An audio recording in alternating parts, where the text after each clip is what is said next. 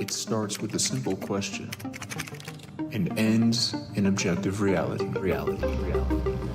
Through our journey from there to here, we find one another and ourselves. And as the next 24 hours breaks free from our last, we gaze onward in reflection of the day. Come to your own conclusions. Stay vigilant. Welcome to the Daily Wrap-Up.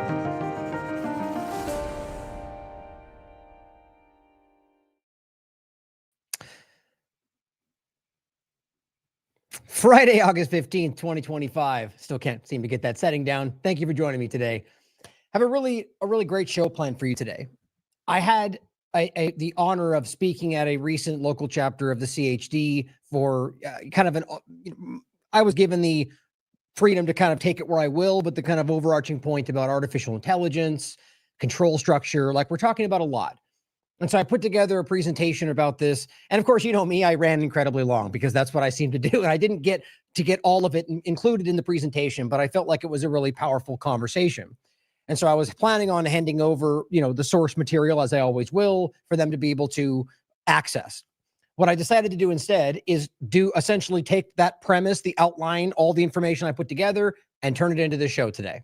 And I added, of course, some different things that I either left out for, many different reasons or decided to add because it's new today to just, flesh out the show just a bit. But overarching point today is going to be exactly what the title shows you. Kind of a play on David Icke's totalitarian tiptoe, the technocratic tiptoe. Now, it's a combination of points there because really what we're seeing now is kind of an expedited drive, almost desperate in a way, toward the conclusion, the culmination of that control structure. I have said many times, I think it's because they're at a point where people are less and less being swayed by their manipulations, and the power structures want to get to a point to where it no longer matters what you have to say. You can be turned off if you're no longer compliant. And that's very real. We'll get into all of this today, but it's obviously rapid right now, but it's not a new conversation.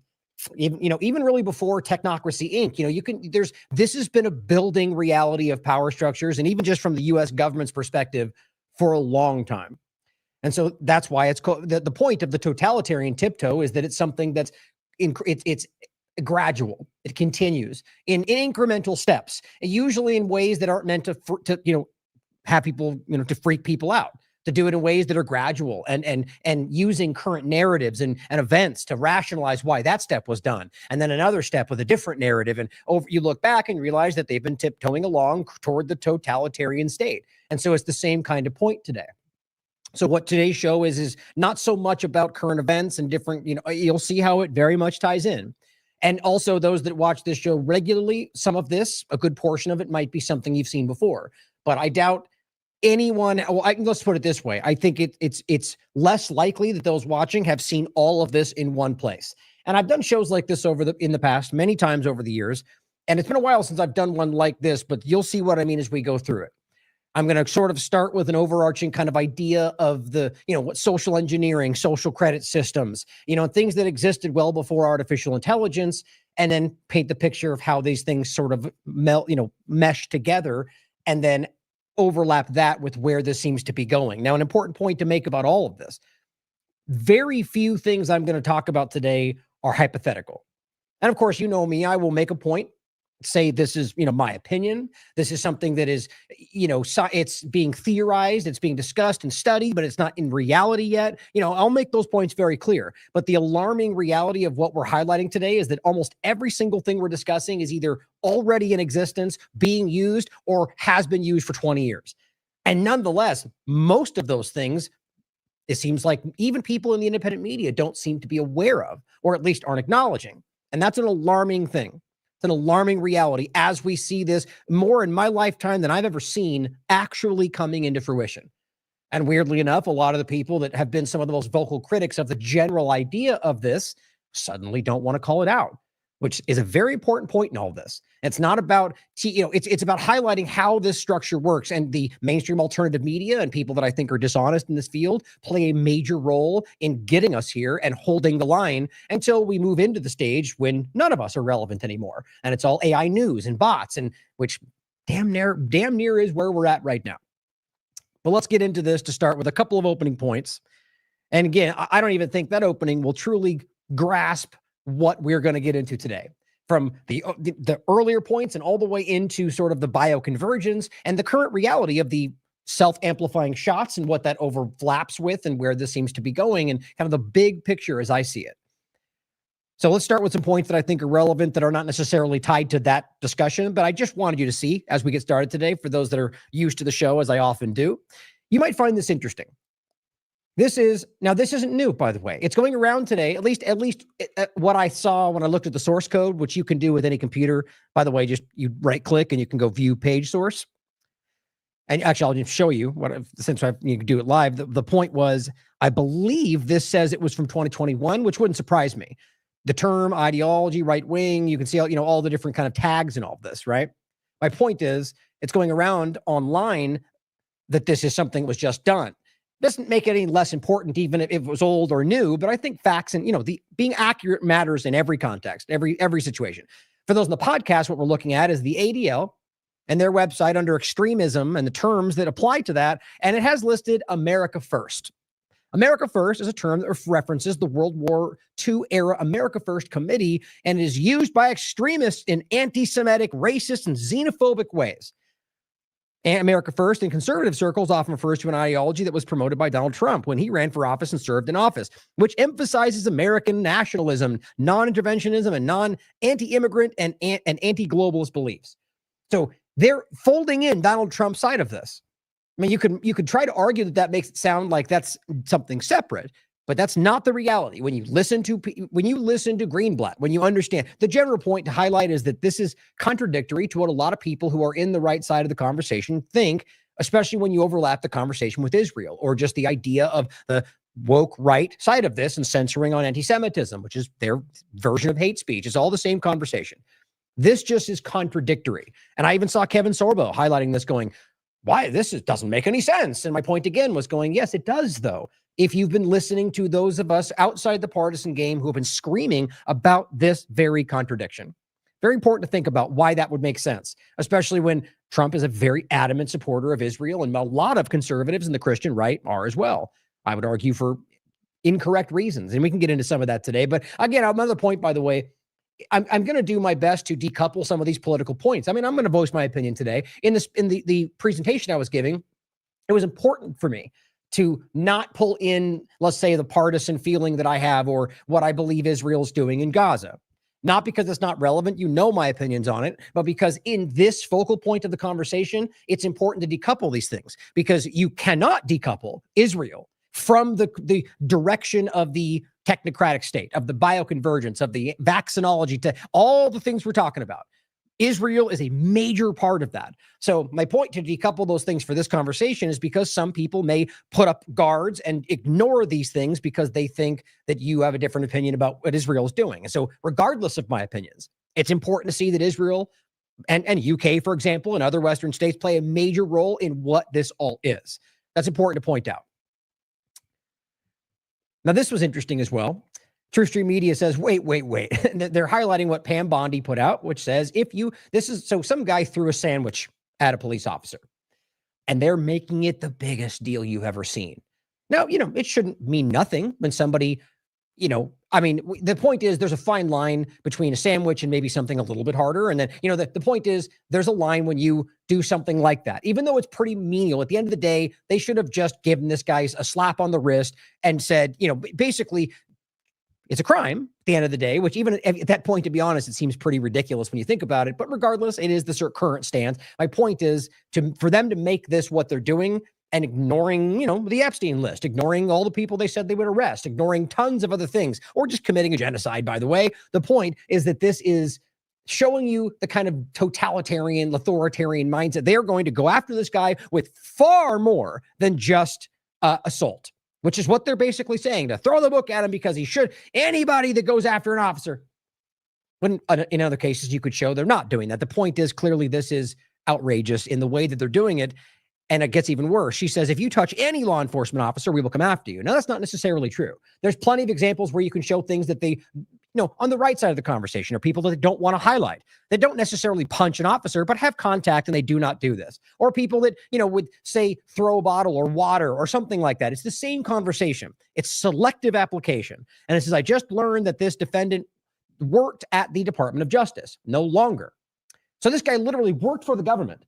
So they have to understand, there's more than just a guy who wants to hurt an officer in most cases. Or the point is, we don't have much of the context. And it says, not only is he fired, he's been charged with a felony. Now, do you think throwing a sandwich at anybody should be a felony, let alone an officer?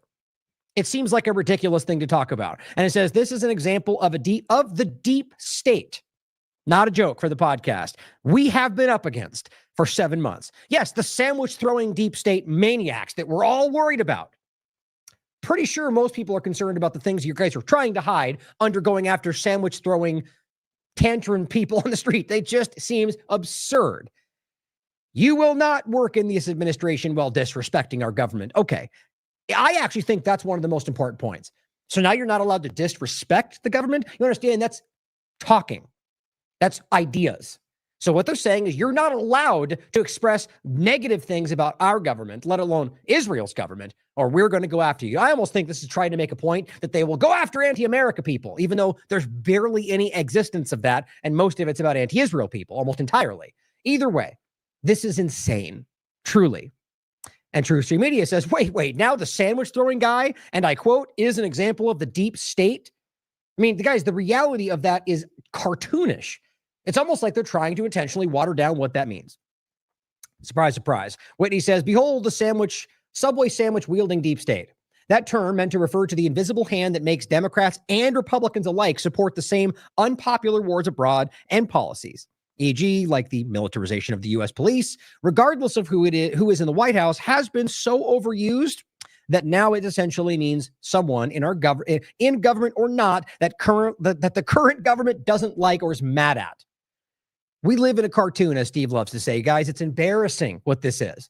Now, the reason I wanted to include that is because it's just important to see, but because of the conversation today. It's the partisan part I'm going to make a point out early is what traps us, a lot of people rather, in this conversation. So before we go further, talking about the opening of the control grid, there's points like this that I want to discuss. As we discuss on the show all the time, partisanship kills logic. This is everywhere you look right now. Not by design necessarily, or rather that intentionally rather. Plenty of people fall into that trap. Plenty of lying, screaming, team sport politics grifters out there will not care. But the point is, people get trapped in wanting to side with a team. Thinking that, well, I'm violating somehow your unspoken agreement to be on this side by pointing out something that none of the rest of them are saying. Now, honest people, whether or not that's there, will go with what is true. Far too many, as we all know, both in politics and out, will lie, will cover up, will ignore if it's going against their party line. And in fact, we see people like Cat Turd and Benny Johnson, like gatekeeping, saying, basically, you shouldn't counter signal the leader. That's been an exact statement. That is counter to truth, guys. And so this is where we're at today, where it's so prevalent. But I will also point out that I see it diminishing more than I've ever noticed before. It's always been prevalent. But now I'm starting to see chinks rather in the armor, right? We are watching this break down, which is why I think a lot of this is happening. But the team sport politics is an important thing to think about as we go through all of this, because it's one of the main blocks, partisanship, for, I think, all of us collectively seeing what most people are starting to recognize. But they still fall into those traps and still then sort of gatekeep or, self-censor their own ideas. Can't have that anymore. Now, what we're seeing through all of this, not just the political side, but where this goes, AI, the development of, going from the police state, the surveillance state, 9/11 forward into the technocratic sort of internal surveillance state and everything else. We're seeing a loss of liberty everywhere you look right now, everywhere. Mass surveillance continuing to build, information gatekeeping every single day on every possible platform you can find, the growing technocratic control grid. As Catherine Austin Fitts breaks down often, and this is, by the way, an updating article that she's adding to, and that we're doing, bi-monthly kind of follow-ups on the IMA. We're going to do one coming up soon about the steps they've taken thus far, in addition to what we've already highlighted, right? So this is everywhere you look right now. And this is my point. Everybody, I shouldn't say, I mean, I shouldn't be hyperbolic. The point is that a large majority of people, far more than I've ever seen, in average circles, on the street, at the grocery store, are talking about stuff like this. Now, that's not to say that they see the same picture. It's why I'm doing this show. But I've never seen the average person, like you can see New York Times writing about Palantir. I don't think that ever would have been happening if people in the independent media didn't force this into the conversation. Medical tyranny, we see everywhere. We just went through one of the biggest events we've ever seen. Foreign wars continue to develop despite the promises of other directions. Domestic wars on you are continuing. Now, people would even add to that, argue weather and different manipulations. But, these are opinions. I would argue you can't prove this, at least in the events, but we do know these things exist. My point is, for a long time, the government has been aiming inward. You could even point to post 9/11 and that the war of terror, they called the war on terror after that was aimed at you. And it always was. The weapons they developed were aimed at you, inward. Now, you can make arguments for why they claim they're doing that to keep you safe, but let's look at the history. It's not the reality. And I think we're starting to truly see that. Experimentation. All of this is continuing under this. Now, overlapping with the way this goes in the future, the AI and these current so-called libertarian freedom cities around the world like Prospera, they're doing stuff like this when no one's paying attention. And we'll get into some of that. All of this is happening now and will only be exacerbated by where this is going. Now, obviously, today, we see the Trump administration, the U.S. government, using immigration. Largely, almost entirely, the idea of immigration is being used as a rationale for why these moves need to be made. But what's weird, and you all know this already, if you take a step back and look back at what they were saying during the COVID-19, either under Trump or Biden. Funny how the exact same things were being rationalized for a completely different reason. Pathogen, maybe CBDCs. You can't have touching money, and the point is every single one of these things are about something else. Now, whether they knew that or not, the point is now they're being just like they were even before that. They were trying to force them in for different reasons because of lone shooters or whatever it is. Now, here we are. Anti-Semitism or immigration, both those things coming together, rationalizing why they need to restrict your liberty or ignore it entirely. Basically just to get you to act against your own interests everywhere you look.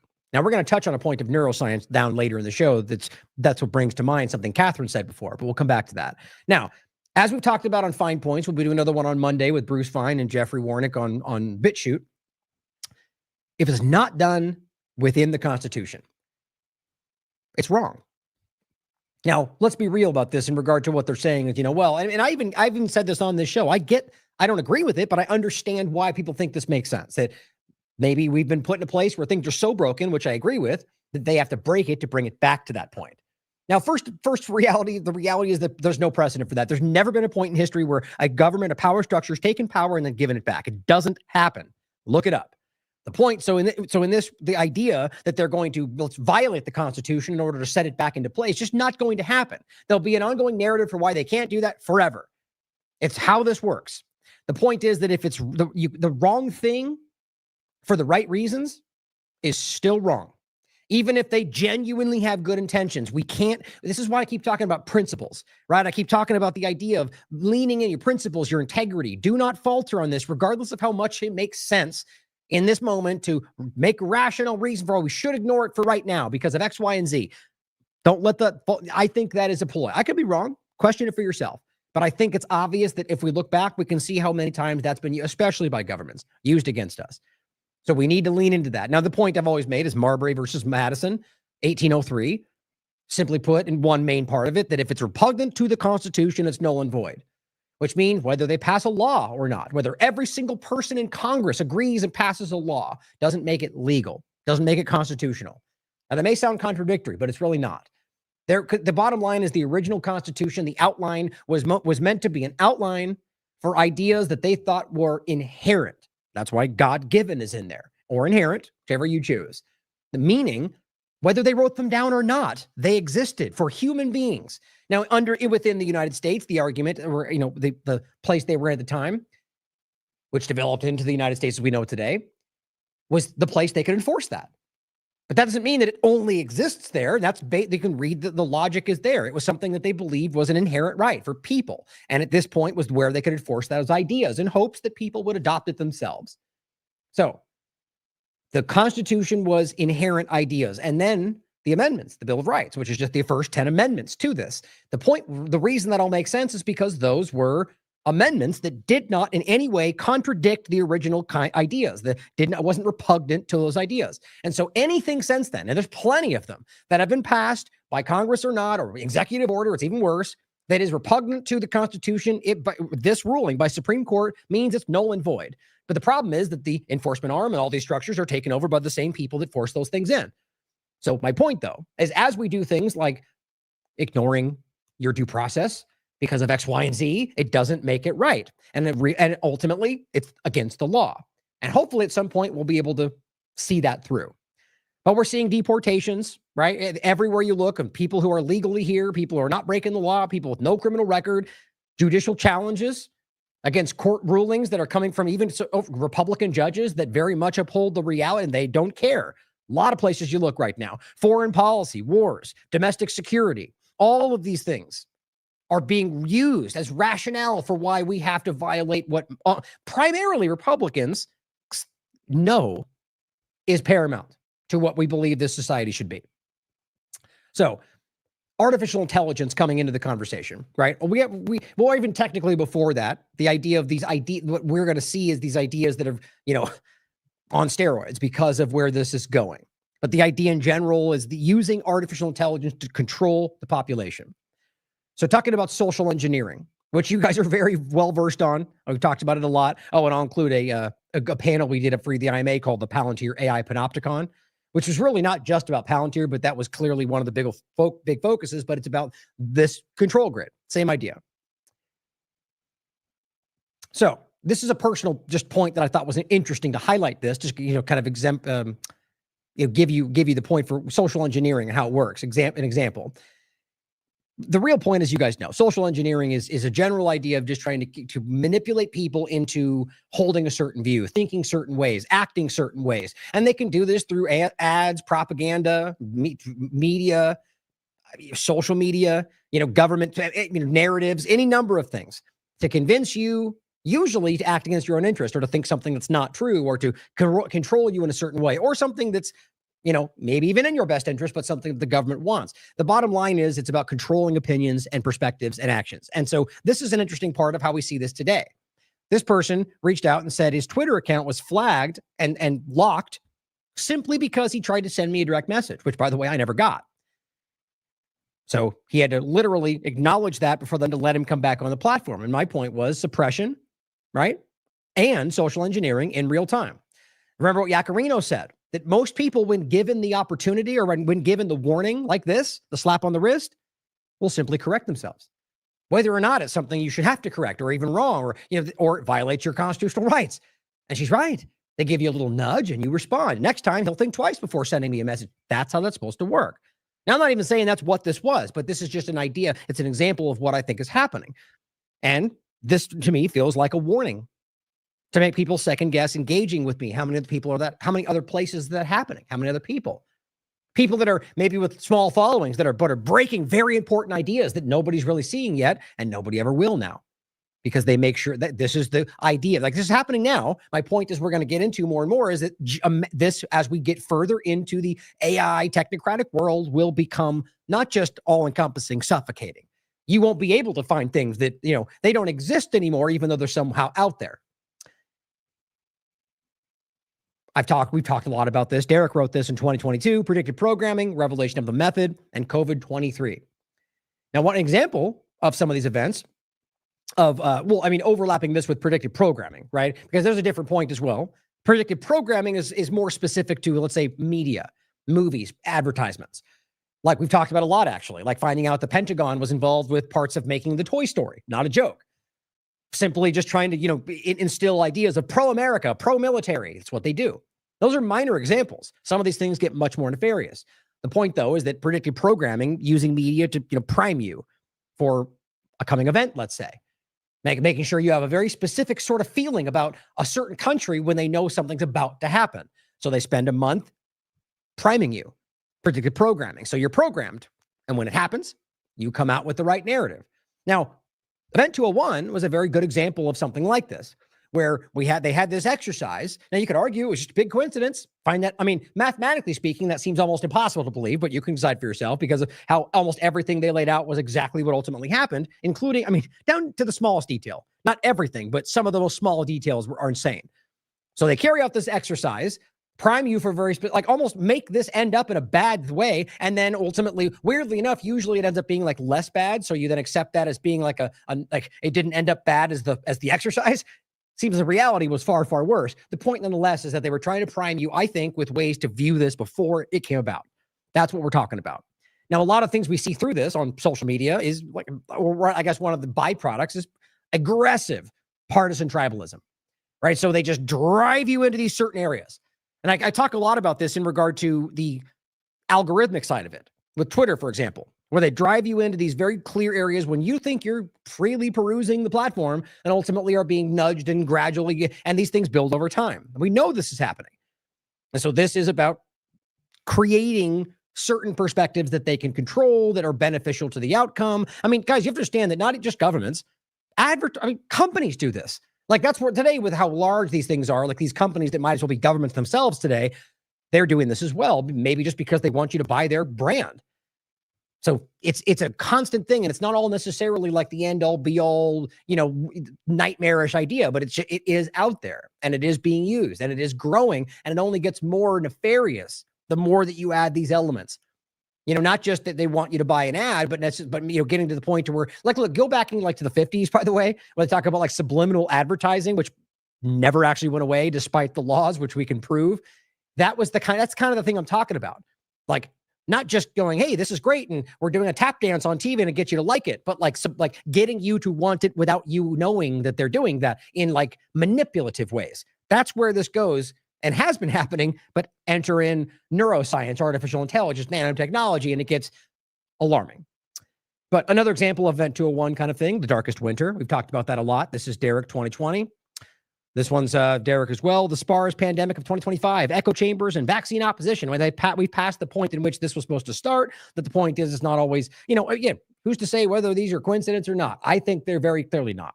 But they're more examples of kind of priming you for what's coming. And things often shift because people seem to be more aware than I think they expected. And so maybe things are put a pin, change, direction, or it was never going to happen. Up for you to decide.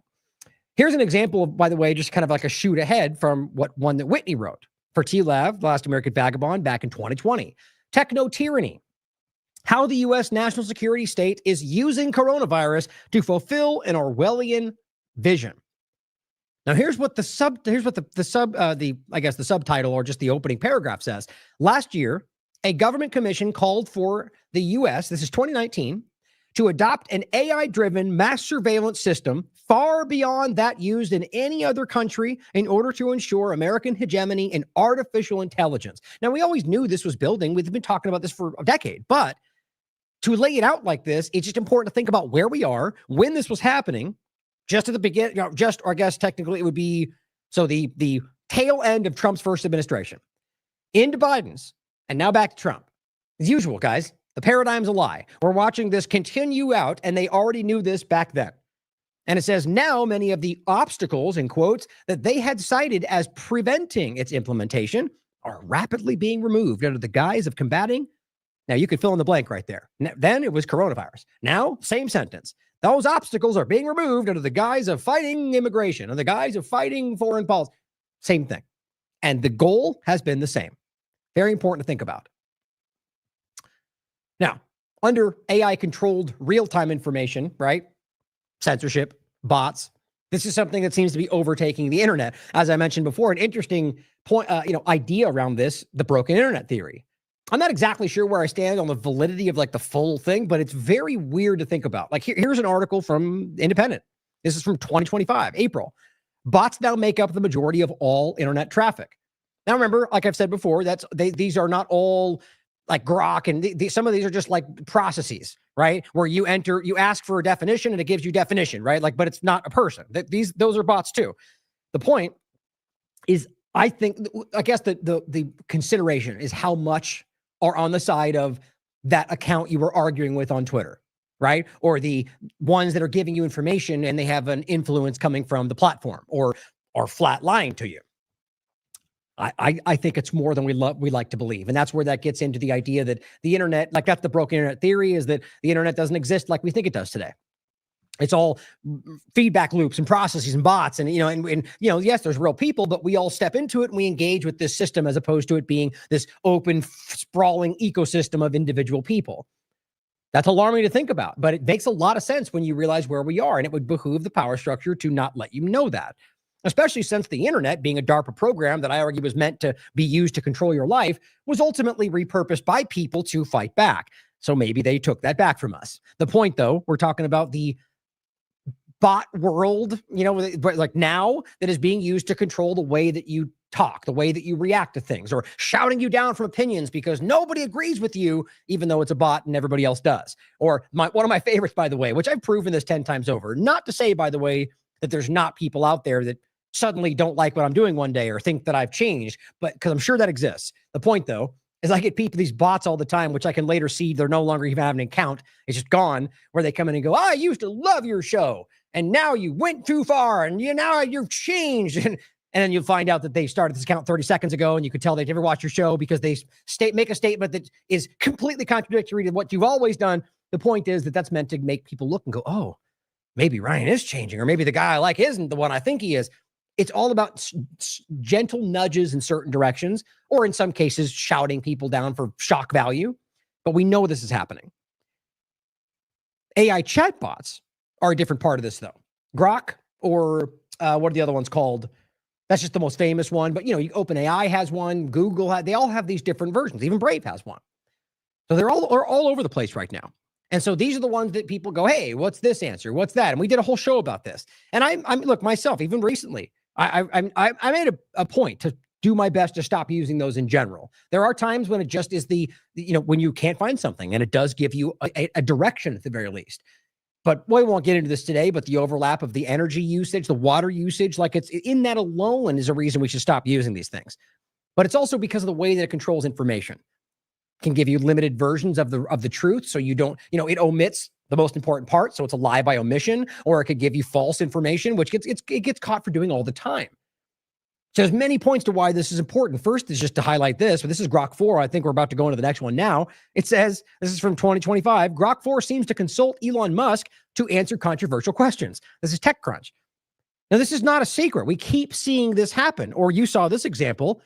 Grok AI bot rants about white genocide in South Africa. And remember when this was happening, people were saying like, hey, what's the baseball score? And it was like, there's a genocide in South Africa.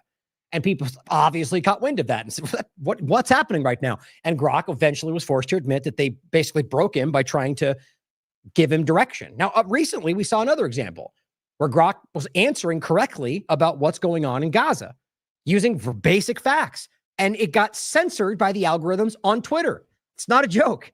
And eventually, they reinstated the Grok account. But all it shows you, the truth about certain topics is not allowed on the free speech platform. Very important to think about. So this is showing you that they're trying to cultivate, manipulate, in some cases trying for very specific topics. They break it by trying to force in what they want you to see, and that causes it to glitch out. And they just do an update and pretend like it didn't happen. Oh, it was all a glitch because of a new update. It's very, very obvious to me how this works. But this then overlaps with another point. AI written news, which this is an article from 2019 from the New York Times. The rise of the robot reporter. Clearly, we've been seeing this build. This has been coming, right? But the interesting overlap to this, well, the almost obvious negative, and we're all guilty of this.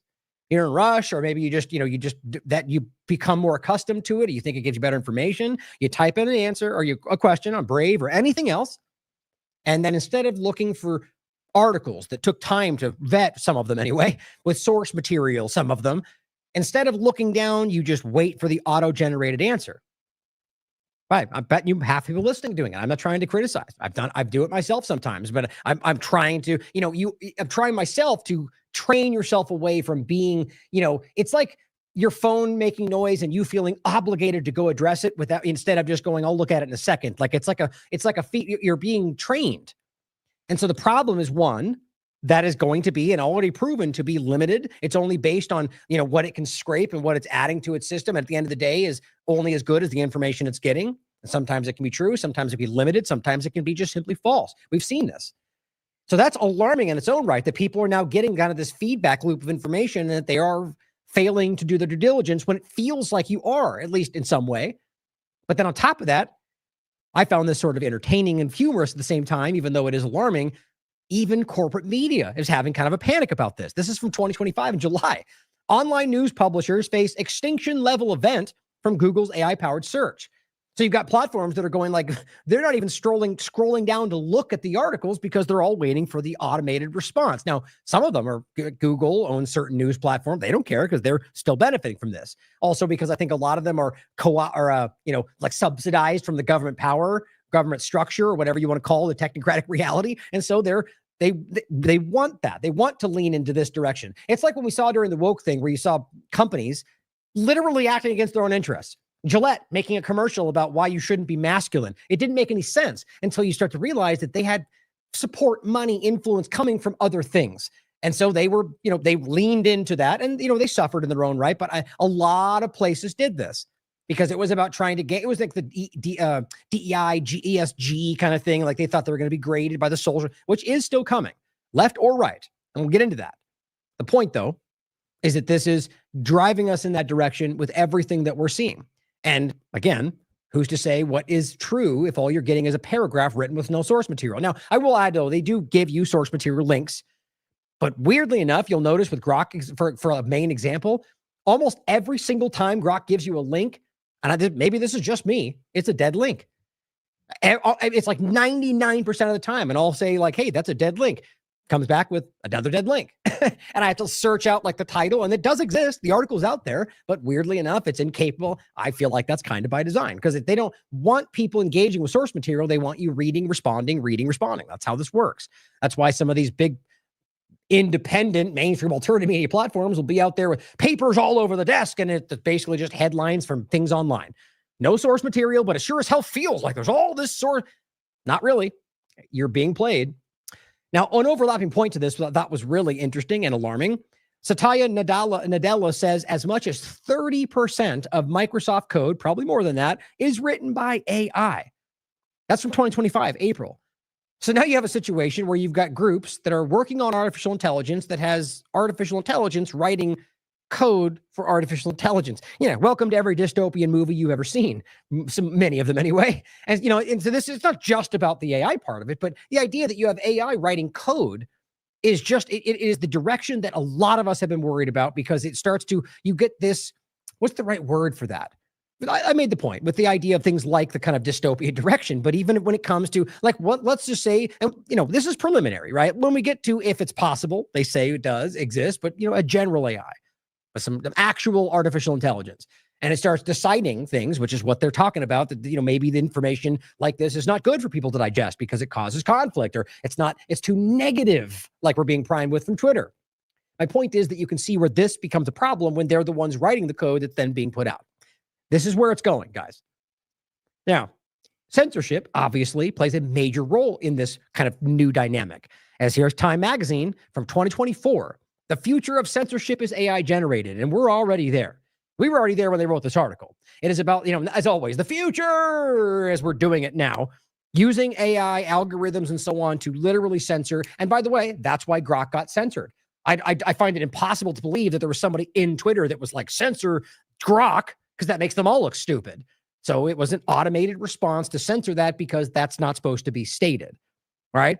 The censorship aspect is on steroids right now, and it's only going to get worse when you bring in things like digital IDs and social credit, which are already there, but when I mean in earnest, right? So like you could think of this, and this gets into an alarming level when you think about that.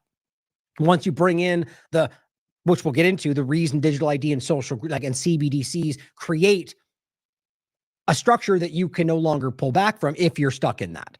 And the idea being like you could be turned off if you don't comply. And so in this case, we have information that, you could be, let's say you go on Twitter, and they're typing out a tweet, and all of a sudden it gets deleted before you can even hit post. That's happening. You understand these things are in fact truly reading what's being typed out on this platform. That's already been proven before you even hit post. So, but we're not, I'm aware of, I don't know of anybody being censored before they can even post something, but that's one example, real-time censorship, which I've experienced, by the way. I've been on YouTube a while back where like before I could even go live, the show was already being censored. or rewriting narratives. Now, I don't mean necessarily history, that's part of it, but like you are writing something and it shows something else. Maybe not even to you, but everybody else. These are things that are this is the possible for where this goes. Or historical information. We've seen this already. Rewriting history, changing narratives, rewriting definitions of words. It's all over the place. With AI, it can happen instantaneously. Now, another aspect of this, and on that last point, though, also not just the information they want you to see, but consider, as I mentioned before, the entire utter lack of anything, or the lack of AI, or rather the lack, of anything other than AI-approved information. So how do you even know it's there? If they act like you go on this big internet, you can search for anything, but there's a whole world of information out there that's not included in that bubble they show you. But how do you know that? That's where we are already, but it only gets worse. And the deep fakes. Just want to include the thought of that because it's this whole weird overlap to all of this. Oh, actually, before I'm going to make a point about that movie that we've talked about. Before I get to that, this is very strange. Now, I've seen this mostly with actual translation, but I have also seen like what Nick is pointing out here. He says, apparently Grok is auto-translating posts. The content of the post is automatically edited and the original word is hidden. This is real-time 1984 style Orwellian censorship. Now, he wrote messy mixture. Oh, no, he wrote slop, and it translated the messy mixture. Now, why would you need a translation if it's in English? So you could maybe it's a glitch. Maybe it's testing the waters. The point is that it's happening. And I simply said the social engineering platform.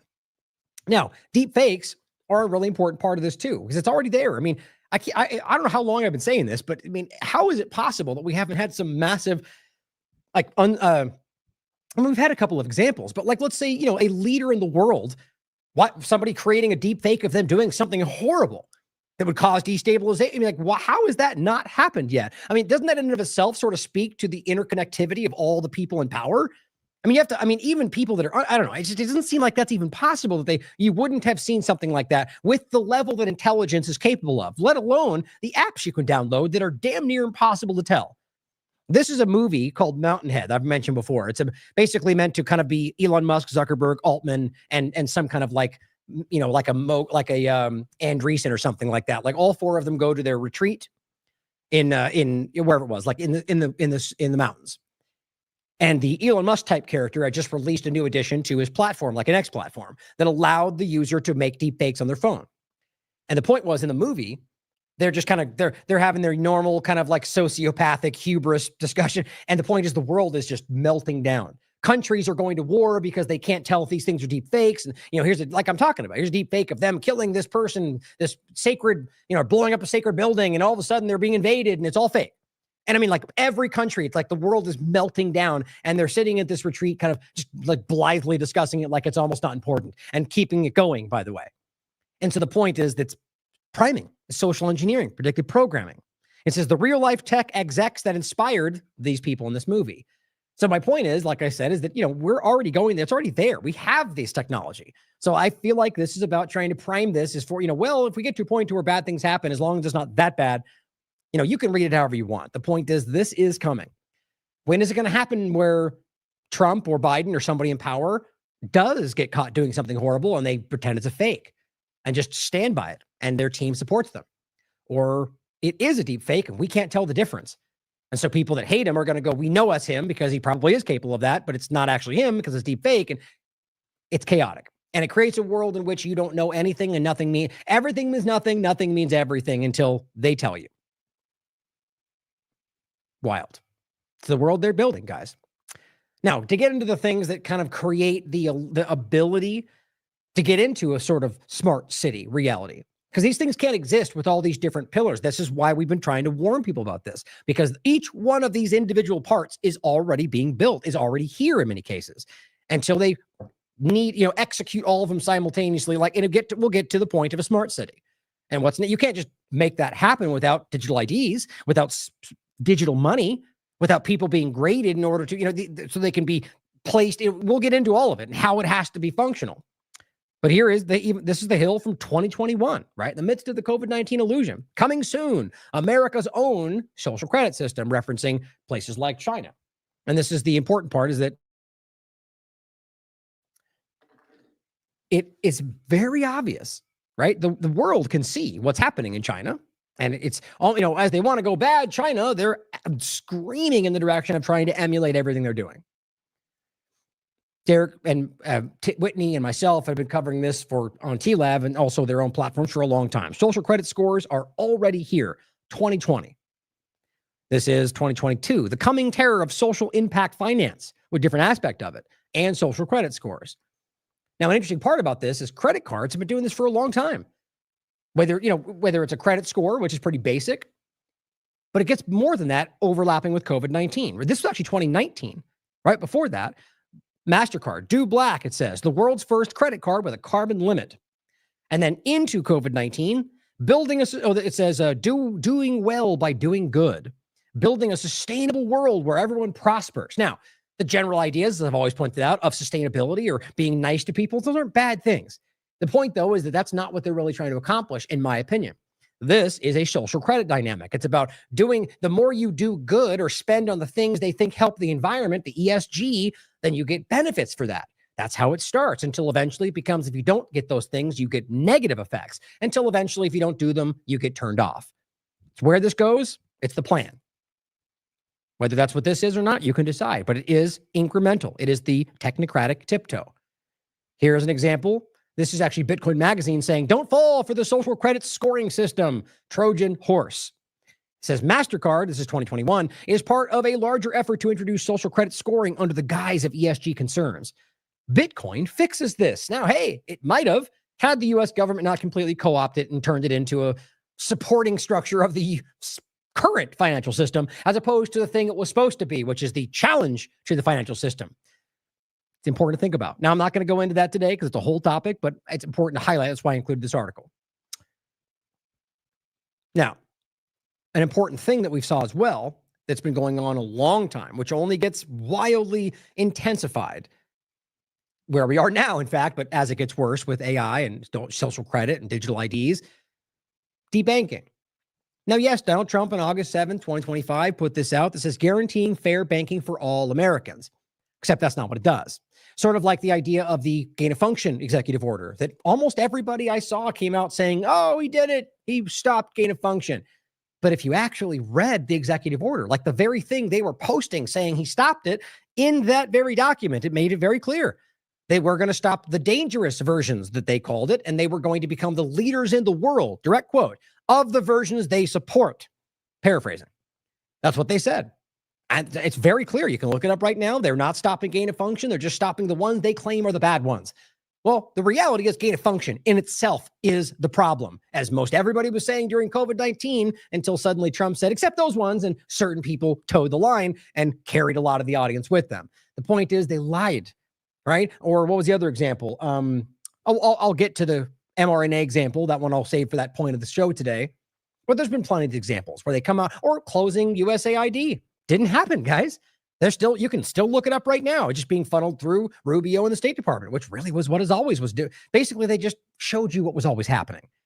And yeah, they changed contracts and moved things around, but those seem to have vanished. We'll get to that in a minute too, because it wasn't really about what they were saying. They weren't really cutting costs. Evidenced by the bigger government, more spending.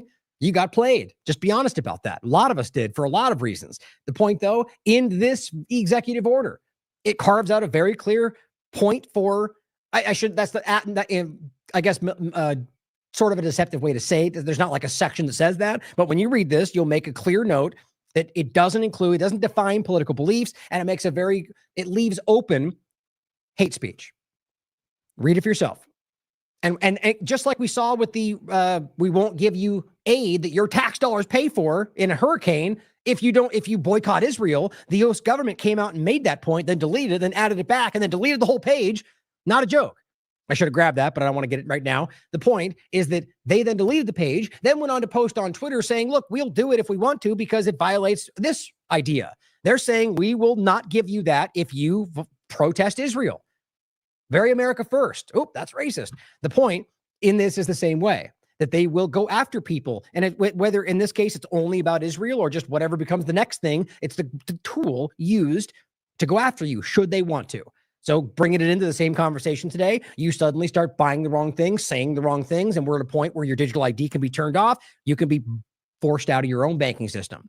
Dr. Mercola, not Peter McCullough, but Dr. Mercola, he was debanked for doing things about COVID-19. We have the trucker convoy. We've seen many examples of this. It's amazing that you can have people that have already gone through this and yet turn around and want to do it to people right now. Those are the screaming libs of TikTok types up top. They're not on your side.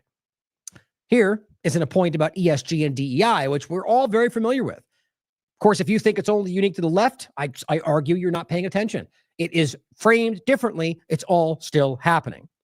Now, this is a point just to highlight. You know this already. I appeal to the EU to recognize the defense industry as a positive contribution to sustainable social sustainability. So the point is that the government or the governments of the world, the UK and the US were making arguments just like this, wanted you to think that nuclear weapons and things that are very much and oil were considered ESG compliant because, well, they fight for freedom and that gains sustainability. It's just stupid. The point is that they don't care about those things. The very people that were screaming, this is under Biden's administration. They tell you these things because they use them for control when they don't really care about them at the end of the day. So when you think of these things, don't think one side or the other. The same things are happening with a different flavor for a different narrative right now. Now, this overlaps with the idea of digital IDs, right? You just can't have almost everything we're talking about without the digital ID. And this is why they've been trying to force this in for quite a long time. Now, we've talked about Real ID, ID 2020. These things this is digital ID. They've been going on a long time. It was considered conspiracy theory by most people in the the regular mainstream media. But it's there. You can look it up. It's been talked about for a very long time. Somebody even, let me grab that actually. I wasn't going to try to grab too much today. Just want to keep this going, but there it is. This is an important one to include because this was during COVID-19. Oh, wait, that's not the right one.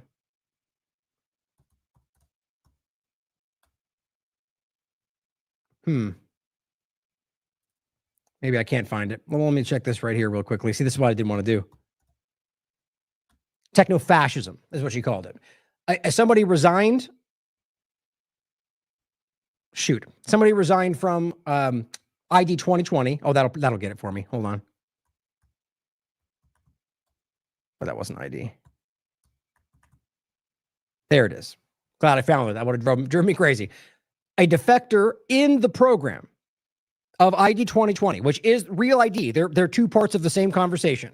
ID 2020 defector speaks on, quote, techno-solutionism. Oh, I thought it was fascism, with immunity passports and vaccine deception. So she resigned from ID 2020 saying, guys, they're just trying to use this for, basically applying this to the current COVID-19 illusion, techno-solutionism. And it's about tyranny, suppression, lack of liberty. It's not what they claim it's about. She resigned, called it out. Few listened. The point is that these things are about digital ID and a lot more. We did this. This was an article from Derek. Real ID, voter ID, and digital ID: the future of American identification. We did a panel on this with the IMA. Digital ID: the foundation for technocracy. This is one you should check out. That's an important one. This one's from August 2024. Whether through Biden, Harris, or Trump, digital IDs are coming to America. This is what you have to understand. It's not about a partisan direction. This is one I still blows my mind. New York School of Law, or the NYU School of Law, warns digital IDs, quote, direct quote, are paving a digital road to hell. It's just insane. And it's or he also wrote an article called the digital ID human rights scam. Like they're trying to convince people that it's a human right, that people that don't want these things need to have them forced on them in rural areas of the world. It's not about that at all. Now, of course, then we saw the SAVE Act, right? And this is where the partisan overlap comes in, because realize they've been trying to accomplish this for a long time. They had plans for it. That's what Real ID and ID 2020 were really about. Then, of course, they come out, SAVE Act, immigration, voting, right? That's what it's all about. As I said then in this show as well, nobody should disagree with that the law is obvious. Now, whether you want to change that law is a different conversation, but the law is clear. You need to be a citizen to vote. It's very simple. So why would anybody argue that they shouldn't want that? But see, the point is this bill was not about that. The bill, you could have had this exact bill without real ID compliant identification, which is what they put in there. That was the main point, in my opinion. You could have made the exact bill and passed it with flying colors if it was about, well, I mean, who knows if the Democrats still would have pushed back in some cases. I don't think most people in Congress, I don't think are truly in the know. It's my opinion. I think they're just there because they're pliable with money and lobbying. The point, though, is that you could have passed that bill without the real ID point, and it would have solved the thing they claimed they were trying to fight. But instead, they made it about real ID compliant. That's digital ID. Now, in the bill, they made it clear that there were other possibilities, which were things like birth certificate and so on. But then if you read into this, into real ID, they make it clear that at some point those things will disappear, which then leaves you with only one option, digital ID, real ID compliant digital ID. And then, of course, you had the Biden push for the mobile driver's license, which made the same point that eventually the paper version would go away. And so what this was about was driving you into some digital ID under the guise of thinking you were fighting something you cared about. How this always works, guys. It's very important to see how this plays out. Now, this obviously goes into a more alarming step beyond just having, realize the first part of this is just having, your driver's license on your phone. That's like the most basic step, and this is already happening. People are doing it for convenience. Then, though, it gets into something different, right? Eventually, that paper version goes away, and it can't just be something you can just print out and write out on a computer. It's tied to your biometrics, right? It's tied to things like your fingerprint, your iris scans, your 21 or whatever it is, face point print, whatever they call it. That's what we're talking about, guys, and that's what's already happening. Oh, actually, I'm sorry. I included this at the last second or like an hour before. I forgot this was in here. So before we come back to the point you'll probably see it going to, not just Authentics, but the reality of the biometric element to this that's already happening. Authentics just makes it more alarming. This you might find interesting. This is from Los Angeles Times. Fears of racial profiling rise as Border Patrol conducts roving patrols, detains U.S. citizens. It's happening all over the country. For those conservatives out there that understand it's all that's happening, but fail to see the illegal, unconstitutional actions that make up the majority of what they're doing with ICE, and that's going to scare you more when we overlap this with the tech that they're using that comes from Israeli warfare. The point is, this guy is a U.S. citizen who they literally threw up against a wall, arrested. Here's what it says. He says, I'm American. 29-year-old Gavidia pleaded in a video taken by his friend. And they said, what hospital were you born at? He goes, I don't know, man. I don't know, dog.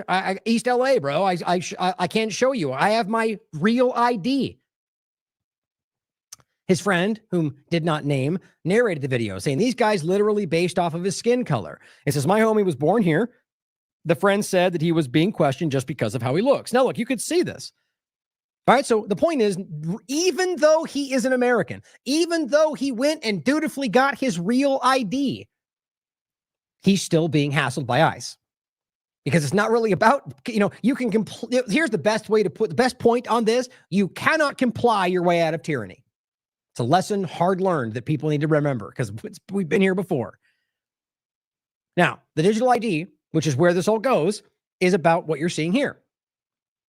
The biometric additional point, because here it's not just about that's more a guarantee. Like once it's connected to biometrics, this is something you can't really decouple from because we're talking about facial scan. Palantir's doing that now under the guise of immigration, scanning things everywhere they can in this country, claiming they're looking for illegal immigrants. It's the only way they can do it. I've proven this 15 times over. So that's what they're taking from you. And until they have that data, arguably it takes much longer time to be able to catch it, scan, register it. So they need that from you. And what have you been doing with these apps? Being forced to do that for no reason, really. And Twitter is still, to this day, using Authentics, which I'll go over right now. Before I do that, though, actually, this is the one I want to show you. I find this really frustrating, to be honest. Oh, really? Hold on.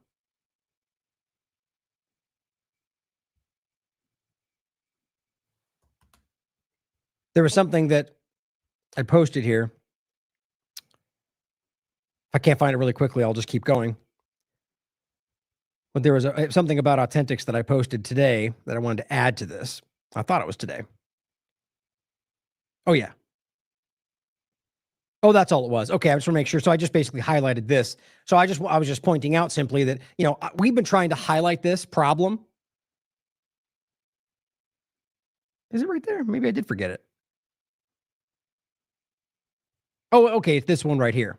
Okay, that is the same one. Okay, I was looking for this tweet. Anyway, since I grabbed this, TLAV has been trying to draw attention to this problem of authentics in Twitter for well over a year now.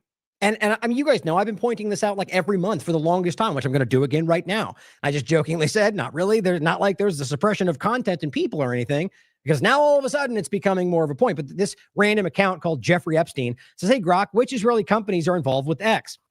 List them numbered and outline their security risks. Oh, actually, hold on. This was...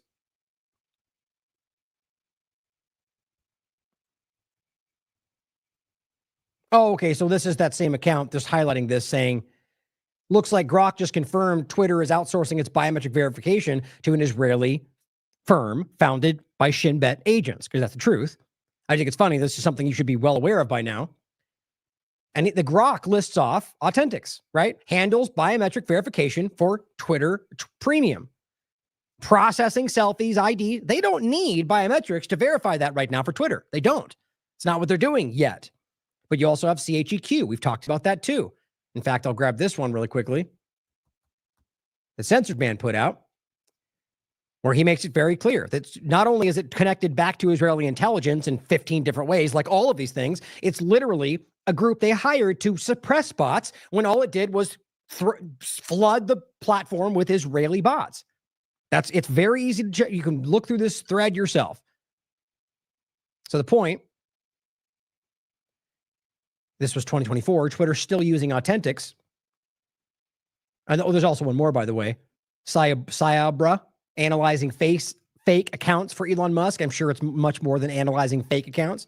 But you also, so the point is, as of yesterday, I did this yet again.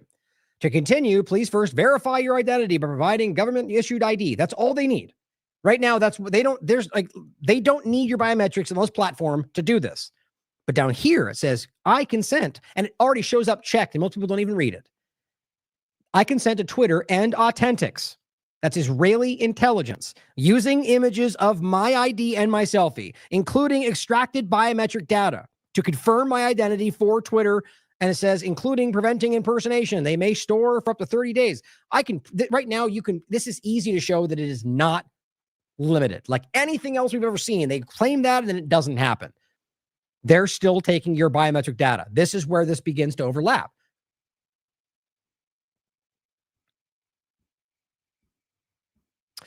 And I want to add a very important quote that you've heard 100 times.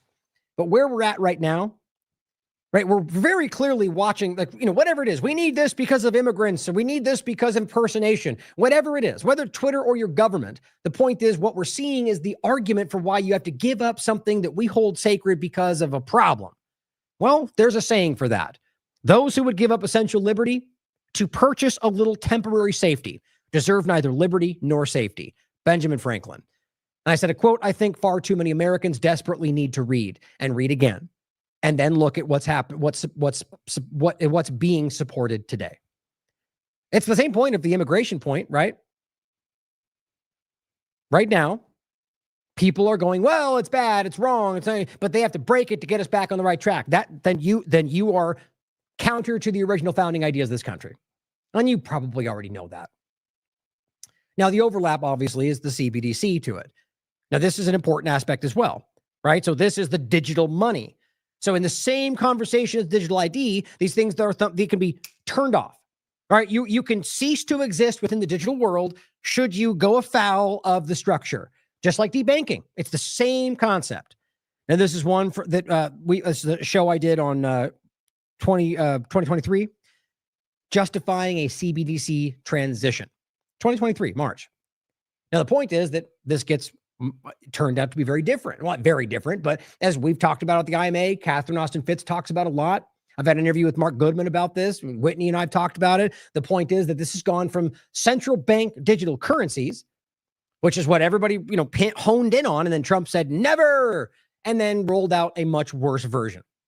And by the way, we'll probably talk about the Genius Act on the next IMA panel. I think somebody just did a talk about that on Solari Report. The point is the stable coin version of this, it has all the same problems and is exponentially worse. It is, think of it, all the problems on steroids with no accountability, because we're talking about a private company. That's where this goes.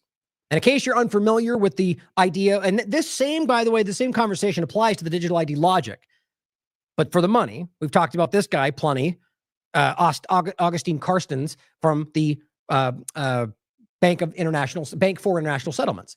And you've probably seen this again, but this is what he said a while ago. And this is 2020. He's talking about why this is important. And what he's saying is because it can be turned off. It can be, controlled. And then what he doesn't mention is they've said, like, laughingly excited about, they can set it to expire. So you can't save money anymore. You got to spend it before it goes away. So here is what they're building. Analysis on CBDC, in particular for the use of general use, we tend to establish the equivalence with cash. And there is a huge difference there. For example, in cash, we don't know, for example, who's using a $100 bill today. We don't know who is using a 1,000 peso bill today. A key difference with the CBDC is that central bank will have absolute control on the rules and regulations that will determine the use of that expression of central bank liability. Right. So they can control your guidelines. You can buy this, you can't buy that, right? Now, of course, and I'm sure you can see where this goes. They'll start by saying, well, clearly we can't fund terrorism. Well, you can't buy child pornography, which, yes, we would agree. Those things are bad, right? But then the point is, they then nudge that along. And it becomes, my point is you should not allow them to be able to dictate what you can and can't spend money on. Now, if there's something that amounts to a crime, well, then charge them for that crime. What we're talking about is pre-crime discussion, where they start going, well, we're going to control the money so you can't commit that crime. Well, that's against your freedom, your liberty, your ability to make your own choices, right or wrong, and then take responsibility for those actions. See the difference? This is not, we don't want to live in this paternalism where they claim they know what's best for you and everybody else. All right. So that's the first part of it. They can use this to control and outline where you're allowed to spend your money. This next part is what I think is most important for the conversation. And also, we will have the technology to enforce that. Those two issues are extremely important, and that makes a huge difference with respect to what cash is. So they have the tech now, not before, which is very important. They've been waiting for this point. They being the power structures, the hierarchy enslaving you. The point is, and in this case, banking structures, it's a moving thing. It's a nebulous idea. The point is that they now have the technology to enforce that. See, this is a very good analogy or point to make about all that we're talking about. This tiptoe has been happening a long time. Now, suddenly, they've gotten to a point to where they can technologically create what they've been thinking about, what they've envisioned.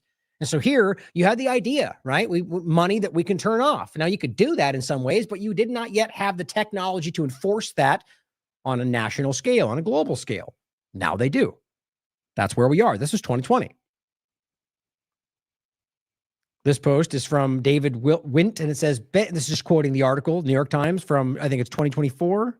Oh, excuse me, April, it's August 2025. How cryptocurrency could be coming for your bank account. Well, not really cryptocurrency. It is in the same conversation. Stable coins are technically cryptocurrency, but I don't like to categorize them the same way because it's kind of confusing for some people. He says, the article says, bank executives told me they foresaw a not too distant future in which banks direct people with checking accounts to exchange their money for stable coins. Bank stable coins could be available as early as next year. That's happening right now. And why wouldn't they do that? Why wouldn't they come to you and say, hey, we'll give you a return on it. We'll give you we'll give you like another 10% on top of that. And we'll say that ultimately we can guarantee you the security. We can make sure, blah, blah, blah. You get benefits from it. If you simply hand over all the money in your bank and we give you back stable, you won't even know the difference. It's just a number on your page, guys. Honestly, they probably already did that. The point is they can just, as long as you can still be handed money in your hand when you go to the ATM, you don't know what's going on. That's why, by the way, they've already been limiting the amount you can take out. Many banks, you can't even take out more than $500 or less, which is your money, not even going into the bank. You have to go through the whole process to take out a large amount. I think that's one of the many reasons why. Also just, going away from cash in general. But the idea is that this is probably what's already going on. And so ultimately, we're going to come to a point where this shoe is going to drop. And we have to ask ourselves what their objective is and whether this is what we want to live in. Because like we just showed you, these are things that can be turned off, that can be controlled. Here's a clip from Catherine Austin Fitzwire. Political process where the people who run the financial system have engineered a financial coup. We should have gotten concerned 20 or 30 years ago, but we've been kicking the can. And now their way of dealing with letting us down, sort of managing our expectations, is to cancel currency and go to a financial system with complete control. So they want to be able to control, they want to be able to turn your money off and on, which they can do in an all digital system. And what we're now seeing at the state level is real pushback by consumers, by citizens, by state legislators saying, we don't want to be controlled by an all digital system. There's a huge push to continue to make sure to preserve cash, not just in the United States, but in Europe, because an all digital system gives ultimately the people who control the central banks and the banking system an ability to literally turn on and off your money if you don't do exactly what they say. And exactly what you say includes taxation without representation, healthcare mandates, and literally taking away your kids. Yep, we've talked about that for a long time. Medical kidnapping has been going on a long time. You don't take the right vaccine, you won't take cancer treatment the way they want you to. All these are things that have actually happened. But the point is being able to turn it off, right? Or, because you say the wrong thing, right?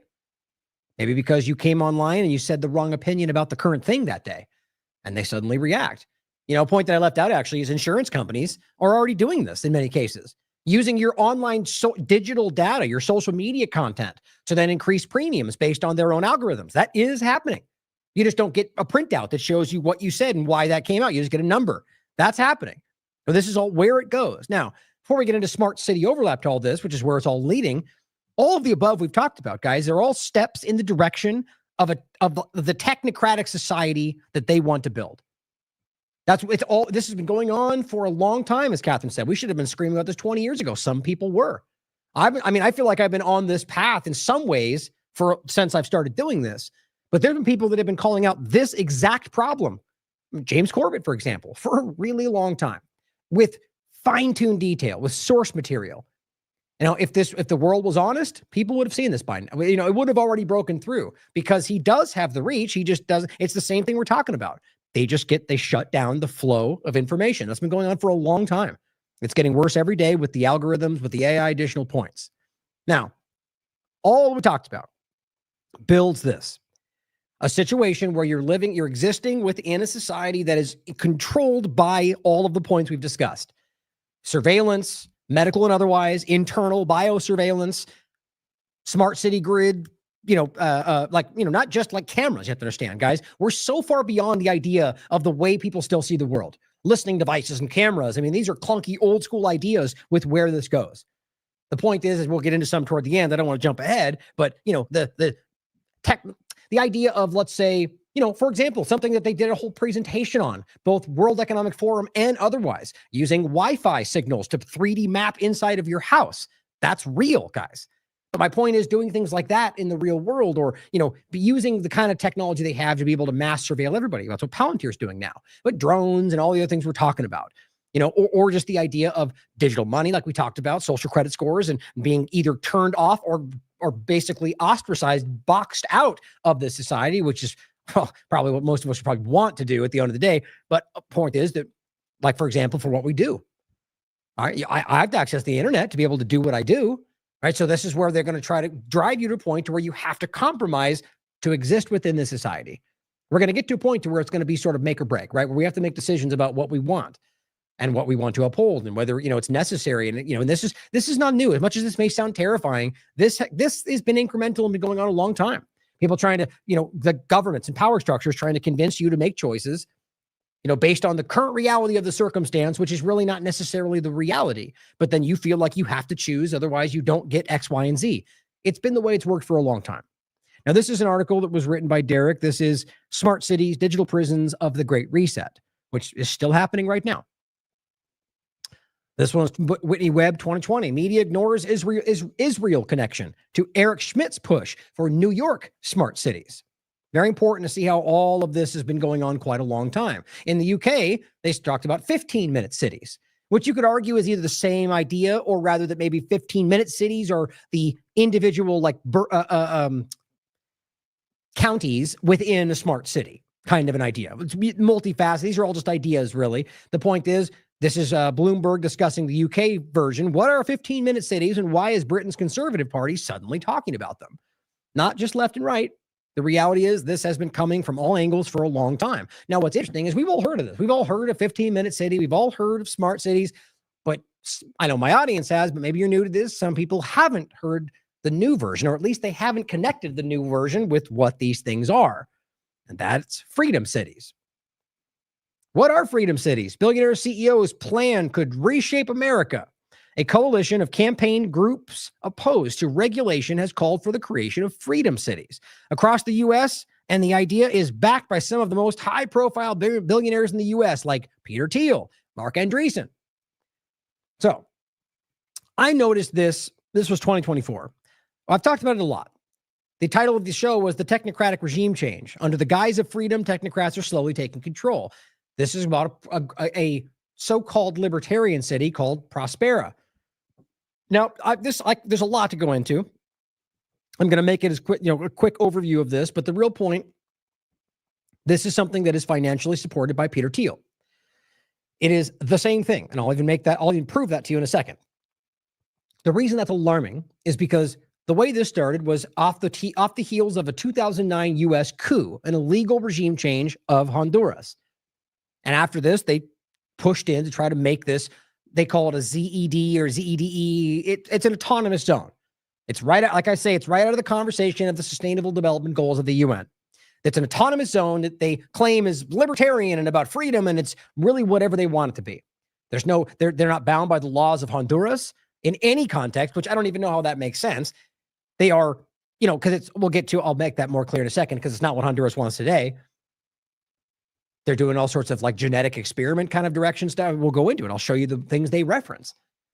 The point, though, is that it's not about freedom. This is not about libertarianism. This is a technocratic dystopian nightmare if you listen to people in Honduras. If you listen to towns just on the outskirts of this that are being absorbed by this despite the original boundaries. Now, when this first started, they tried to make this happen, and the courts said no. They wouldn't give them the special zone determination.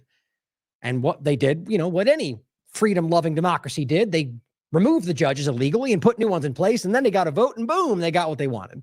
So now they got the zone declaration, and they've been doing that ever since. Now, what happened is somewhere along the line, I think it's because the U.S. is stretched thin, people got into power in Honduras that didn't agree with whatever the U.S. government wanted, and the current people in Honduras leadership are saying publicly, I showed you this a couple months ago, that the U.S. is right now attempting to regime change, yet again, Honduras. Now, I think that's why, the point was that the new leadership revoked their status. They do not want them there, and they're still there. And so I think what's interesting is that what we see is that my feeling on this is that they were waiting in hopes that the U.S. government can take back power and they can continue to do what they're doing.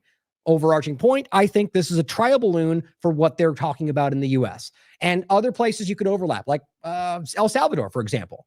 He's a proud, screaming Zionist, Bukele, and ultimately claims that he saved the country. But what he really did, when you could prove this, is make deals with the MS-13 leaders to make it look like there was less crime and ultimately working with the bad people of the country they claim they're fighting. Right? He took power illegally, revoked, and still has suspended civil liberties seemingly indefinitely. But yay, let's model that for what we want to do in this world. That's where these people are going, because they have complete control. Now, as we said, freedom cities also backed by Peter Thiel, just like the funding over here, as well as Andreessen in Prospera. Now, what they want is this, they claim is, free of regulation. Well, look, guys, the idea, if you want to get rid of regulation, then get rid of the government entirely. I know most people can't even wrap their mind around that. The point is, when you talk about getting rid of regulation, acting like that's going to help the small person, no, that's going to allow corporations to dump what they want in your water. That's going to allow people like this to test where they want and do what they want, claiming it's about free market. They're using these things against you. So here's where it gets interesting. This is from Wired. Startup city groups say they're meeting Trump officials to push for deregulated freedom cities, in quotes. The architects of projects like Prospera, are drafting legislation to create U.S. cities that would be free from federal regulations. Make it simple. There's a lot in this article you should read. We've gone over it in a previous show. I believe it was the one I referenced. Freedom Cities Coalition, the name of a group, was created by an entity, which I do want to look more into, called Niue Capital LLC, which owns several trademarks for Prospera. So right there alone, it's the same thing, guys. We're talking about the same thing. You watch my show on this, you do the smallest due diligence on what's going on there. This is not what anybody should want under even, it shouldn't even exist under the banner of something called freedom. Its financiers include Pernomas Capital, a venture capital firm backed by Peter Thiel and Mark Andreessen, of course, and Coinbase, because, it's what nothing screams fighting the, rebels fighting the deep state than Coinbase.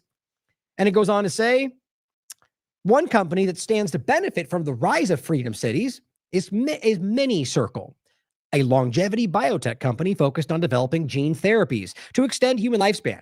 Other gene therapies include things like the COVID-19 vaccinations. The companies, just so it's clear for the podcast, I was simply adding that as another example of gene therapy, not necessarily that it was listed here. The point is, they don't like you to call it that, but it definitely is by every definition of the word. And even the CEO I think it was an executive of Bayer, made it clear that that's what this was. He let that cat out of the bag. We all know that already.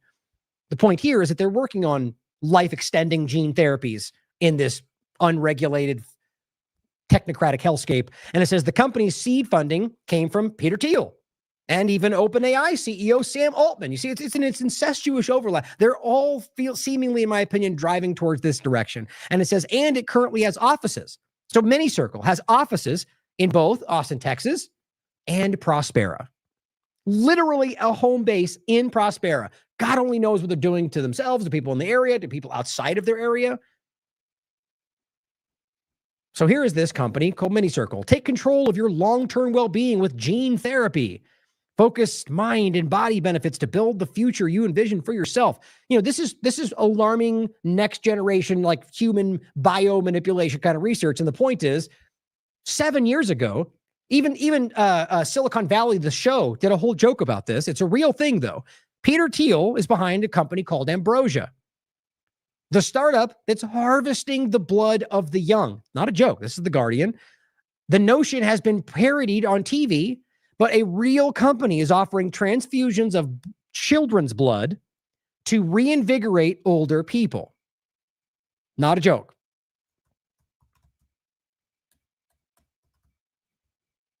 That fictionalized account may well be based on the real-life adventures of Peter Thiel. He's very much involved with the funding of this company and the company itself.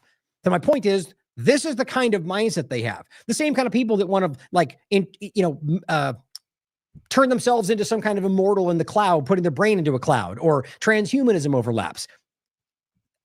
It speaks for itself. This is part of what we can see. God only knows what's going on behind the scenes. Now, that's just a side point. The point is about the idea of liberty and freedom and what we pretend, well, I guess some people pretend they're actually fighting for, when in reality, they seem to be cheerleading the technocratic authoritarian takeover of this country. Here's an article from Foreign Policy: How a Startup Utopia Became a Nightmare for Honduras.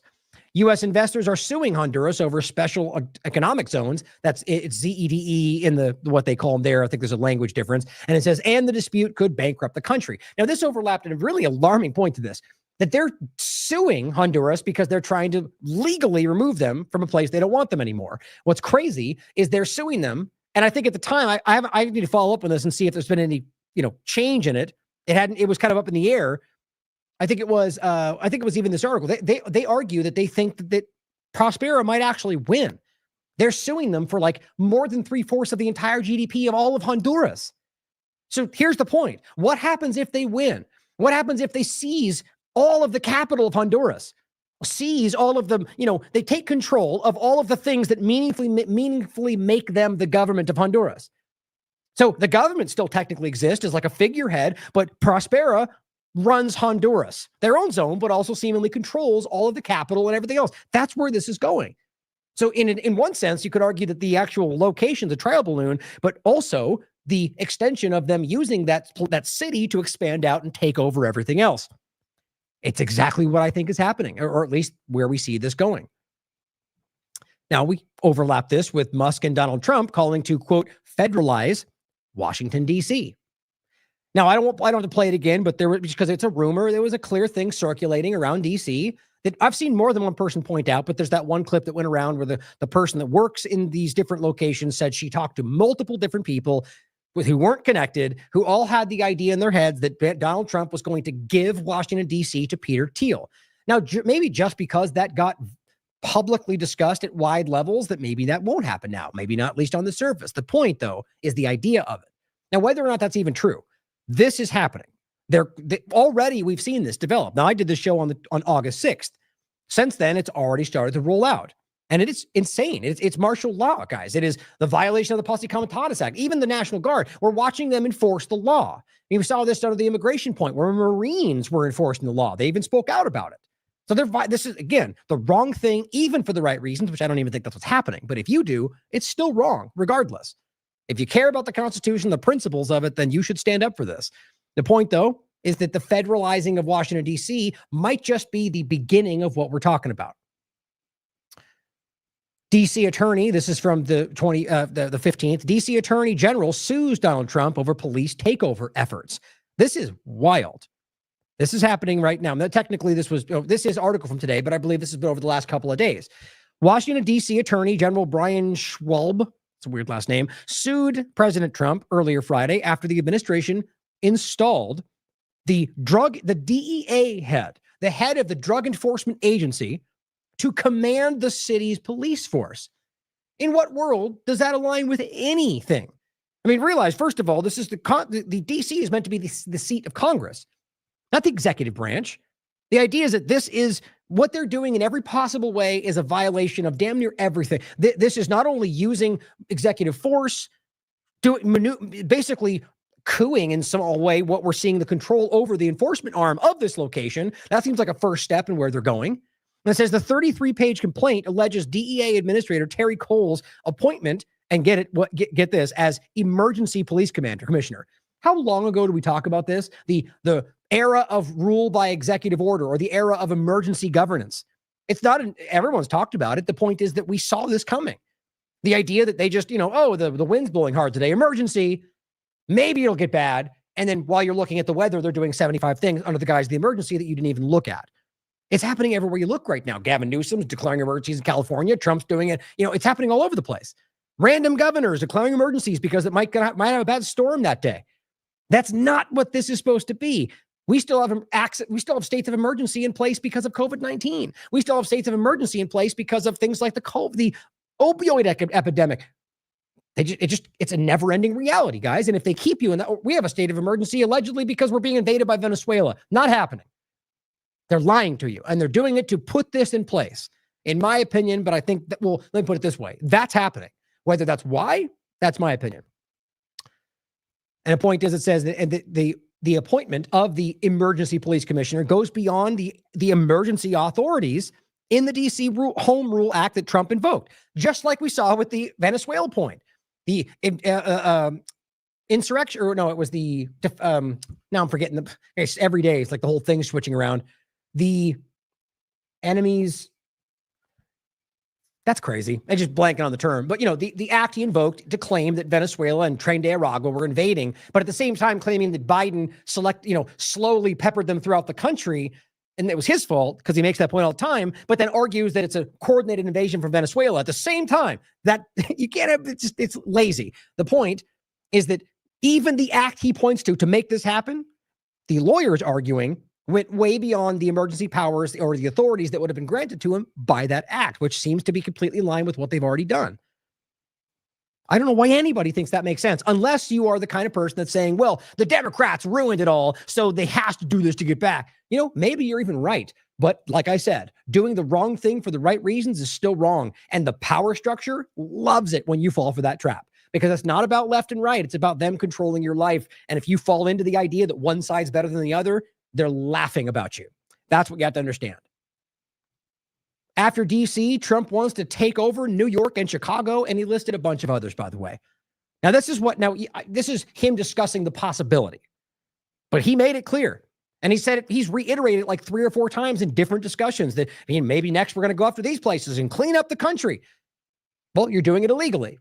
And if you think for a second that this is about anything other than control, I don't think you know who these people are. And it's not about Trump versus Biden. It's about the U.S. government. Rules governing deployments of National Guard in states will restrict troops' ability to conduct law enforcement in most years. Yes, because it's a violation of the Posse Comitatus Act. The point, guys, is this is rapidly increasing, and I believe, my opinion, that this is what it overlaps with. Jason Basler says Trump literally said, this is yesterday, he posted it yesterday, literally said in his announcement that cops can do, quote, whatever the hell they want. And MAGA is cheering. And you see, it's all rationalized by the idea that it's them fighting the, it's because the evil Democrat radicals are out there punching them and shooting them, and they have to cover their faces and not identify themselves and violate the Constitution in 17 other ways because Democrats. If that works for you, I'm sorry, but you're the child in the room. The idea that you can go, well, bad Democrats is the answer to every problem, you're not paying attention. Even if that's true, they're simply using that truth to make you accept or call for your own subjugation. And this point is doing whatever the hell they want. A direct quote about enforcement that's already violating the law. Come on, guys. We have to be smarter than this. He says this is, and I should point out, my opinion. What I'm pointing to are the screaming team sport politics at the top of the paradigm that get framed as the majority. I believe that most of you see through this. Whether or not you're willing to call it out, I think it's quite obvious today. He goes on to say, this isn't law and order. It's a green light for tyranny. Crime was falling. More cops doesn't equal safer streets. We must push back now before it's too late. Trump says he'll seek long-term control of DC police and signals he'll target other cities next. Yes, right, because as I said, no power structure I've ever seen has given back power. So yes, we'll hold on to control of the police because, well, Democrats are still probably making a problem. How long? Probably forever. True Street Media says we've been warning about this for so long. To see people actually cheer on their own enslavement is disheartening. It truly is. 1984 could actually happen. This is the direction the world is going in at the present time. This is exactly what King George III did in 1768 in Boston by deploying redcoats to police the city for their safety. And I've got people that are responding to the things I'm saying that I'm just attacking Trump. There will be no loyalty except loyalty to the party. I have Trump derangement syndrome. No, I have tyranny derangement syndrome. I've been calling this stuff out for 13 years. I have watched us tiptoe into tyranny this entire time. And now we're here. But always there will be the intoxication of power. That's Orwell, by the way, intermittent on the clip. Of power. Or we warned this would happen. Under what pretense were we warned this was going to happen? Oh, Rex 84, martial law, specifically on the pretext of illegal immigration. We're about to walk off straight into 1984, and you have people right now who are deep-throating the boot. I'm surprised they can even speak. The boot is so far down their throats. If you want a picture of the future, imagine a boot stamping on a human face forever. Look yourself in the mirror and just think about it. Is this constitutional? Is our country anywhere near constitutional? Can you restore a constitutional system by having someone abuse the Constitution? Can you go back to a place of having rights, peace, and prosperity by withholding peace, by depriving people of all that they have, and of using martial law powers? Can you get back to a constitutional balanced system that respects people's rights through martial law? Do you see what is happening? The moral to be drawn from this dangerous nightmare situation is a simple one. Don't let it happen. It depends on you. And by the way, I'm not even really sure how Trump's going to clean up D.C., considering all of the worst offenders in D.C. are still on recess. Yep, most in Israel, by the way, or at least they were. This is why, by the way, True Street Media is a part of the Independent Media Alliance. Now, this is the kind of thing that we're talking about, what we looked for when we first set this up. Not necessarily the same opinions, guys. We disagree on plenty of things. It's about principle. It's about recognizing the two-party illusion, the partisan manipulation, recognizing all, these basic fundamental things. And they've been calling it out longer than I have. They've been doing this a long time. And by the way, one of the different groups that were one point overlapped with InfoWars until they realized how manipulative they and, lacking of resources and due diligence they were, or rather not resources, but lacking of due diligence. Same with somebody like Richard Grover saw it for firsthand, or Greg Reese, or David Knight, or even, I want to say, it's not Bill Hicks, I'm forgetting too much today. Plenty of people who have said in the past, he's a manipulator. The point is that there are many people that see through the mainstream alternative media today. And that's why I think that it's people like that. True State Media is a good example of someone that's been doing this consistently with principles and being right after right after right after right, because not because they're guessing or because they're psychic, but because they are students of history and can see it. And yet, they're kind of, they never get the recognition they truly deserve. That's how this tends to work. But they're right about what this is. And here is a clip, another new one, C-SPAN, President Trump on DC police federalization. We're going to need a crime bill that we're putting in, and it's going to pertain initially to DC. We're going to be asking for long-term extensions. Great. So here's where they enshrine it into the law. But don't worry, it's going to go away real soon. Thank you, Mr. President. Your federalization of the police has a 30-day limit unless Congress acts to extend it. Are you talking to Congress about extending it, or do you believe 30 days is sufficient? Well, if it's a national emergency, we can do it without Congress, but we expect to be to Congress before Congress very quickly. Is it a national emergency to you? The Democrats will not do anything to stop crime, but we think the Republicans will do it almost unanimously. See? Democrats don't do it. So this is where the simple-minded jump in and go, oh, so if Democrats don't, then I should, without even thinking about what it is. Well, Democrats equal bad, so the opposite's good. So we're going to need a crime bill that we're going to be putting in, and it's going to pertain initially to D.C. We're going to use it as a very positive example. And we're going to be asking for extensions on that, long-term extensions, because you can't have 30 days. 30 days that's by the time you do it. We're going to have this in good shape. And don't forget, in the border, everyone said it would take years and you'd have to go back to Congress. I never went to Congress for anything. I just said, close the border. Now, look, whether or not that's even the idea that they haven't had more immigration, it's just a lie. Now, it's not what it was before, but there's plenty of ways that's not actually true. The point, though, is that what he's been doing in that conversation is shockingly unconstitutional in 17 different ways. So, yes, I agree with you, Trump. You're breaking the law there, too. But let's not take this as a partisan point. It's not about Biden versus Trump or left and right. I can point how this has been going on in different ways, not this exact point, but the rationalization of these choices through different narratives from Obama before everybody, going back as far as you want to look. Oops, wrong button.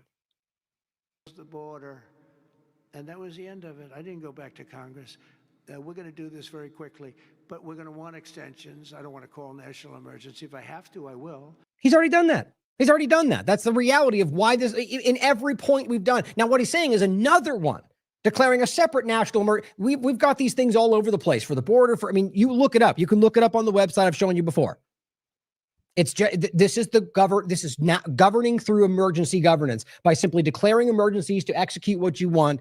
Now, you can argue that sometimes there may be an emergency, right? It's the same argument as doing executive order. Why wouldn't you then try to go through Congress? Well, because Democrats. Okay. So your argument is then that we don't have a government anymore. We have a dictator. You can write down executive orders and claim that influences everybody, even though it legally only applies to the executive branch. It's the same kind of conversation. You can declare emergencies and circumvent the process. The way we are told this country is supposed to operate, but it doesn't work because the other side, whichever side you're on. But I think the Republicans in Congress will approve this pretty much unanimously. That's not true. He said pretty much, by the way, probably because he knows Massey won't. But on top of that, I think there will be others that push back.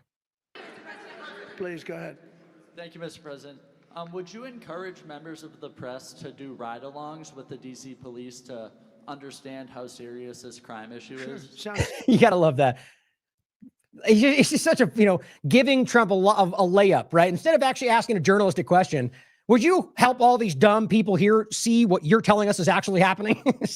It's just so embarrassing. Now, the point is, guys, even if you have a question, that is not that's propaganda question. That's probably that's probably set up before they even started. Either way, the point is about the idea of extending this indefinitely, right? Another example of something that's on a on a routine extension or other a timeline that's supposed to be the Patriot Act. Yeah, how long's that been going on? That's probably expires at the end of the renewed from Obama to Trump to Biden, just one after another, renewed, because they all maintain the control using that.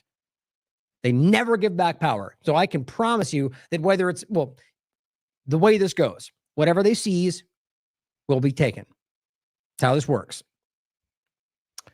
Now, Catherine Austin Fitts says, for what reason would the president want to control the cities with the largest financial and commodities settlement systems in the world? Who can guess?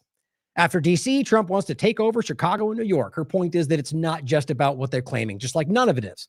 But maybe it's not even just about controlling the largest financial and commodity settlement systems in the world. Maybe that's just one major part of it. But its point is that there's more going on than what you're being told, almost always. But don't worry, guys. As Caroline Leavitt says, ignore the panicans. It's, by the way, that like literally nobody is saying because it's a stupid, people call it a boomer word or whatever. It's just a dumb word. And they're trying to make like Americans that panic, which doesn't even make sense. Like who are you trying to claim that people that have criticism of your policy are just panicking? Why would panic even be the word? They're just bad at this. And I think it's just it's embarrassing. But ignore the panicans and trust in Trump. Oh, okay. Yeah, exactly, guys. Just shut up and trust the plan because that's what makes sense, right? Embarrassing. Like, whether or not you agree with them, that kind of thing is team sport politics. That is saying, get in line with the team or you're not on our team. That's sad. Now, this goes into a whole nother level when we get into the, enforcement, as we're talking about, of the idea of these cities we're discussing. Because you must realize they can't just force everybody into this or even gradually and then not have ways to keep you there or ways of having, like what like the Constitution, there's a lot of different overlapping points that show that if the American people decide otherwise, that we can enforce that. But they don't care, right? They're not actually, they don't care about the fact that you're supposed to, that they represent you under the idea of the way we say this country works. We're so far beyond that, but not to say that we shouldn't be. If we could force our way back to that point, then I agree with that. If we're forced to live in a state of society, which hopefully we can get beyond that too. The point is that your government doesn't represent you anymore. They want you to think you live in that world, and every single day they show you that doesn't exist. So if they're not, I'm trying to think of the exact framing. If it's, it doesn't matter. I'm trying to remember exactly what it says, but the point is that, we have the right to alter or abolish it if it does not maintain what it's supposed to protect. And it hasn't for a long time. That's the Constitution. But they say that's terrorism today, even though it's literally in our founding documentation. And so my point is, we go into another phase. And suddenly people go, well, wait a minute. I don't think anybody agrees with this anymore. We want to stand up and push back and change it because isn't that what our society says? Well, the point is we're going to move beyond that entirely. These things are going to become old and archaic. I mean, how long have they been telling you, that old document doesn't even, no, it's a living document that very clearly is ageless, timeless. It's not about political current wedge issues. It's about principle. That does not go bad. That doesn't expire. And they know that. The point is AI automated weapons or any number of overlaps, drones. This is another part of this that must be considered. And it is currently being tested and has been for a long time. As you can see from the 972 magazine, this is something that has been going on well before post-October 7th, but a mass assassination factory inside Israel's calculated bombing of Gaza. You guys know well my opinions about the ongoing genocide. The point is whether or not you think that or whether you think Israel's doing what it's supposed to. In the midst of all of it, it is testing everything, whether it's AI weaponry or any number of other things on these people and then selling it like they've done for decades under the claim battle tested. You can look it up. They're weapons conferences selling things they've used on innocent people or people in Palestine as weapon tested, battle tested. So now it's in the phase of AI overlaps. And here we are with Israel using Palantir artificial intelligence to kill people in Gaza. And then, using this to develop technology, which by the way, is now beginning to drift back into the United States. I think by design, almost entirely being used by ICE. See how this all comes together? Here's the other one. This one's called Lavender, the AI machine directing Israel's bombing spree in Gaza. Both these articles cite IDF members, people from the inside, telling you that they're targeting innocent people. But if you haven't caught on to that by now, I don't think you're paying attention. The evidence is shocking. Every World Food Program, Marine veterans, Green Beret veterans, IDF veterans coming out and telling you we're being told to kill children. But They must all be Hamas, apparently, if we can't get it. But see, I want to make sure we can decouple that, even though I shouldn't even brought it up for that point, that this stuff matters whether or not you agree with that. This is happening. Mohammed Safa from the UN says this is a crane installed by Israel in aid distribution sites. I already showed you this on the show. This crane is overhanging the GHF Hunger Games food assassination lines. And it is trained by AI, or rather, it's an AI-controlled 25 millimeter machine gun that is being used not because a human saying that or that. It has an algorithm, a system that it's using to detect what they claim are threats, and it's killing people. As it says in here, 1,500 people that have been just waiting for aid have been killed. 10,000 injured by this gun. So maybe it's because they're trying to work out the bugs on these innocent people. Maybe it's because they don't care and it's set to hurt people. The point is, because this is where the world is going, and this is the society that it's being trained on. You've heard people say we're all Gaza. Well, here's an example of that. That what happens here is coming to you soon. The idea, which you could disagree with, but I think that's the case. Here's a clip that's worth hearing. This is the overlap. These things are happening now in your country, and not just the United States, by the way, but that's what this is about, after they've been trained and used and tested on people in Gaza. The most chilling thing I've seen responding to these immigration raids. I'm an immigrant rights attorney, and usually I'm a pretty optimistic guy. I don't get scared easily. I love watching horror movies. Over the past 6 months, I've seen some really disturbing stuff. At one location, people hid when I showed up, and I still found them using a thermal drone that detects body heat. Where was this technology first tested? By Israel in occupied Palestine. When people get taken by ICE, they often refuse to say their names. So ICE identifies them using a facial recognition technology. Where was this tech first used? By Israel in occupied Palestine. When people refuse to let ICE search their phones, ICE will plug their phones into this box and it unlocks their phone. Where was this tech first used? By Israel in occupied Palestine. The amount of dystopian tech that the US government has taken from Israel to use in its own country is terrifying. And this is why freeing Palestine and abolishing ICE goes hand in hand. Now, whatever your thoughts about the last argument, right? The point is about what it's being used for. And now these things that have been tested in Gaza are now being used by the police, who, by the way, in many ways are also trained by the IDF, look it up, are working.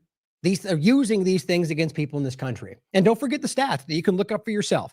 Largely people who are here legally and not with criminal records. Even Joe Rogan just recently called this out.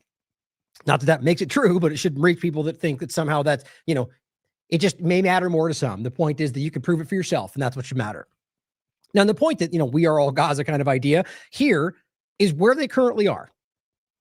This is a post that says the occupation is encircling what remains of Gaza City, threatening 1 million people with expulsion. 1 million, right? Because let's not forget that they've killed 1 million people, or what, it's insane reality. It makes me sick. This keeps me up at night. The idea that we can prove at this point that even the numbers they're pointing to, 1.5 million people expelled, they're telling you that at least 500,000 people have been killed, if that's the reality, by what they're doing. Regardless of that, the point is the remaining people are jammed into this little area, being pushed into the sea, essentially. So slower and slower and slower. It's this. Imagine this view for you. They're encroaching on your liberty. And it says, in preparation for its destruction and complete erasure, which, let's be clear, they're publicly saying that. Ben-Gvir, Smotrich, Netanyahu, they're literally outwardly, publicly saying we are going to move them somewhere else. We are going to kill the ones that resist. They publicly, especially when you listen in their Hebrew conversations they post on their Hebrew channels, or listen to the Knesset speak publicly. It just blows my mind that I even have to stress these points. Literally, they stand there in front of their own Congress and say, nobody should be able to exist. Palestinians should be wiped off the face of the earth every single day.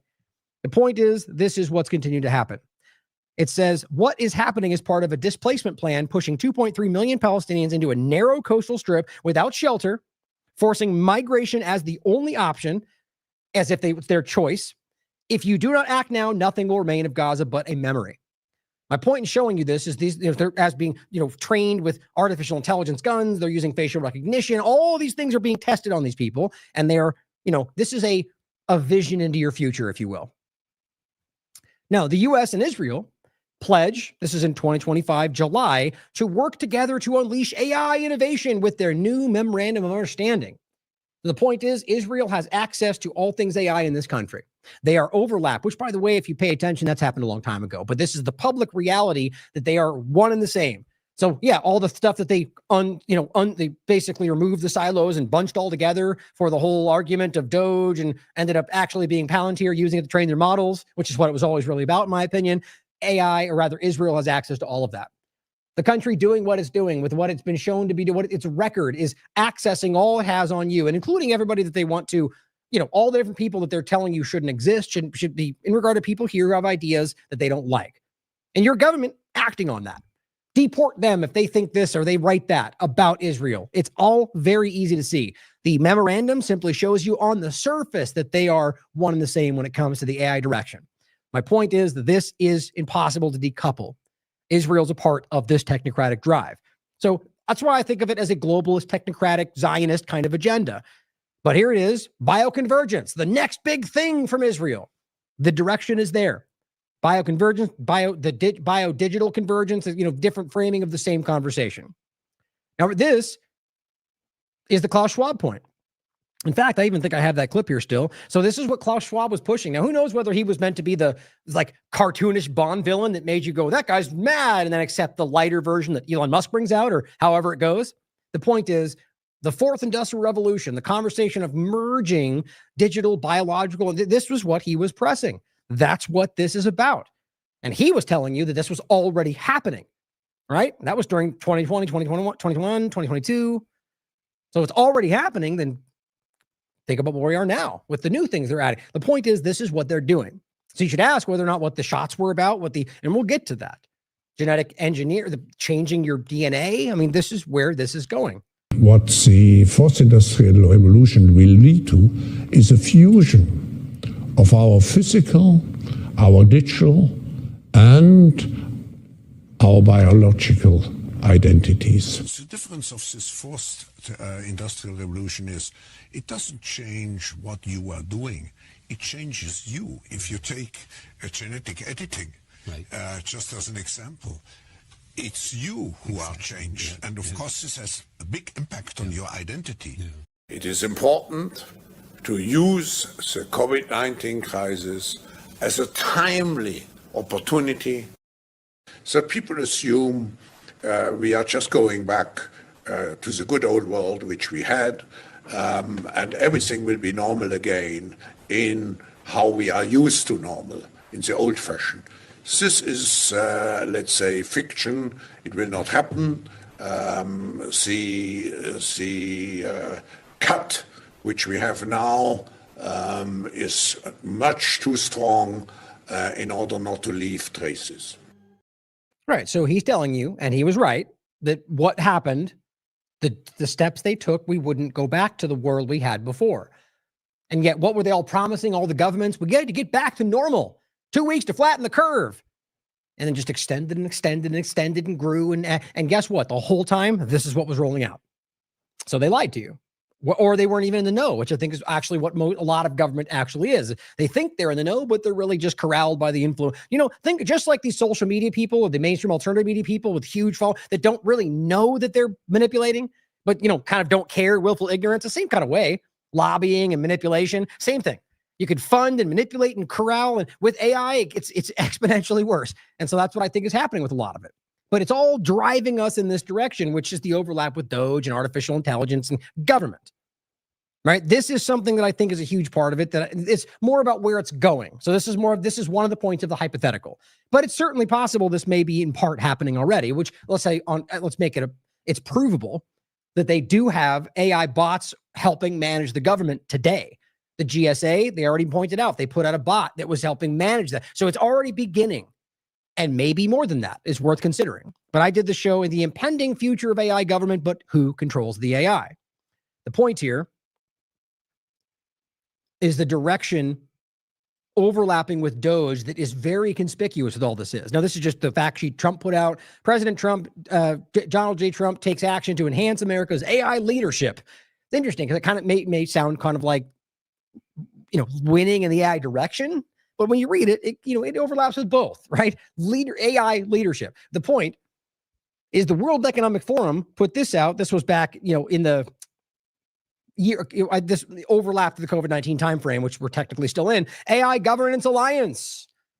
Just to show you yet again that left, right, Biden, Trump, it's all going in this same direction, regardless of whether you want to acknowledge that. And evidenced by the alarming reality that hopefully you've all seen on this show or others, which attachment 201, which I called Technocracy in Uniform. This is the CTOs of Meta, Palantir, and OpenAI, all being given not honorary, that's even a possible thing, but being commissioned into the military as lieutenant colonels. Brad Miller and I had a conversation about this. In fact, he was actually at the dinner for the CHD thing last night, which is, he brought this up. We talked about it afterward.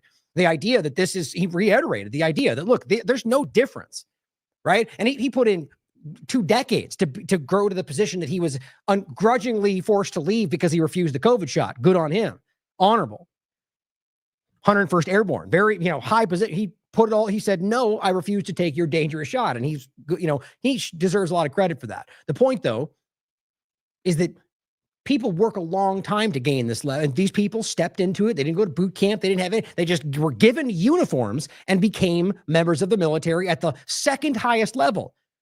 And as his point is, there's no difference there. It's not like there's some kind of separate version. They are lieutenant colonels and command anybody underneath them. His point was also, look at that they're wearing fatigues. They're in actual military uniforms. He says, he told me there's a whole part of this where you can be technically part of the military, but be on the civilian side, right? Wear a lab coat, for example. So why wouldn't they be doing that? Because I think it's obvious. This is technocracy in uniform. This is the transition beginning. Whether it's from them to then possible AI after that, or just them controlling, this is the idea of transitioning to a power structure that is actually technocracy and not the structure we're living under. And maybe that's always what it's been, and they're simply stepping out of the shadows. The bottom line is this happening, got so little coverage, and this is a major shift. This is what we're worried about. And I mean, people like Brad Miller would tell you, they can't stress enough how alarming this is. So whether we get to AI government or not, the point is that all of these things are being run in the same direction, where it's ultimately, like, a good point to make, by the way. Eric Schmidt came out a while back. Whitney and I talked about this and a podcast, I think it was before COVID-19 timeframe. And he said, look, we're going to get to a point in the future. And I should look this up again. I just remembered this, where he says that AI will give us, like, the government, direction. And it may seem immoral to us, but it will know better. And they'll have to follow its direction. Not a joke, by the way. That was something he argued. Paraphrasing, but I'm going to find that and probably maybe I'll include it in the show if I can find it in time. The point is, this is where they're all driving us. And the point is not maybe AI. Maybe they're, as Whitney points out, maybe they're faking to have some sentient general intelligence. And in reality, they're just feeding it bad information, like we can see with Grok. And so they go, well, AI knows, and they're really the ones pulling the strings. We see the same thing in Israel right now, where they're using Palantir AI to kill people and acting like, well, it's the AI choosing, and there's a level of lacking of accountability. And when they're being driven to make choices rapidly, read those articles I included. They're being driven to make decisions in split moment reaction time when they're not given the time to check whether or not the AI is right, and it's wrong all the time. We'll get to that in a second when it comes to the facial recognition part. That's wrong all the time. Before we get to that, a great clip I want to include from Greg Reese. A police state for your safety. He goes over 3 or 4 main points that I want to highlight. It's about a 5-6 minute video. It's important to watch, and we'll make some points afterward. This is where it's going. And this overlaps with the DC point, but also with the low Earth orbit satellites we discussed. Many different points of the control structure that is rolling out. But the real main point is just the argument of, martial law, police state. But it's okay because we're doing it to save you from the bad Democrat cities. Even if which there obviously are examples of that, it is still the wrong thing. And I don't even think it's for the right reasons.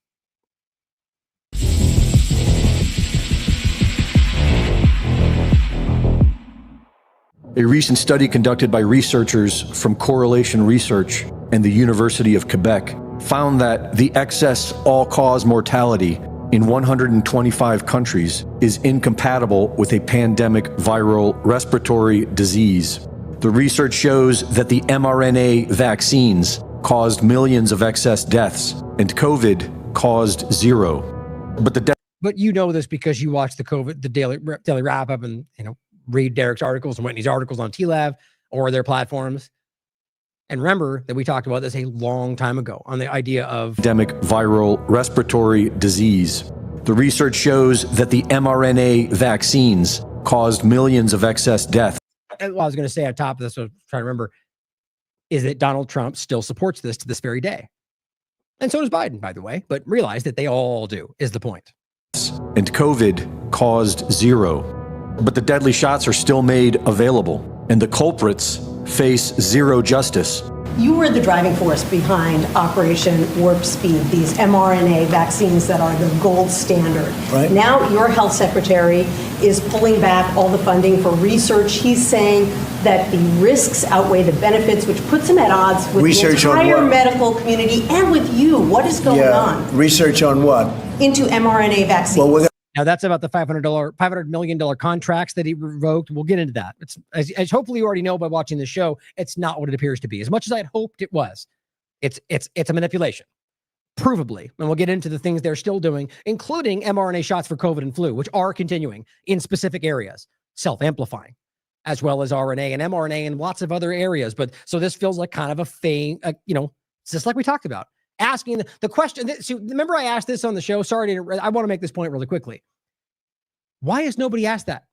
For how long this has been going on? Not a single person can recognize the contradiction between his constant support and everything his base says.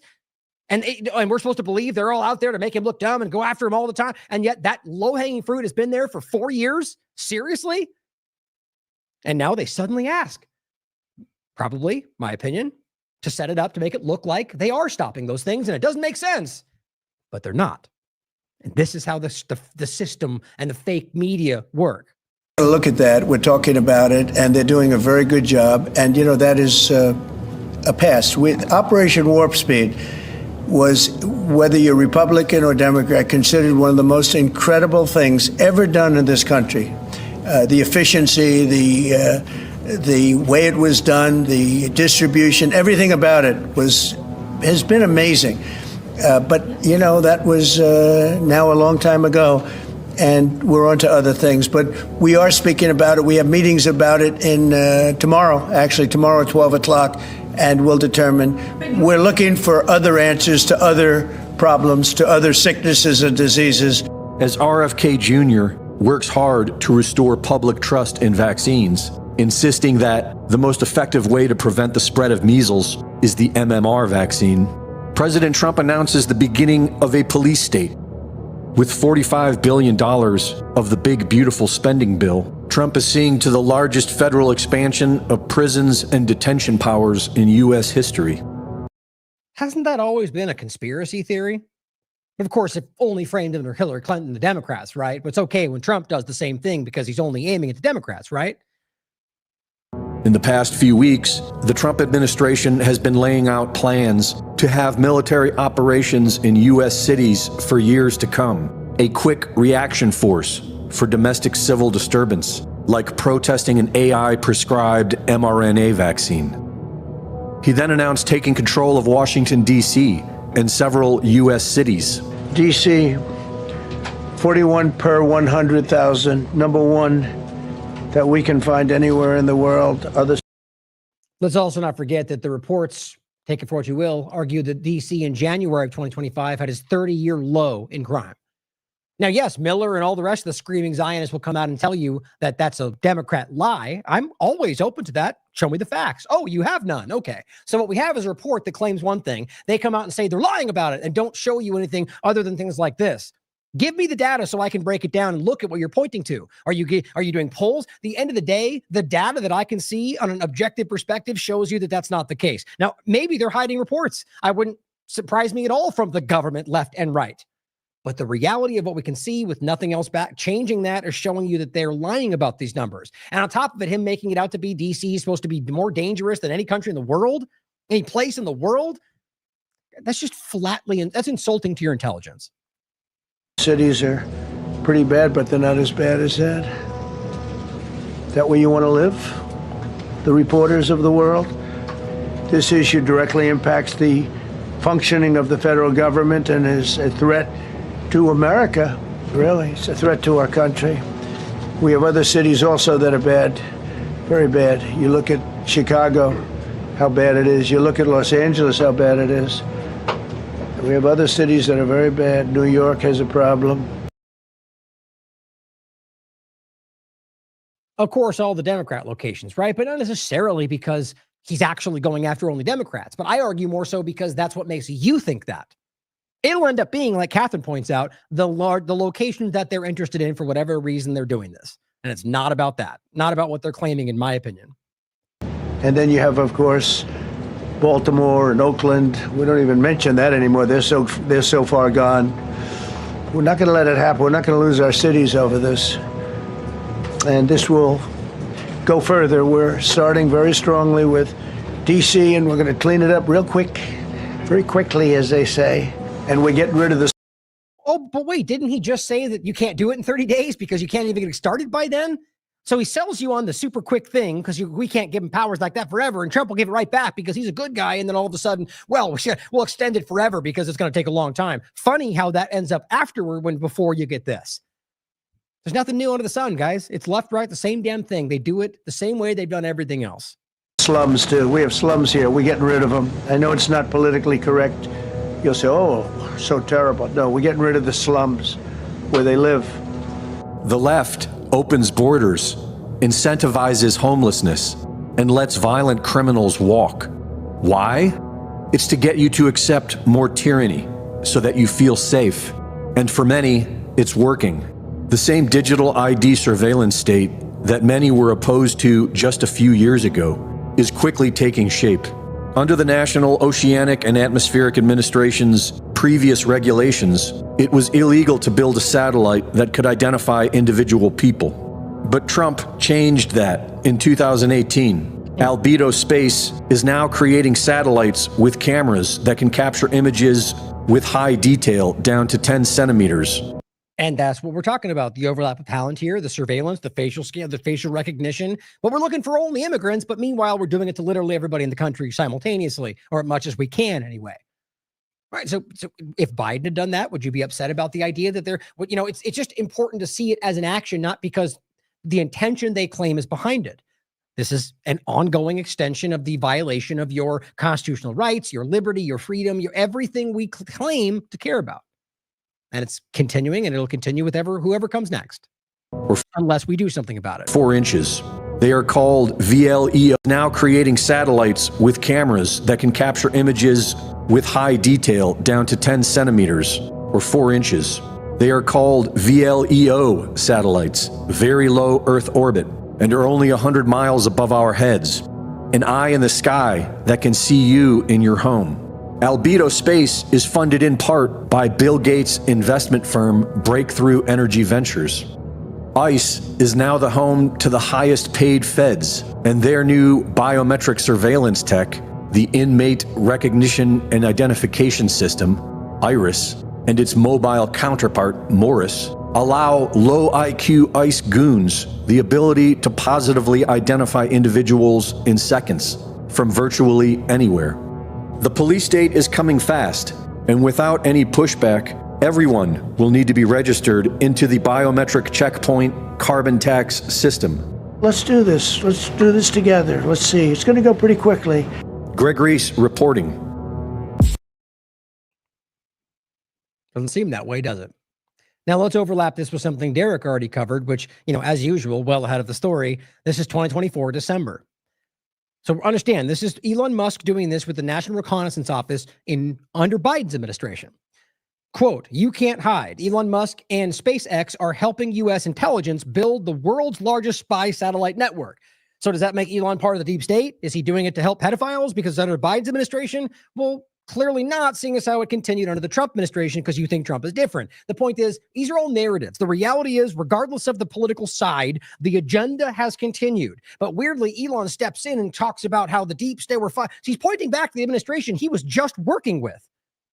It's all theater at the end of the day. Now, it's not to say the same thing as that they're false. The idea that we can clearly prove, like the Epstein connections and overlaps. The point is that what they're doing in front of you, in my opinion, in a lot of ways, is just to keep you from staring at the obvious, at least right now more than ever. So this is very important to understand. Now, this is just a quick overview. This clip is important to see. So this starts at 2021 or 2020, really. The point is, of course, it's now it's not going to. I love this platform so much. Here. 2019. What you're looking at for the podcast is all the satellites that existed around 2019, which is not very many, to be honest. And from 2019 to 2023, look at that. It's for the podcast, I can't, it's just like an all-encompassing, there's an endless, it's infinity. There's these satellites are just suffocating the planet. Those are mostly Starlink. The point is, that's what they're building out, guys. Or SpaceX Starlink overlap. The point is, in this video, which you should watch, the director of the National Reconnaissance Office who says, quote, now you can't hide because you're all constantly being looked at. Right. So in Biden's administration, they changed the law that allows, or it would have been in Trump's, either way, it was in Trump's last administration, they changed the law, which then allows you to be able to so not Google Earth, but they can hone in on your face. Right. And then we go through Biden's administration and that continues. And then we go through Trump's administration. And this goes back a long way. But this took place and what I was talking about before under Trump's administration. But the ongoing development of this has been going between administrations as far back as you can look. Elon's been doing this stuff for a long time. He only got the focal point as the politics side under Trump. But if you look back at his actions, it goes back a long way from left to right to left to right. And so what he just highlighted, the idea of spying on you like that, or initiated by Trump, used throughout the left-right paradigm, is using this to spy on you. And he makes a clear point in this that he needs to use, it says right here, we need artificial intelligence, machine learning, and automated processes to help us do this. And Elon Musk is going to be the one to help them. That's all in this article. And this is where it's been going. So, as he also points out, Greg Reese says, plan accordingly. This says Palantir will have one of these in every small town. That's this person's opinion. The point is just to watch these docking drone areas. This is where the world is going, guys. These drones that are all lined up, ready to deploy. That's what this is. These are already being built out. And these things get deployed, AI automated kind of things. This is an alarming future. This is a dystopian future, in my opinion. Now, Space Force is contracting with SpaceX. This is an article from 2025 for new secretive MilNet SATCOM network. That's the same conversation. And again, with the National Reconnaissance Office. This is what Derek was writing about. But you see, it's being mainstream reported now. It was going on a long time ago. It's been continuing. But the point is the same thing. He said VLEO, but it's the same low Earth orbit satellites. So they're building out this low Earth orbit satellite network for surveillance, for everything we're talking about. And what's important to understand is as they launch these for that control network, for the everything we're talking about, Israel is involved with this in real time. This is a SpaceX launch to launch these low Earth orbit satellites, and Israel was involved with this. I just think it's very important to see that overlap, because whether it's because you care about what they're conducting or the fact that you have a foreign country that seems to have overly obvious influence of this policy being involved with the control network being built around your life. Now, the important overlap as well is when we get into the idea of, mass surveillance in a general sense, which has been ongoing for a long time. But the new addition to this is obvious. We've made points about it so far. This is the New York Times article, just simply showing you that it's mainstream, even though plenty of us have been trying to call this out long before it got dismissed by the Joneses of the world, acting like it's a small Democrat thing. No, that's obviously not true. The point is that people are calling for this. As he said in that clip, everyone's saying Palantir, Palantir. Yes, because people in the honest independent media made sure this broke through despite the censorship, despite the financial manipulation, the algorithms, and we still got the truth through. Trump taps Palantir to compile data on Americans, and that is the most flimsy way you could frame that. The point is that they, using Doge under, I think, a guise of going after deep, less spending, which, don't forget, they took the digital services of the United States, changed the name, called it Doge. Elon steps in for a minute, basically fails, or I think just gives you a good show, steps aside. Didn't really save much money. Ultimately, what they spend more spending now than before, bigger government, period, guys. It's just, they lied. On top of what they claimed they saved, they got caught lying every which way. I called it out myself. Then the supposed director acting director, Amy Gleason, who I called out before as this weird kind of central, even though now there's another guy who's actually carrying out the day-to-day, which doesn't make any sense. Amy Gleason shows up in RFK Jr.'s health tracking display or the presentation. Remember that? She comes out and she goes, and the facts or whatever she said. And I said, okay, why is the acting director of DOGE, which is supposed to be, we're told about cutting costs on the government, presenting for you wearables and digital? Oh, because these actually the digital services, like we told you in the beginning. So DOGE, this little tap dance they did, clearly, I think, was a distraction to hide from you that they were rapidly removing blocks to the data that they needed, everything on you in the government, and they trained both a Palantir, XAI, and Israel, their AI models, using, the large language models, the machine learning, the training, using all that data. The reason that was so important is because that was a certain kind of data. Not the data you can scrape off online, which is important for them, but data that has, predetermination, action, and confirmed outcome. Right? Because you can lie. These are the results I got, even though you're lying. This is provable information about the reality they can cross-reference without, it is the gold standard of data. And now they have it. So this is important to understand. That it builds into the obvious, this is Patriot Act 2.0 kind of direction. That's where this is going. Now, we also overlap that, the same point from before, with the use of immigration to execute the beginning of this. The Great Palantir Reset, I called it because it's the Great Reset. And Palantir was playing the role of, we're going to go after the immigrants. And all they did was use that to keep you thinking it was for that. It's well beyond immigration. But people sure as hell fell for it. The Palantir Immigration OS that they've rolled out, you think that's going to disappear the moment there's no immigration problem? It's going to continue. That's just what they sold you on, guys. That's the reality. This is biometricupdate.com. Derek wrote the article, Welcome to Palantir World Order, which you should read, that goes into the full breadth of where this is going. Also, let's not forget that Palantir has a strategic partnership with Israel, bringing it all back around again, and it's only going to get worse with the next few segments. The point is that they are all working together on this, and also committing a genocide together and having no accountability for that. But this, regardless of that, is happening. And these are governments that have no concern for the law. They prove that every single day, and they're working together to suppress and control your life. This is a clip that I think you've already seen a part of. Now, the person speaking is Aman Jabi, speaking in the documentary called The Agenda, Their Vision for Future. Now, of course, I tried to upload the entire documentary. It won't let you. I tried to download, what is it? No One's Land.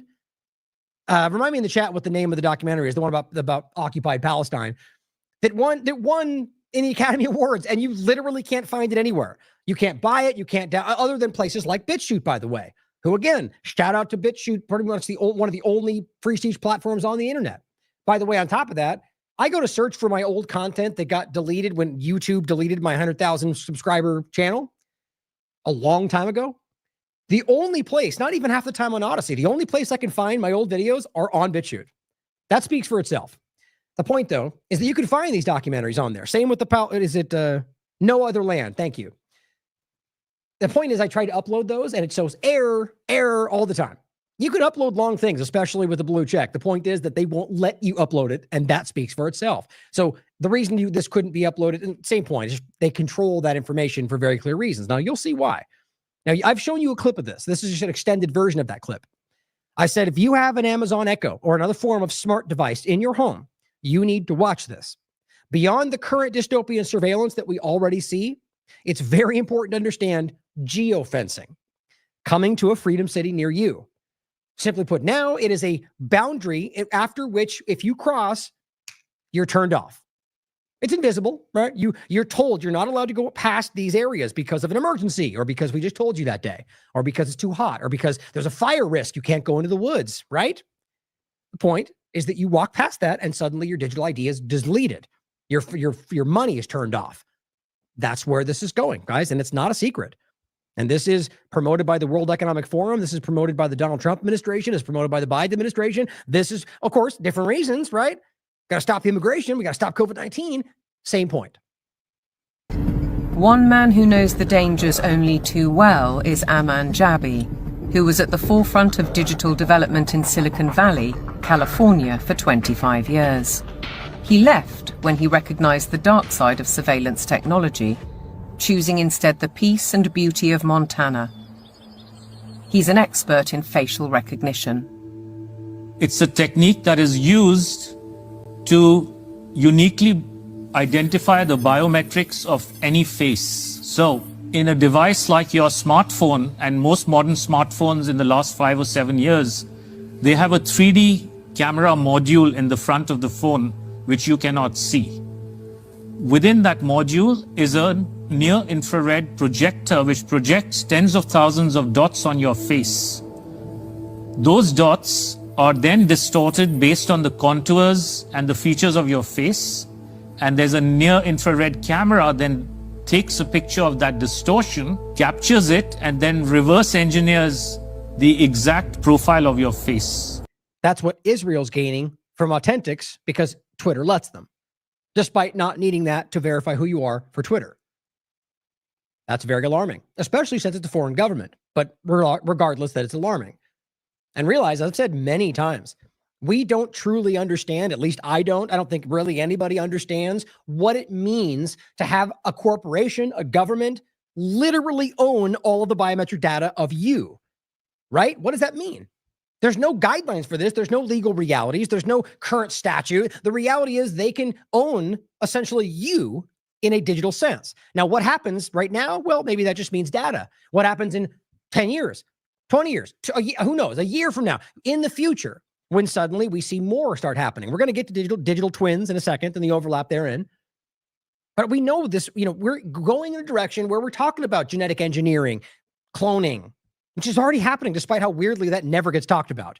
That's a whole conversation of itself. They cloned a sheep in the 90s, and we just never talk about it again. Very weird. The point is that this information can be used in all sorts of very alarming ways. Again, my point is that I don't even think we understand what that will mean in 30 years, 50 years, 100 years. And so why we would ever allow this to be given away for nothing, if at all ever given away, right? Would you give away the information that had, like, I don't know, I'm trying to think of an example today, like, it's like giving away your passwords. Would you give away your personal data that people could use to hack your computer? Well, no.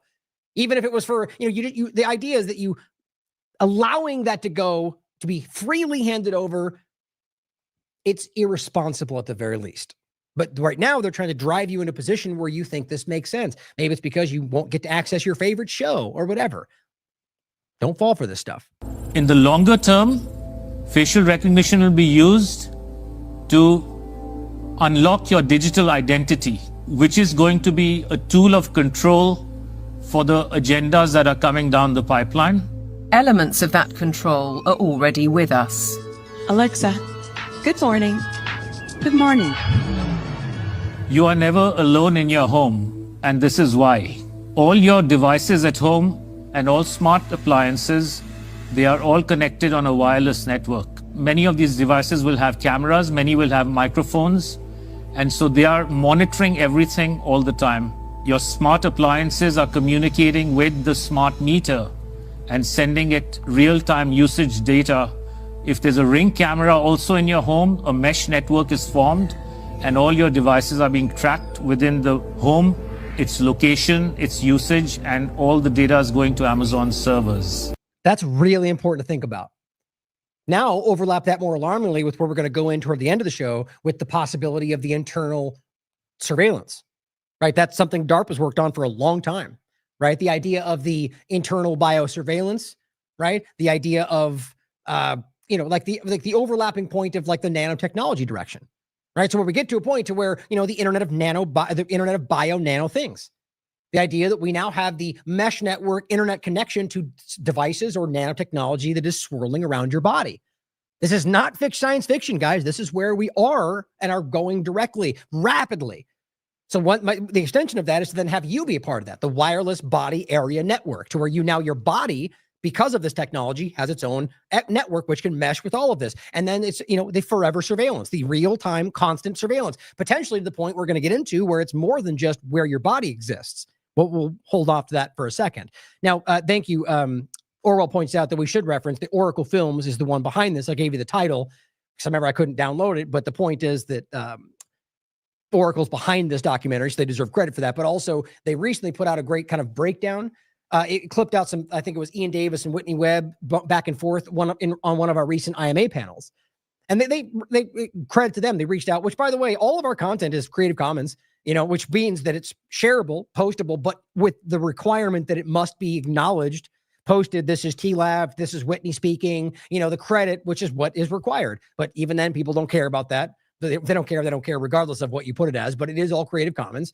The point though, is that regardless of that, they still reached out and said, hey, we want to use a part of this and make like a little mini documentary about it. Or, we put some, I actually should have grabbed that. I forgot about that, but good. I really appreciated that. Let me look really quickly and see if they did send it to me. Cause I do think that's important because it's a great clip. Maybe it might even be good to include for this conversation. Good. Yeah, it's right here. Perfect. So here is what they put out. Let me finish this clip. Oh, you can't see it, but let me finish this clip and then we'll come back to that one as well. I'll just show you real quick so you see what I'm talking about. They put this out and it's called the linchpin that brings everything together. This is referencing the IMA, which I think is an important part of this conversation today. But we'll come back to that. Let's keep watching this clip. Shout out to Oracle. When you leave your home, all modern vehicles are connected to the internet, so your automobile is being tracked all the time. When you're going under a string of smart LED poles and smart LED lights on the highway and in the streets of your towns and cities, those form a wireless network and are tracking your vehicle. They are tracking all the devices on you, from smartphones to smartwatches when you're walking on the streets. So data is being collected 24/7 continuously on every human being whenever you are within these wireless networks. And it's obviously not good for health also because of all the electromagnetic radiation. In the long term, the plan is to pretty much lock up humanity in smart cities, which is kind of a superset of a 15-minute city. They've sold all the state and local governments and countries that smart cities are about sustainability and the good of the city.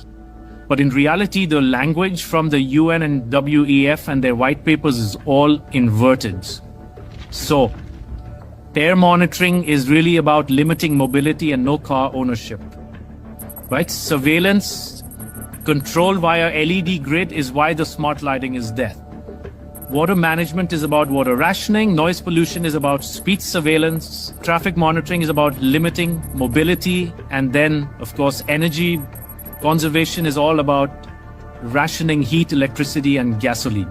Another concept one should be familiar with is called geofencing, and think of it as an invisible fence around you, where you cannot go beyond a certain point, and that will be related to your face recognition, digital identity, and access control. Your smart contracts, SoftBrick can turn off your digital currency beyond a certain point from your house. Our world has been turned into a digital panopticon. That means you can be monitored, analyzed, managed, and monetized. Surveillance capitalists are already making billions of dollars selling our information to big corporations. Now that's, actually both those terms can apply to Palantir and groups like that, right? Because they're also involved, or at least the people around it are involved with creating the places where these things are being utilized. Because this kind of detailed knowledge enables them to predict and influence our behavior. Right, or even predict our behavior. That's important to think about. Now, the important additional part of this platform, so with StreamYard is never mind. Clearly, the geofencing aspect is, like we talked about, is something that can be used to turn off, to force you into compliance with where you're, you exist. And so it's how it all comes together. It's happening on both sides of the paradigm. And one thing that Katie said in the chat, which I want to reference, that I think is important, she's upset, being made to feel suspicious of everything. What's important, and I agree, it's unfortunate that we have to exist in a world where they've created this, this uncomfortable doubt. But here's what's important to think about. I argue that it's only uncomfortable because we've been allowed to exist in a state where we weren't rightly concerned and skeptical of normal things. Question everything, right? Like it's not, the point is that they brought it to such a cartoonish degree that far more than we should have to question is being questioned, like basic things. Reality is being questioned at this point because of how broken they've made this.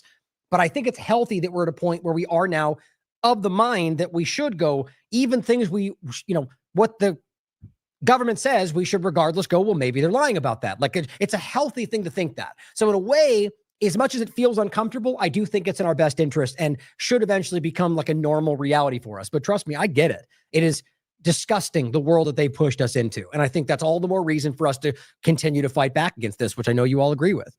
But so this is important to point out. And I was saying before, the Oracle put this out. It is the linchpin that brings everything together. What is one key factor regarding digital ID that almost nobody seems to be talking about? Interoperability. And they say here, credit to the Independent Media Alliance. So I'll play this clip for you. Oh, wait, that's not the one. Hold on. It's through these kind of backdoor processes that we are being lulled into this system of global ID without really even knowing that that's what it is. What it really is a linchpin for the so-called Sustainable Development Agenda, as a lot of the SDGs rely on some sort of digital ID system being in place. If you take the specific targets of each goal, you add them together, there's about 92 separate specific kind of broad targets. And I think the UN says that 47 of those are dependent upon SDG 16.9, which is to roll out digital identity to everyone on the planet. Think about how much that's the vast majority of the entire plan. And you currently have both left and right of this country sprinting in that direction. So whether they know it or not, they're both on the same path. The goal. The way it will face the public, they'll try and market it as a decentralized, lots of different systems that are separate from each other. But really, in practice, all of the data from all of those is going to be collated and sent to a centralized database. So obviously, the end goal of that, I would argue, is to convince the public that it's not a single global government system of digital ID, even though in practice, it is. One of the first things they did was set up the ID 2020 overarching framework. And I think it's important to stress what that is. For a start, it's a public-private partnership, and it's very much the private parties like Accenture and Gavi and IDEO and these kind of companies that first set up ID 2020 that are driving it. And there's a framework that they're building out with these kind of modular design platforms that enable the various vendors around the world to construct vendor-agnostic digital ID products. Now, what's important to point out right there is that he mentions Gavi and plenty of other things that are seen by most conservatives as being a left-wing, problematic thing. They are problematic. But aside from the Gavi kind of bait and switch we saw with the first Trump administration, the point is, as he's highlighting, that they were behind the push for the Real ID 2020 discussion. And that is being driven by larger Republicans through the SAVE Act. So you can see how this all continues to circle around, and the partisanship is an afterthought at best when it comes to what they're really trying to achieve. But the point is, as long as the technical specifications are centrally controlled, it doesn't really matter what it is. It could be a driving license, it could be a bank card, it could be anything really, anything that you require ID. As long as it meets those specifications, it will be interoperable, which means that the data can be harvested from that product. So, I mean, even things like, think like a store card or something like that, which, might have a picture of your face on it. That's your biometric data. I guess from the public's perspective, from the user's perspective, you won't necessarily know the data that you're handing over, perhaps unwittingly, is being harvested in order to be entered into a centralized and centrally controlled system, which is more like a network of global ID. That's Ian Davis speaking, by the way, a writer for Unlimited Hangout, and I believe a few others as well. He's very knowledgeable, part of the IMA. There is a plan for a global digital ID database. What it will be called, nobody knows yet, but certainly the World Bank have got one. It's called ID4D. That's what they're envisaging. The Bank for International Settlements have got a plan for something they're calling the Universal Ledger, which will be a ledger of all global financial transactions on the blockchain. This is what they have envisaged, and digital ID will be linked to our financial transactions, whether that's through a digital coin or whether it's through a CBDC. The plans are afoot to bring those pillars together, because obviously, it affects everything. That your digital ID can be linked to your vaccination record, which can be linked to your health record. So it is the linchpin that brings everything together.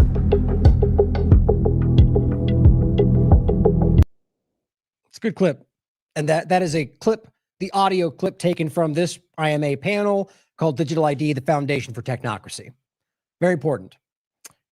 Great work on that. I think that did a great job, like showing the sustainable development goals in the background. And it makes a lot of points to connect with a lot of stuff we're talking about today. And plenty more IMA coming your way as well. Now, the overlap with health is obvious, right? So we've been talking about the surveillance part of it, so Palantir, we're talking, that's just, basic surveillance at the moment, at least what we're seeing, with addition of things like facial scans and that overlap, biometrics, but, surveillance. But this overlaps where we get into things, that go into the health side of this, like biometric surveillance, right? This is not a new thing, by the way. Or I mean, the biometric part of it, but beyond that, what I meant to say right there is genomic surveillance. But back to the biometric part of it. We saw an important thing to add that I didn't have on this yesterday that I wanted to include today. The thought occurred to me that is a lot of people rightly called out, but I think today we can damn near point back and say we know this. What was the mask addition to this had a lot of different things involved with it, right? I mean, we can go on for hours about the different things that masks, whether intentionally or otherwise, were a part of in that psychological operation. But one point that didn't get enough attention, which seemed very obvious, was to train these facial recognition programs to be able to see recognize you with a mask on. Just, whether you're trying to cover yourself or whatever else. And you could argue that was done for the training of facial recognition. Now, that's an opinion. You can decide for yourself. But I think it's really interesting to see how all these things have kind of come together with this direction. Now, back to what I was going to next, which is, so we're going from the biometric surveillance, but now genomic surveillance is the direction of where this is going even further. Again, that's not new, by the way. It's been going on a long time. I'll go into the points of how this all connects through COVID and into today, but it's important to think about. The genomic surveillance is the internal part. I can go into it. But there's a lot we'll get into coming soon, but in this show, but I'm going to pull back because I don't want to, I want to get into some other parts first. But, we've talked about a lot of this, the internal biosurveillance, the idea of even like the neuroscience overlap. It's alarming. My point though, is that's where we're going now and streaming towards in the future. Now, health surveillance is the additional part of this. Like Whitney talked about this in the transition from like the security state to the, I think there's a couple ways to look at it, but so the general security state to the biosecurity, right? The internal dynamic, but there's a lot of different overlaps to the extension of the security state into the technocratic security state. But we talked about the nanotechnology side of it. We've talked about there's all these different ways that we could see this playing out. But I think it comes down to the idea of being able to either feign that and predict, use it to control society through like sort of a, what's the movie I'm thinking about? The one we've all talked about, the Tom Cruise one, like that kind of way, like even feigning that is what he's talked about, like pretending they know what's going to happen and using that to control society, but also just to have the kind of genomic data, which I'm going to end with on a clip that is the alarming direction of like patenting life and like the transhumanist overlap, which is where a lot of these people see the world. But this is World Economic Forum 2024, AI and healthcare, right? Not new. It's clearly the same direction right now in the Trump administration. Buckle up for change, but read this before takeoff, it says. We saw Donald Trump's administration launch the new private health tracking system with all the freedom rebels fighting the deep state, big tech like Google and Microsoft, and right? Or no, the exact opposite. What everybody would have said, globalist, technocrats, but now they're working with Trump. So they're good guys. They were all sitting at his inauguration. It's easy to see, guys. It's not hard to recognize that that's not, he and what he presented are not what they actually are. I think even conservatives are coming around to this.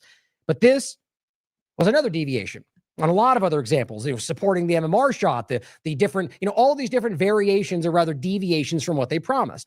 But this is the one that now seriously overlaps with the idea of not, beginning with wearables. RFK Jr. comes out and says wearables are coming next, right? That was the big push. He wants everyone to use wearables within so much time frame. That's when Amy Gleason was in that conference, basically saying, the ditch the facts or whatever that little mantra she was saying, and was supporting this direction as Doge, which doesn't make much sense until you realize it's just the digital services.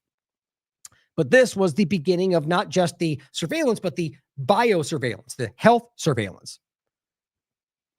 Now, this is a daily wrap-up / interview. The latter half was an interview with 7 Cs.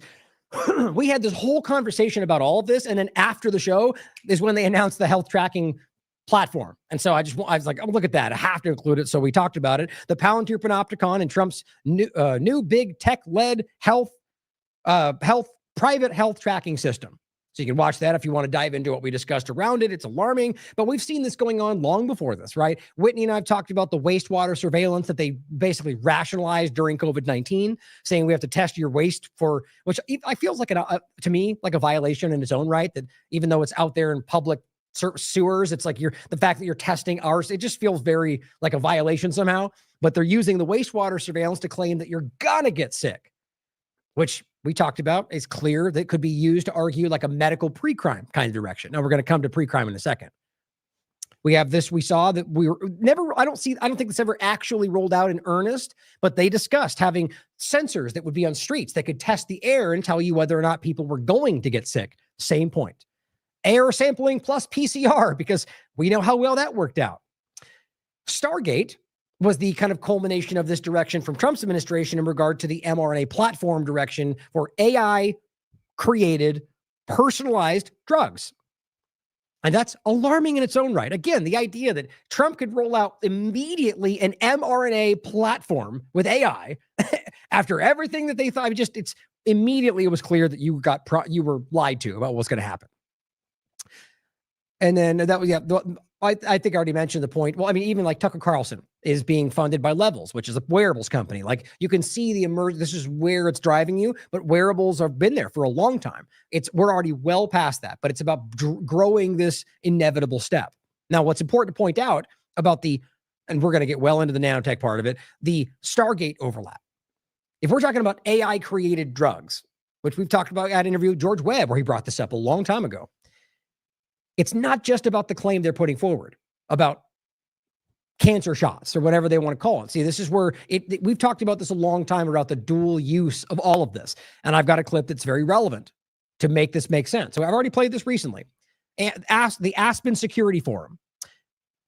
I'll just play it. And I was going to read it, but I'll just play it for you. And this overlaps with what Stargate really is. To be clear, I think one of the things we're talking about here is that there are now weapons under development and developed that are designed to target specific people. Right? That's what this is, where you can actually take someone's DNA, take their medical profile, and you can target a biological weapon that will kill that person or take them off the battlefield or make them inoperable. So you can't have a discussion about this without talking about privacy and commercial data and the protection of commercial data, because expectations of privacy have degraded over the last 20 years. Young folks actually have very little expectation of privacy. That's what the polling and the data show. Thanks to propaganda and social engineering, right? And nudging people, using those things in the direction. That's what we started with. Predictive programming, social engineering, right? You really think that people just don't care about their privacy anymore? They've been engineered to think it's no longer, either because it's it's like a trend and we don't think it matters, or because they've been convinced that it's already so gone that it's not worth fighting for. Regardless, even if you believe the government already has almost everything and you go, well, it doesn't take every opportunity you can at every point in your life to fight for what you believe in. I don't care if they have everything or not. You don't know for sure. Don't just give them the thing because you think they already have it. Don't do what you can to not give them everything all the time. When you go to Starbucks, don't give them your name. Like small, stupid things like that. They ultimately do matter in a large sense. Not necessarily the name of Starbucks, but the point, the principle of it, right? It's important to think like that, because I don't think they are all encompassing in the way they want you to think. In some ways they can be, but overall, don't just hand it over willingly. Don't fall down. Don't lay down, rather. And people will very rapidly spit into a cup and send it into 23andMe and get really interesting data about their background.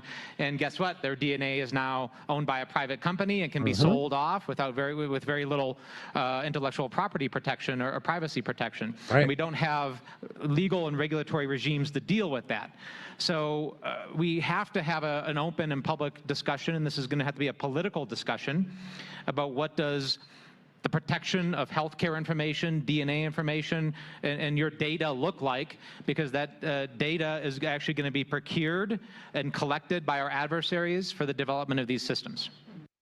Or your own government, by the way. Of course, the last point is China and Russia do it. Yes, probably too. But your government's doing it to you. That's how you, that's those, at least I mean, look, I can prove that's happening. The question is, to what degree? And, if you want to think one versus the other, left versus right, the point is that we know that technology is going forward. The question is, do you think that they're willing to do this, or rather carry it out in a way that affects you, or worst case scenario, literally do this to somebody in this country? My point is always that we're talking about these things being developed. And when we understand that we're dealing with not something, it's not as simple as simply saying, even just the US government, like, we must realize the influence that we can prove coming from a foreign government, and wonder whether or not these things could be deployed in mass scales or even, something different. But again, let's recognize, and I could go in so deep on the neuroscience level, which is I've done in past shows. The point being, if we know that they're already working on these things, and if, as James Giordano from the US government has claimed, that they rolled out things like this during COVID-19, the question is not about whether this is a mass weapon that's going to destroy everybody, but maybe just put out something that affects the way you think and feel. Or something that, and this is real stuff, by the way. Again, we're going to get to it in a second about some of that. It is a provable science that they're working on, like ferritin nanoparticle shots that we've talked about, that even The Guardian wrote about, that uses natural ferritin particles to manipulate the way mice move. This is real stuff. And so the thing we talked about there about the dual use discussion doesn't have to be a bioweapon that kills everybody with a disease or specifically targeted to you, but it could be something targeted to you that does much more subtle things. This is where the science is, at least what they're claiming. Now, I want to make a point about the overlap to this, right? I mean, let me play this clip first, which you guys have seen a million times. It's important to overlap, though, right? So we're talking about the idea of Stargate having AI-created medicine, right? But if we understand that using that same technology that they're talking about, it can be applied either way. It can be used in a way that's also a weapon. That dual use point of this, which I'll grab this too, by the way, is a very important part of this conversation. And this one I'm going to show you is actually a study of, I believe it was MIT. The title is Dual Use, New Aerosolized mRNA Delivering Particles. There's many examples of that, by the way, that very much exist. And like scientific studies, in even like they have like the nasal spray types, that's what these are. But this one is specifically a study that had new aerosolized mRNA delivering nanoparticles that can vaccinate or can eliminate. This is from their research, guys. And the point was, in some, like the one I'll show you in a second from Rockefeller Institute, they could raise your insulin levels or completely drop them out from floor. And so basically help or kill you. You drop someone's levels to that degree, you can kill somebody, right? But so we're talking about something from outside influence or something from a shot. Both apply. In this case, something to put in your body that can vaccinate, whatever that means in this context, or literally kill you. That's what the study showed. And so that's a dual use product. So on that point, it's the same thing we saw about the COVID, the overlap of the technology that the insect allies conversation we've talked about a lot, but also overlaps with where we're going in this conversation. So this is the self-spreading vaccine overlap. But DARPA already tried to roll this out. I think it was 2017 or even before that. And scientists around the world said, this is a weapon. And they pulled it back, only until it came back in the form of a shot. Since the outbreak of COVID-19, this is 2020, the word virus has been dominating media headlines as well as our daily lives. Did you know that one approach that has been proposed to control virally transmitted diseases is by releasing a virally transmitted vaccine? Unlike traditional vaccines, infectious vaccines do not require any individual consent. Infectious solutions are also being developed for food and agriculture and are currently making their way through the regulatory approval process. However, do we really want to intentionally disperse these modified viruses outside the lab? Is this a forward march of science or a mistake? Always love to give you the lip service and go, could it be bad? At this point, it's already happening, right? That's the insane part about it. Now, maybe the person that made this and the person that put on the symposium, here's the actual information. Maybe they did think that. Maybe they genuinely wanted to have a fair cut, but the point is the governments don't care. It's already happening. Now, this was in 2020. The Euroscience Open Forum. The U.S. is plenty of part. I think the U.S. with a representation there. The point is this is growing. Now, here is the article. Oh, here, hold on. This is from the Free Thought Project. This goes back to 2018. Scientists accused DARPA of genetically modifying insects for bioweapon to spread agricultural viruses. That's what they just showed you on that clip. That's what we're discussing. Infectious solutions or, infectious weapons. Because that's what the scientists who signed this, I believe there's even a link in here to the actual document. The scientists called this out and said, around the world, by the way, like hundreds of them, this is a weapon. Because they sold it as the idea to protect crops. But of course, what we'd see the government doing is using it against Iran, for example, or Israel using it against Iran. That is what this was ultimately about. And even scientists called it out. And it simply came back in something else. And the point is, we've seen these overlaps. We're going to get into self-amplifying, which is kind of a step before. I think that's what these original shots were. I'll get to that in a second. But the self-spreading point. Just type in self-spreading vaccine. There's endless research that go back a decade. What the governments are talking about, why that's the future of vaccination. With no informed consent, like that's a positive sell. But the one step back, this is something that's been going around recently, and I think it's worth pointing out. Because it overlaps with the same conversation, because the Plum Island conversation, which I could probably even get that to come up. Yeah, perfect. This True Stream Media. We were just giving them a shout. Great. One of the best overviews I've seen of this conversation. The officially ignored connection between Lyme disease and Plum Island. The point is, it's a bioweapon. It's provable, guys. The U.S. government did research on turning insects into deliverable bioweapons and basically turned all of Plum Island into this research, which you can't go there today. It's like overridden with ticks. So we talked about this back in 2023. One part of it was tick bioweapons and vaccines to stop meat eating. The whole alpha-gal syndrome, that clip with the guy with the red background that's associated with the World Economic Forum. Like, these are all going around today like they're brand new information, because I think now people are trying, like, the information flow is always like this. When it's important to see it, the screaming people at the top of the paradigm don't point to it. But now that it's well past the point, like, it probably could have mattered back then, even before 2023, when people still knew about it, or when, like, look, what's this from? They're calling this out 2017. Now, had the larger people talked about it then, maybe we could have done something more before it turned into what we're seeing with today. But now it's more about looking over there while this thing's already being rolled out into your lives. That's kind of how the mainstream alternative media works. So this is what's talked about a while back from TLAV and plenty of others. Obviously, True Stream Media well before that. Here is Jones coming out today saying, Bill Gates studying the release of ticks that bite humans and create a deadly beef allergy that will pave the way for a synthetic fake meat rollout. Now, by the way, I'm almost certain this comes from the People's Voice, which is a platform that, like, routinely takes things that are true and turns them into hyperbolic cartoons, and then gets spread by people like this that ultimately point to it, which makes honest people go, well, that's fake news, even though it's kind of not. Typically how that works. The point is, regarding this, it's been old. This has been around for a long time. It is important and it should matter. But the idea that we have this, like, we have them coordinated, like, studying how to do, it's not really the way this is going down. There's people that are studying this, and the idea that it's the point. I'll just read exactly what I said. I said, this might as well be an episode of the Daily Wrap-Up from 2023, but with far less information, no source material, and lots of hyperbolic claims and framing, which is usually how this goes. So people might dismiss it when, in fact, it's very important. Now, the overlap is that we're going into a place in this where, like what we talked about with gain of function. They signed an executive order that made it clear they were going to become the leading leaders of the world in the versions they continue. It's right in their own executive order. And so that is the same conversation. We're talking about the same point, whether vaccination or things like this. And so the overlap with the meat point, all we were doing was highlighting this back then before it was this point that everyone was pointing to, because it was interesting. Here he is talking about this, and the whole thing with the woke right left about the meat and, climate change. Is it possible they could do this? Maybe they're doing it secretly, just having the conversation. Of course, now it's being used like this. You can watch it for yourself. It's very manipulative the way this is being played out. Now, here's a clip that I think somebody sent this to me. I don't know who made this clip, but the point is, this is a clip that references what we're discussing here, the real picture of where this goes, and it's been around for a long time.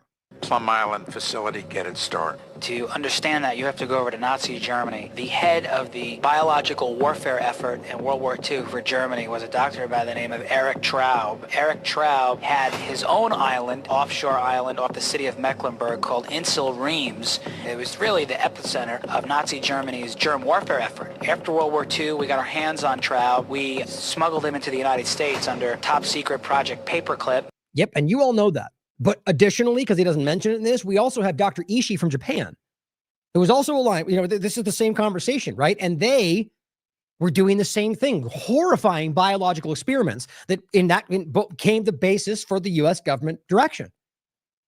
Very important to think about. He was sort of given the task of building a laboratory, and his idea was to sort of replicate Insel Reims and an offshore germ warfare laboratory, and that's what Plum Island ultimately became. The Bush administration is likely to move the outdated lab at Plum Island to one of 5 sites around the country.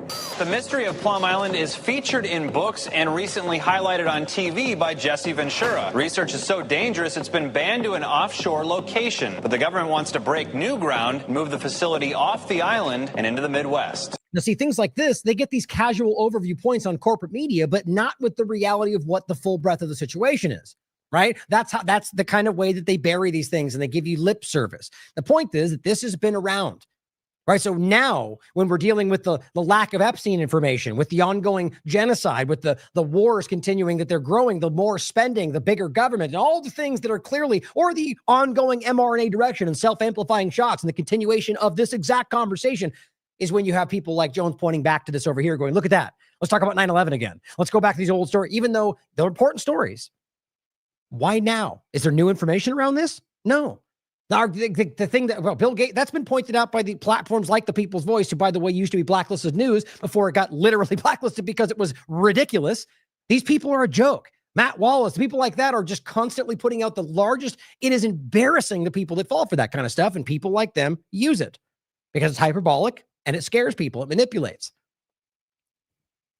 Several years ago, Kansas was selected through a competitive process run by the Department of Homeland Security to be the site of the new National Bio and Agro Defense Facility. The acronym for that is NBAF. Mr. Secretary, do you believe construction of this facility is vital to our nation's food and agriculture security? Yes. NBAF stands for the National Bio and Agro Defense Facility, being built by the U.S. Department of Homeland Security that will replace the Plum Island Animal Disease Center, currently located in New York. In New York? Fantastic. And then what happened after that? The National Bio and Agro Defense Facility officially opened its doors Wednesday after 16 years of planning and construction. This is a monumental day for our entire state. This $1.25 billion lab, the only one of its kind in the country. Researchers say by developing vaccines and potential diagnostics for diseases that could eventually spread from animals to humans or cross borders, they could drastically reduce that cost. Challenges like COVID-19, being prepared or preventing them in the first place. The facility will be studying pathogens, protecting the U.S. against transboundary, emerging, and zoonotic animal diseases. A recent Manhattan City Council meeting took thousands of comments online after a podcaster raised concerns about the facility and the potential for a leak. Yep, which, by the way, happens almost every time we've talked about this, right? The idea of the like with Fort Detrick, for example, I think the numbers that they released were one leak every week for 7 years straight or something like that. It's been a while since I've talked about it, but like unbelievably high amounts with a BSL level 4 lab, Ebola, coronavirus, things, smallpox, like that's insane. I think it's by design in some ways, right? So we're talking about the idea here that this is something that's moved into the United States. It seems absurd that people don't know about this stuff. And of course, what's an interesting additional point, a podcaster makes the point and this story blows up because this is what they're desperately afraid of. You are running the show, guys. Independent media, individual people, regardless of the censorship and the suppression, are still breaking through. In fact, are now setting the narrative. They're able to manipulate and control and drive, but ultimately are forced to acknowledge what we're pointing to. That never used to be the way it is, or was anyway. And that's where it is now. Not to say it's going to stay that way. Now, an additional point to this, which is very strange to me. Now, even on a quick side note, doesn't this look like what's the Last of Us, right? The game, but also the show about the fungus aspect. Doesn't that weirdly look like that conversation? Because it's scary looking. The point is, this is rabbits. What did it say? It was in North Carolina. It's in the article. The point was simply about these rabbits are sporting unusual wart and tentacle-like growths on their faces. I'll look real quick. I forget the state. And it's because of ticks. That's what they're saying in here. Some rabbits in Colorado. But they're saying, don't worry about it. Spread by bites from mostly ticks. Isn't that interesting? Shout out to Rabble Rouser who shared this.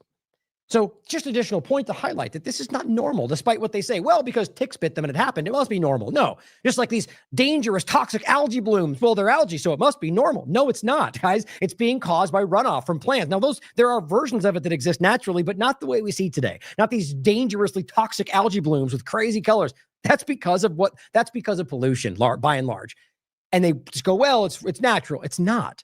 Guys, there's so many things like that, or the way a lot of people today just go, well, sometimes you just get sick, sometimes you just get cancer. No, you don't just anything. There's a catalyst. It's happening because there's something wrong. It's the way your body responds. Now, yes, things can just sometimes have, random side effects, but the point is that things happen for a reason. And so what I'm trying to highlight here is that this overlapping with tick bites just seems to be a standout example of God knows what's developed ever since with this, or maybe something new. It's worth considering. Lastly, on this part of the show, the segment, this is from August 2025. Daily Mail. Police to use invisible DNA tagging spray to mark fill in the blank, by the way, in this case, to say football hooligans, in a bid to trace offenders months after. And it's near impossible to wash off. God, this is just one small example of this terrifying world we're stepping into. And this is just some random spray. The point is that it's all kind of in this direction. And I bet you we're well past this kind of stuff. Now, pre-crime, quickly before we get to medical pre-crime, is important to highlight. That's been here for a long time. And as Whitney Webb wrote from Impress News back in 2019, did Bill Barr call his shot? Unanswered questions about FBI's foreknowledge of the El Paso shooting, which we covered a lot on TLAV as well. Her point overall is that Bill Barr is a major, rolling out pre-crime in the United States under Trump's last administration. She says under the last administration, Trump administration, then AG Bill Barr legalized pre-crime prosecutions in the DOJ. In 2019, Trump called on social media to surveil users, to identify would-be mass shooters before they commit any crime. It's just one after another. These points build up and people, the screamers at the top of the paradigm, deflect, they hide, they manipulate. They don't want this to build the picture that I'm painting today or anybody else like Whitney's been painting, because it makes the clear picture that Trump or Biden or the rest, they're all doing the same thing, handing the baton, continuing the direction. The point is they're calling for them to surveil you on media or elsewhere to catch you before you commit the crime, which of course won't be abused. It's not like they could just claim that without you knowing and say AI told us or whatever else is where we're going. She goes, I now worry that the main AI predictive policing Palantir, this is December 3rd, 2024, because it was clear before this, as we were calling out, with multiple ties to the incoming administration and the CIA, or an equivalent going to be rolled out with law enforcement nationwide under the guise of addressing staff shortages and increasing. Okay, here's what's interesting. That exact thing happened, but largely because of a different narrative. Right? So it could have been this, it could have been COVID-19, it could have been a pathogen, it could have been lone shooters, it could have been immigration, it could be whatever they want, because the same answer every time. 2024, here's what she's producing, and that's what they did. She's psychic? No. She studies, she pays attention, she looks at what's happening, she compares it to precedent, she compares it to past examples. Here we are. And she was right. Now, what's funny is this tweet was deleted. I'm not even sure what it was, but the point was about the Bill Barr connection. She goes, don't fall for the convenience and efficacy sales pitches or, whatever else it is to convince you to do the thing we know shouldn't be happening, that you would scream about if it was Biden doing it, if you're a conservative. Now, this is from Bloomberg UK. Algorithm claims to predict crime in U.S. cities before it happens. June 30th, 2022. Pre-crime has been here, and it's been used as much as they don't want you to know that. Oops, dang it. This one is an article from, damn it. Damn it, I hate these things. Bicycles, those are scooters. Hey, that worked. They're trying to trick you. Wired came out with the article. For the podcast, it's irrelevant. Don't worry about what that was. AI can now predict crime before it happens. Right? So look, this article is from 2022. Bloomberg. Algorithm claims to predict crime before it happens. Jump forward to this year, July. AI can now predict crime before it happens. Well, wait a minute. Breaking news in 2022. Breaking news in 2025. The same thing. Almost like they're trying to prime you, right? I mean, realize this has been going on, or at least they're claiming that's been going on well before this. But why is the breaking story of 2022 the same thing breaking in 2025? That's worth asking, isn't it? Researchers from University of Chicago have demonstrated AI that can predict crimes weeks in advance with an accuracy of 90%. You think for 1 second they have this at 50%, they wouldn't be using it? They are using it. It is in effect. They just don't tell you that. Now, what's happening in this country, there have been examples of police forces using it. And as Jason Bassler points out, meet Robert Dillon of Lee County, Florida. Jacksonville Beach PD used AI facial recognition, linking him to surveillance footage with a 93% match. One problem turned out not to be him. If Palantir's tech takes over, this will become the new normal. Guilty until proven innocent. Now, I don't care if it's 99%. That in the reality, this is repugnant to the Constitution. You cannot be, even though right now we exist in this world, we should fight this because right now people are being shown to be guilty until proven innocent. It's not accurate as they claim. And even if it was 90%, there's 10% there, and they will use it the same. We need to fight this, guys. This is where it's going. And on top of even the mistakes, it'll be used against you. Deliberately wrong. We know this. The government's showing you this with everything they've ever done. This is from 2020. A show we did then. AI-powered medical pre-crime is officially here to fight COVID-19. Just showing you watch this platform or Unlimited Hangout or Conscious Resistance or people in the IMA, you knew this stuff well before there was some kind of tap dancing, barking seal giving you the presentation today as if it's new information all the time. Now, what's in the overlap to this is digital twins, which is wildly alarming. Now, if right now you don't know why they connect, I'll show you. Okay, we're talking about something that it overlaps with all the other stuff we talked about, right? It's the technocratic kind of algorithmic prediction, it goes into multiple points of it. So we're talking about pre-crime, right? About being able to, they claim, say you're gonna commit a crime. Okay. Well, we've talked about digital twins quite a bit. This conversation, here's this example, optimizing health outcomes through XAI and digital twins and in media intervention. Look at that, XAI. Okay. Now this, where was the date on this again? Oops. I want to remind myself of the date on this. Here's Frontiers. Oh, it's the same one. Well, this one's 2024. I thought that one was earlier than that. In any case, I'll come back to it. The point is, I wanted to see when they were framing this. Anyway, the point is that what we're talking about is basically taking all the data that anybody's posted online, like that's ever entered the digital sphere, and collecting that data. We just saw a massive version of that through all government data, but taking all that data and then let's just say they started today. They scoop up everything they can, and then they take that data and recreate a you on a SimCity database that they have on a massive server. And so then what happens is that you that's compiled all the data they have on you, and then its best guess acts out you, is then set to live your life in this digital, like a SimCity of the United States.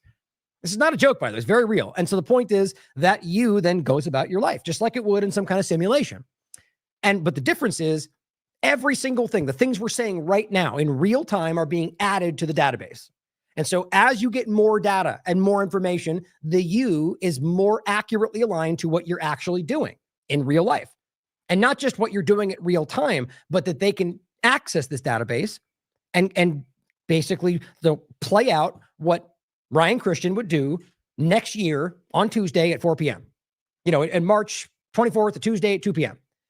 Now, the accuracy is debatable where they are today. The goal is to get to place, they claim it's very high actually, but the goal is to get to a place to where you can have enough data on individuals that you can look at the digital twin system and be able to predict with a high degree of certainty what you will do in a specific situation down the line. Now, I would argue more specific or more I guess not even more accurately, but the reality of it would go to a place where it's not just you, but society.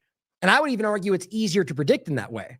That's essentially saying, what would the Orangeville County do if this happened a year from now, and play it out?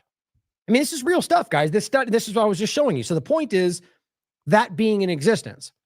and what they're using it for now and where it could go with the continual growth of this kind of, AI, algorithmic, or even additional, like with general intelligence.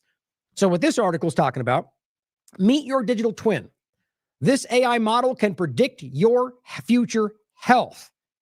Right. So it's just a health application, but the point is with the same idea, they can predict anything, or they're trying to. Here's what it says.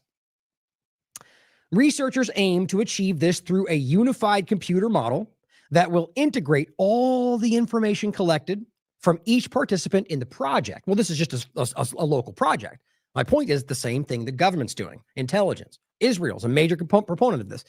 Creating a digital twin of that person.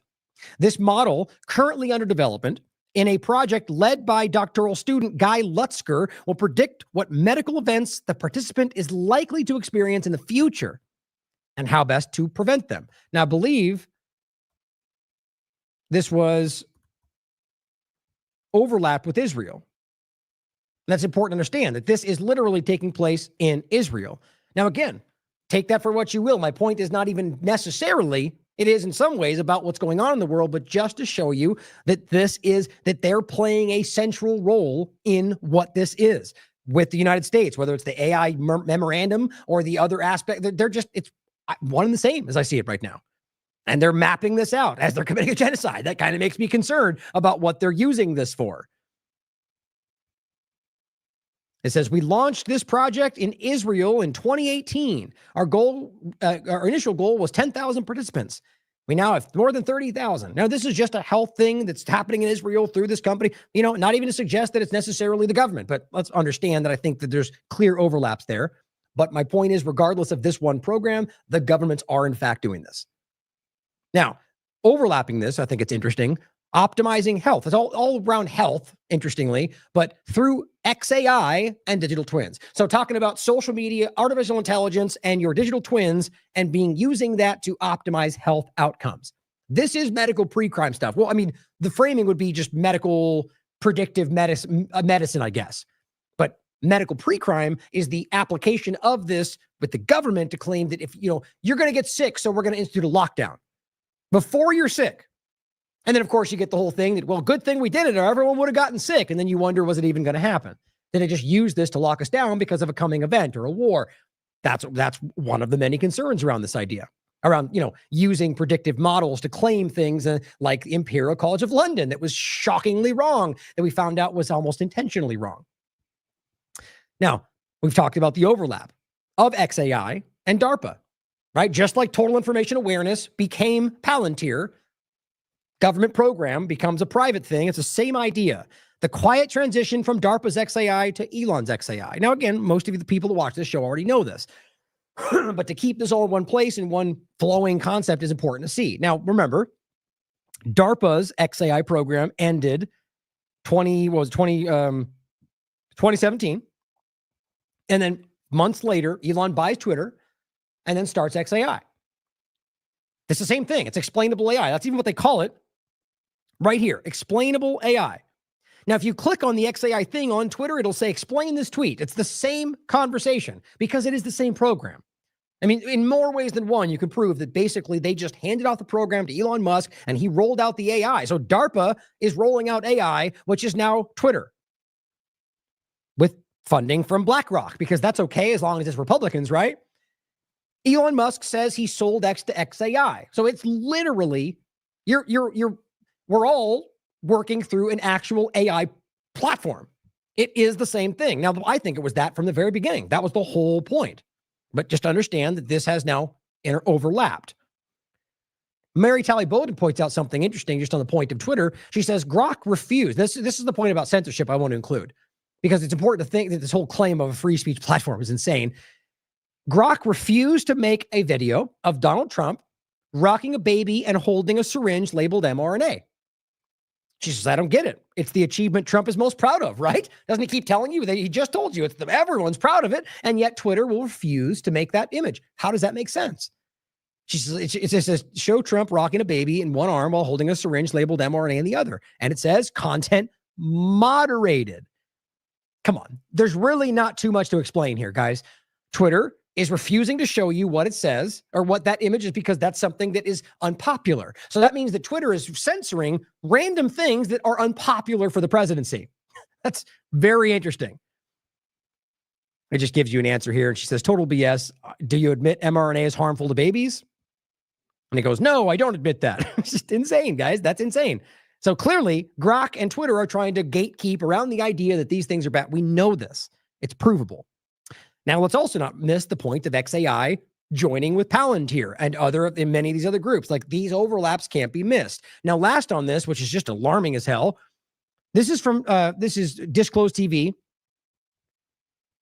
Stanford scientists develop brain implant capable of decoding inner speech. Now, the video is wild. It's simply showing elderly people on these where, it's reading their minds, guys. Now, that's not that. I mean, look, we've talked about, I can even play that since we're doing this today. It's the clip we've shown before. Here, I'll grab real quick. It's the clip from the World Economic Forum presentation. Here's one version of it. I think this is the long one. First off, a video. It's going to. Yeah, here's the one. Okay. It's going to make you see the future. And now, this is not the future. It's now, which she'll even tell you. And this is about reading your brainwaves. Very real. Like, there's patents for Apple earbuds for anybody that can literally read your brainwaves. This is very real stuff. Now, this is World Economic Forum in 2023 telling you why this is the future that you should want. And this is, it directly overlap with what we're talking about. As we'll show you True Stream Media next, brain transparency. There are people out there that argue this is the way to make a safe society. There is no more privacy. And that is coming out. Look, Larry Ellison from Oracle has a famous clip where he tells you that that's the future we're building with Trump. Because, if police are always being watched and everyone's always being watched, they'll always be on their best behavior. That's so Orwellian, it makes me sick. He is part of Stargate. He's a central part of the current rollout. And they're telling you what? The future, the future that World Economic Forum is showing you, you'll own nothing and you'll be happy. Everything's watched and nobody owns anything and they control everything, but it's okay because everyone's honest. That's what was part of that. No privacy. Got to start waking up to this stuff, guys, because it's not about left and right. And a wonderful future where we can use brainwaves to fight crime, be more productive, and find love. Let's roll. You're in the zone. Even you can't believe how productive you've been. Your memo is finished, your inbox is under control, and you're feeling sharper than you have in a decade. Sensing your joy, your playlist shifts to your favorite song, sending chills up your spine as the music begins to play. You glance at the program running in the background on your computer screen and notice a now familiar sight that appears whenever you're overloaded with pleasure. Your theta brainwave activity decreasing in the temporal regions of your brain. You mentally move the cursor to the left and scroll through your brain data over the past few hours. You can see your stress levels rising as the deadline to finish your memo approached, causing a peak in your beta brainwave activity right before an alert popped up, telling you to take a brain break. But what's that unusual change in your brain activity when you're asleep? It started earlier in the month. You send a text message to your doctor with a mental swipe of your cursor. Could you take a quick look at my brain data? Anything to worry about? Your mind starts to wander to the new colleague on your team, whom you know you shouldn't be daydreaming about, given the policy against intra-office romance. But you can't help fantasizing just a little. But then you start to worry that your boss will notice your amorous feelings when she checks your brain activity and shift your attention back to the present. You breathe a sigh of relief when the email she sends you later that day congratulates you on your brain metrics from the past quarter, which have earned you another performance bonus. You head home jamming to the music, with your work-issued brain-sensing earbuds still in. When you arrive at work the next day, a somber cloud has fallen over the office. Along with emails, text messages, and GPS location data, the government has subpoenaed employees' brainwave data from the past year. They have compelling evidence that one of your coworkers has committed massive wire fraud. Now, they're looking for his co-conspirators. You discover they are looking for synchronized brain activity between your coworker and the people he has been working with. While you know you're innocent of any crime, you've been secretly working with him on a new startup venture. Shaking, you remove your earbuds.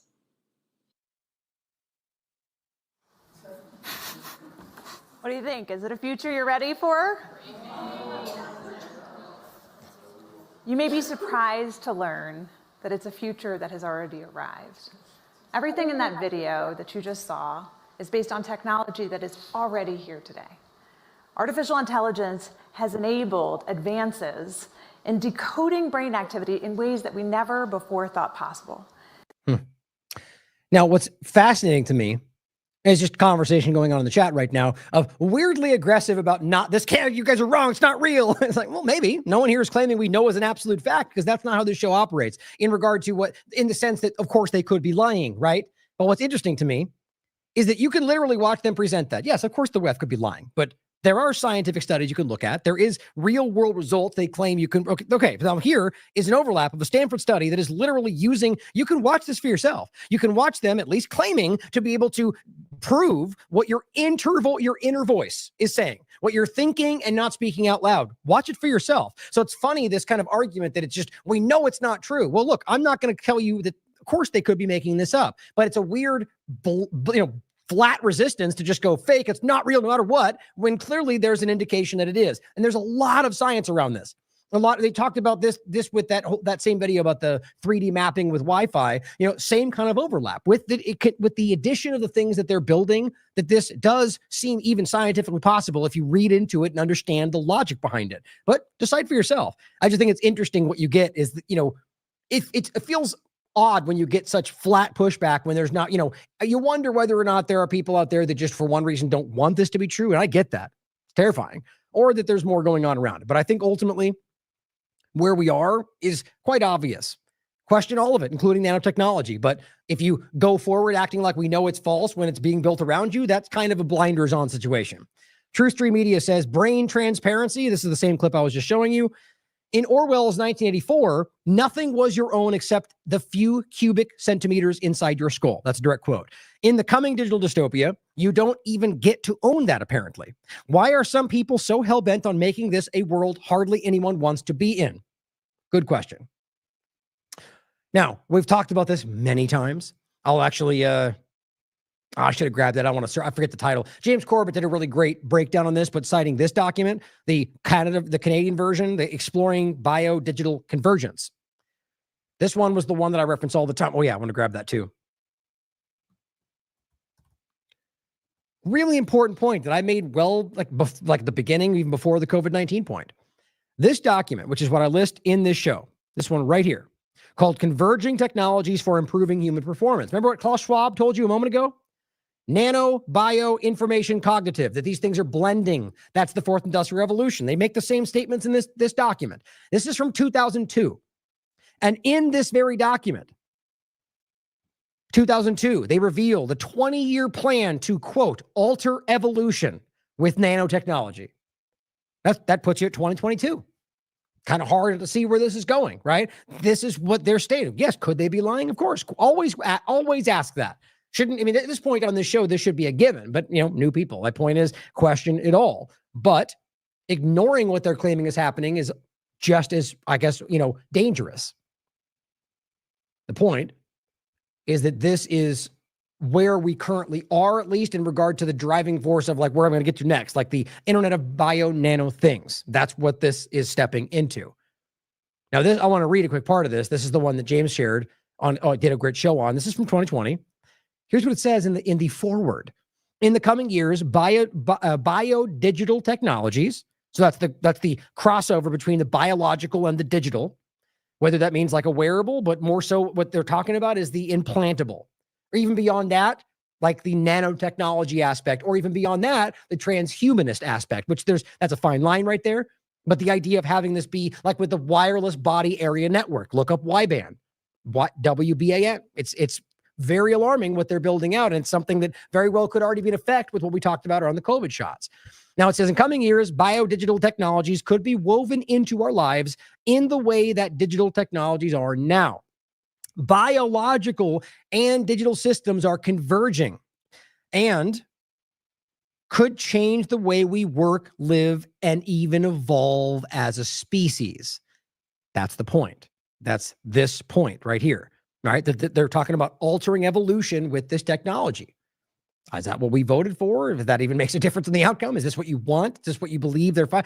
All of these questions are valid to ask right now because this seems to be something completely independent of what anybody is talking about or wanting or voting for. Usually the case. Now, this is a show we did in 2021. Biodigital, the biodigital convergence, same conversation. COVID magnogenetic ferritin vaccines and big spikes in mass vaccinated areas. This is 2021. So let's talk about this.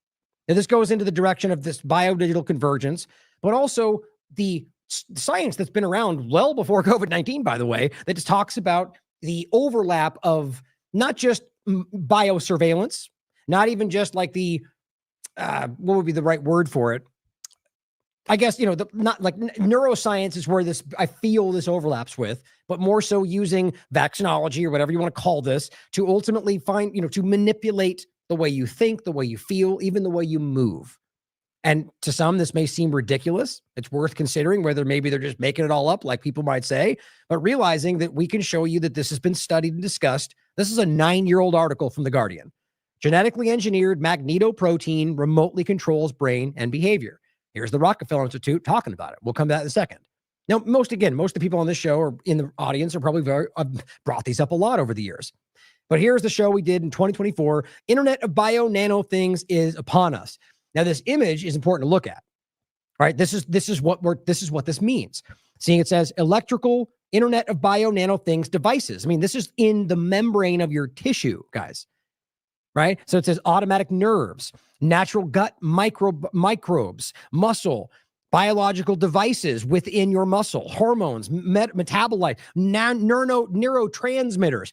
This is what we're talking about. And then it shows your body and it shows your molecular interface is pointing inside your body and it shows the computer with the signals. Like this is the overlaps with the wireless body area network. That's what this is. My point is this is not some distant future. This is now. This is what they're already working toward. Now this, and you know what, I'll play this quick clip right here.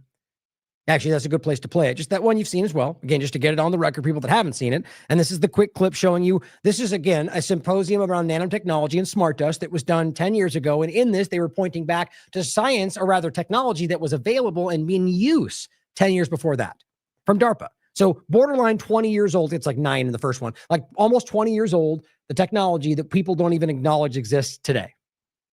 You can literally scatter this stuff like dust or embed it into a sheet of paper. This was commercially released 10 years ago.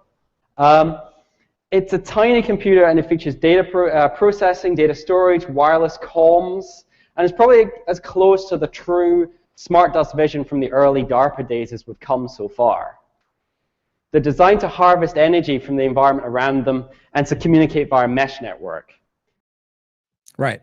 Here's the actual presentation. It's 10 years ago, and he's referencing, yeah, so I think now it is actually 20 years. When I first started talking about it, it wasn't. So my point is, 10 years old presentation pointing back to 10 years before it, showing you, here's the guy presenting it, and here's what we were showing you, right? Those are salt crystals. That's called the Mu chip.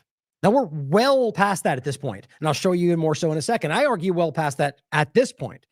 The point is we're talking about nanotechnology, smart dust. And it shows you the DARPA vision where we're talking about things that use your body's own energy to power itself and which can relay information outside your body. It's very clear. It's called the inevitability of smart dust. I brought up things like dust networks, which, by the way, is something that was been in existence. This account is, these are 14-year-old videos. Dust networks helping build smart cities of the future. Look at the clip you can see right there. You see him shaking, throwing things into the air. He's demonstrating what smart dust is in this 14-year-old video where they're spreading it in the air and then talking about using it to track shipping lanes in the ocean. Yeah, this, in my opinion, this stuff is, the genie's out of the bottle. Let's put it that way. Very well could be part of why we're sick today, or maybe that was COVID-19. These are questions we should genuinely ask. Well far ahead of what people are probably comfortable thinking about right now, but it's there. We've talked about this a long time. I'll include all of these for you to check out for yourself. And as well as that, let me put this in there really quickly. Important for you to have all the source material so you can look for yourself. The human brain cloud interface. Not new. This is 2019. 2019. And this is, the Neuralink overlap. The point is about the cloud, the brain interface, the idea of creating kind of like this, the overlap of the digital world. And there's people that argue, becoming immortal by putting your consciousness inside of a machine or in the cloud. I think this is what some of these technocrats are desperately trying to work toward. This one is about more specific in the physical microbiome gut-brain axis as a biomolecular communication network for the Internet of Bio-Nano Things. We just showed you the picture of that. Now, I asked this question in 2024. Is smart dust already in use? I think it's obvious, in my opinion, on the population. And was COVID-19, whatever it was, an attempted experimental next step? Right? Considering in this conversation, and here's some pictures of smart dust, chips. Look, that's a human hair. And those are chips. I'm telling you, the point right now is so far beyond that, as far as we could tell. And so maybe with these shots was the experimental step. Maybe it was putting things in people's bodies that are building out this network. I mean, Whitney and I talked about in the past about them. Here's an interesting overlap, theoretical. They claim they're working towards a sentient, like general intelligence, right? AI. But it seems that they've been failing to achieve that. Now, who knows if that's even the case? The point is, Whitney and I talked about this, and her argument I said before was wondering whether they would fake that, right? And so maybe she's posited more than once that maybe it's possible that they'll never be able to reach that. And so my point is wondering whether if they had hypothetically put smart dust or even nanotechnology out in these things that went into people's bodies, and then we're able to create like a mesh network, like we talked about, like we showed with the clip, that then basically meshed everybody's blood-brain barrier kind of, whatever, the access to your body, the flow, the whatever you can gain by that. Like just it's completely abstract and theoretical. My point is you mesh that and then somehow gain the information through, her point was that they're having trouble emulating like what a real brain can do, like a sentient concept. But maybe this was an attempt to do that. Like it's completely hypothetical. The point is that we should be willing to consider those directions, seeing as how historically the government's done things like this without your knowledge many times.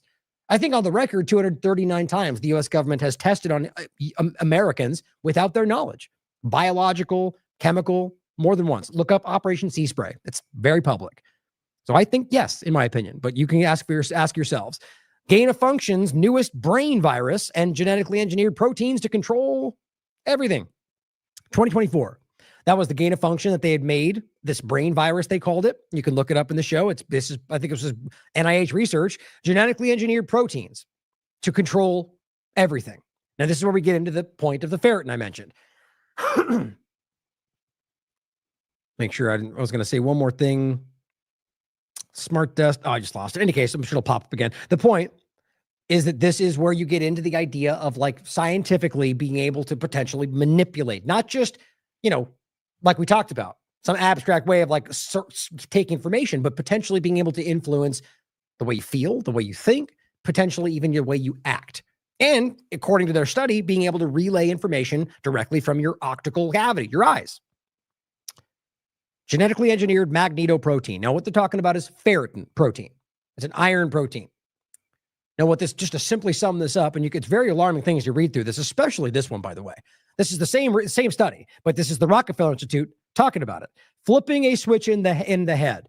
With new technology, scientists are able to exert wireless control over brain cells of mice with just a push of the button. The first thing they did was make the mice hungry. Right. So just by that logic alone, you could make somebody feel like they're full until they die. You could raise insulin levels or deplete them, right? We've talked about this. This is what they discuss. The main part about this is discussing not just that, but being able to make certain levels of these things move, acting things out. Now, or we talked about making you feel a certain way, like Catherine's discussed. I think that's where you get to the overlap with the neuroscience, where people are, and James Giordano from the government has made this point. He argues they did this during COVID-19 to get people to act against their own interests. The simple point is that using these things, and that's what this article was really about, in at least one part, the genetically engineered proteins, is creating shots that have them ferritin nanoparticles that they inject into your body. And this is what the science is showing, that they can then use to help you is the way it's sold, or change the way you think about things or make you kill yourself or whatever else we're talking about. Extreme, yes, but it's exactly what the argument is.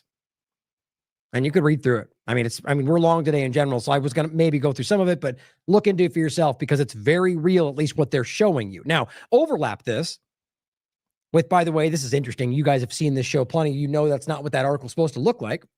But a 2011 article, February 2011, talking about Charles Lieber, right? The guy who was arrested right before COVID-19 with 2 Chinese nationals who were shuttling biological material in their socks over to China from Beth Israel Hospital. Weird how nobody really talks about that. He was the leading scientist in nanotechnology in the world. Seems interesting timing for that, right? Now, first of all, this is not what the article used to look like. Here's what's very funny to me. Now, I've shown you this article many times over the years. It's already changed once, right? Now they've changed it again. Look at this. Well, it says 2014, but we've seen it well after that, and this has changed yet again with even a weird little typo in there now. So clearly they're like changing things because here's what it looked like when I talked about it back then. Virus-sized transistors. Pretty simple. That's it. Right? And now it says Charles Lieber's nanoscale transistors can enter cells without harming them. Seems like a weird change, doesn't it? The point is, in this article, and this is just I'll go through this thread in a second. The main parts of this that I think are important, that I've showed many times, says his team coated the hairpin nanowire with a fatty lipid layer. Very similar to the lipid nanoparticle overlap to the COVID shot. The device was easily then pulled into the cell membrane fusion without hurting it.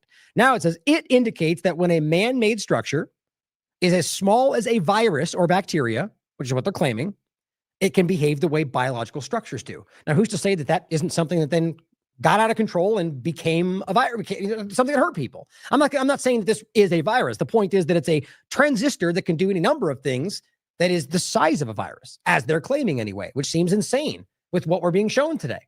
The size of a virus, the size of bacteria, that's what they're claiming. And so the point is that if it at that size becomes, it acts like biology. You can't tell the difference. I simply ask whether or not this may be something that is affecting the world today, maybe by design, maybe by accident. I don't know. But overall, weird that they're hiding this story, the overlap. Now, here's one of the studies I was showing before. mRNA-loaded lipid nanoparticles reprogram cells and edit genes. That's 2023.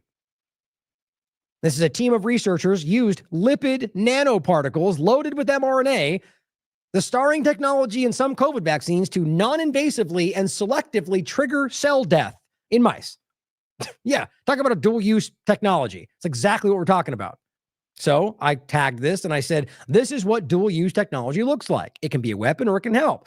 It all depends on how the mRNA is programmed, which again is actually mod RNA, right? N1-methylpseudouridine modified RNA, which is one of the most, one of the dangerous parts of all this. This is the mRNA platform tech. Do you trust Pfizer or the FDA? I certainly don't. And I followed up, and this one is study finds the mRNA platform itself was driving myocarditis. And it says, and this is why they have peer-reviewed science finding it's the very platform itself, in part, that is hurting people.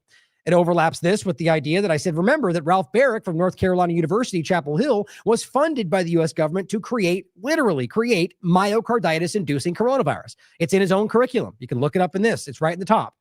93, they worked on making rabbits, basically a coronavirus that induces myocarditis. Well, gee, isn't that what we just literally went through? They also then tried to spread that, make it aerosolized, also provable by his own research. They took that to the caves of China and tried to make it spread amongst bats. That's not fake. And I said the U.S. government funded those efforts to weaponize a coronavirus to induce myocarditis and then went on to attempt to aerosolize it. Kind of hard to decouple this from what we're talking about, the COVID-19 timeframe. And this is overlap with the work of Charles Lieber, who we just mentioned, as well as Robert Langer, who was the scientific co-founder of the Moderna shot, where the lipid nanoparticle delivery system went into effect as the COVID-19 injection, right? They were the ones that developed the parts that built into this, and they, in each part, helped build this into what we're talking about. Then Lieber used his lipid nanoparticle system to create virus-sized transistors in 2011. Lieber said the innovation was important because it indicated that a man-made structure as small as a virus can act like biology. So all that said, these are the articles I referenced. Bob Langer, the coronavirus common denominator, tied to Charles Lieber, important. And this one about, same image, by the way, but this is the Charles Lieber connection from nanotechnology to COVID-19 to technocracy. In fact, I want to hold these back and re-put these out again in a minute. And this one is a really important article that Whitney put out in 2020. Coronavirus gives a dangerous boost to DARPA's darkest agendas. 2020. Technology developed by the Pentagon's controversial research branch is getting a huge boost amid the current coronavirus crisis, with little attention going to the agency's ulterior motives for developing said technologies, their potential for weaponization, or their unintended consequences. Now, 2020, and this technology goes back way before the COVID-19 illusion. All right, all this happening under Trump's administration, as well as every administration before that. And what it talks about? In vivo nano platforms, right? So think mRNA platform, but in your body. That's what this is. Not a joke. Very easy to read for yourself. Living Foundry, same kind of conversation, talking about these, as it says, another long-standing DARPA program now overseen, Living Foundries. According to DARPA's website, they aim to enable adoptable, scalable, and on-demand production of molecules by programming the fundamental metabolic process of the biological systems. How do you do that? Gene therapy, in part. And again, of course, all a broad range of national security objectives, right? For your safety. Next generation non-surgical neurotechnology. That's what I was mentioning. The overlap was this gets into, I mean, the whole, not to get too far away from the Charles Lieber, Bob Langer overlap, realize what we're talking about in that 2011 Harvard research, as well as Bob Langer and his side of it, magnetogenetics, optogenetics, using these things from outside, whether light or magnetics or other versions of it, to manipulate your body, or rather the nanoferritin particles inside your body, or any number of other things. That's what the first part was, but this goes into a whole other level of using outside influence in, energy ways or any number of other ways to basically convince you to act against your own interests or do any number of things. I've said many times before, Catherine Austin Fitts is convinced this is going on. She said that many times. I've asked her point blank on these interviews, and she said yes. She feels it was used against her, in fact. Human bioreactors, nanotherapeutics, DARPA-funded gene vaccines. I mean, guys, all of this came to pass, and people pretended it was something else. And of course, DARPA then came into play to save us from COVID-19. And surprise, surprise, using all the things they were rationalizing before with other narratives, just like I've been showing you. Very, very clear. Of course, here's an article in the midst of COVID-19, the illusion therein, 2021, the injectable nanosensor that will one day read your thoughts. Right back to that. Now, last section, where we currently are in regard to the injection part of it, right? I mean, this is a little bit of a step away from what, the series we're going through today, but I thought it was important to end back with where we immediately are and realizing from the vaccination side of it, or whatever you want to call it, that this is what we've been outlining, at least the last section around the DARPA technology, the whole research therein. This was on 2025, August 8th, Trump admin's mRNA sleight of hand and the long-planned universal vaccine. Now, you remember this conversation, right? RFK Jr. came out saying, we're going to cancel $500 million in mRNA contracts, which, again, I'm not disputing. I feel like that might even happen. But again, at this moment, I don't see these 22 canceled contracts. Not to say that it won't happen. Frankly, I think it probably will because of what we're talking about here. But I don't. And I think that's interesting. And we should prove that that's actually happening. But the important part, when it happened, I said, okay, I really hope this is what people think it is. And then I immediately recognized that it was not, because what happened were two things. In fact, here, let me just see if I can grab the HHS document. Here we go. Perfect. Oops, wrong one. I want to show you this because it's important to actually see the lie, right? So in this document, it says the HHS winds down mRNA vaccines. Two important parts that got kind of selectively cut out of the quote. Where was it? Right here. While some final stage contracts, specifically to companies, Arcturus and Amplitude, will be allowed to run their course to preserve taxpayer investment, which doesn't make any sense, seeing as how you already canceled the funding for the Moderna one that had already been sent money. So it just seems like there's no logic why that one cut and not these ones. I'll show you what I think, or I think what I can prove at this point. All self-amplifying direction. The point is they say, okay, we're stopping it, but these ones, still COVID-19, still mRNA, are going to continue. So right there, you could prove they're not fully stopping mRNA COVID shots even. Goes on to say, no new mRNA-based projects will be initiated. Now that's to be seen, right? Because are they claiming mRNA-based projects are the same as self-amplifying RNA or self-amplifying mRNA? Probably not, but we'll have to wait and see. My point is you're going to have those that continue regardless, and maybe they don't start new mRNA projects, but it also goes on to say HHS also instructed its partner, Global Health Investment Corporation, which manages BARDA Ventures, to cease all mRNA-based equity investments. In total, this affects 22 projects worth $500 million, period. Last sentence, which got cut out by damn near everybody's post. Other uses of mRNA technology within the department are not impacted by this announcement, including with food. And we'll show you that. So, in effect, you are not stopping all COVID-19 mRNA shots. I mean, the ones that we're talking about, the normal ones we went through. They're not, which I'll show you. And additionally, they're not stopping mRNA in every other project. So that's why we called it the sleight of hand. I'll include this HHS document, even though it was in the article. Now, here is Arcturus. That's the company, right? So what they're making is continuing. Self-amplifying mRNA COVID-19, mRNA vaccine. Here's another one. Another self-amplifying H5N1 shot. Self-amplifying mRNA. It's right there. Okay? So those are continuing, as you just saw. Now, Amplitude, same point. I just pulled these up. Amplitude Therapeutics is doing the same thing. mRNA, COVID shot, same stuff. And those are continuing. That's why he said that. So that seems like a wild manipulation to me in the first place. Now, before we get into the overlap of the food and the other aspects of this, here's an additional point that I didn't see yesterday. Dr. Sherry Tenpenny says, do you know that there's a brand new self-amplifying RNA rabies vaccine for dogs? Okay, so if our concern is about the way this can be spread or whatever else your concerns are, then the same risk applies no matter how it gets into society. And it says, and it could mimic actual rabies symptoms. In my opinion, upcoming interview with Dr. Falconer, our homeopathic vet, we dive into the risks. Here's what she has to say. Interview with Dr. Faulkner, our homeopathic vet, a couple of days ago, and he said that that will be released in a couple of weeks. And he was talking about a new rabies vaccine called Rabies-NXT, which stands for Rabies Next. And it's a self-amplifying RNA vaccine for rabies for dogs. And he said the problem with it, all the side effects are exactly what you would see in a dog that has rabies. They've gone from tepid and mild to aggressive to biting to salivating to angry and all the different things that happen with rabies. And I said, well, if that's an saRNA vaccine, that means it will continue to replicate and make the imprint of rabies. Is that going to be spread to humans? I mean, if your dog licks you, licks you, your dog's always wanting to lick you, lick your hand, your face, and all these other things. Is rabies going to be spread to humans? He said, nobody knows. Nobody's really looked at that. I said, oh, that's just great.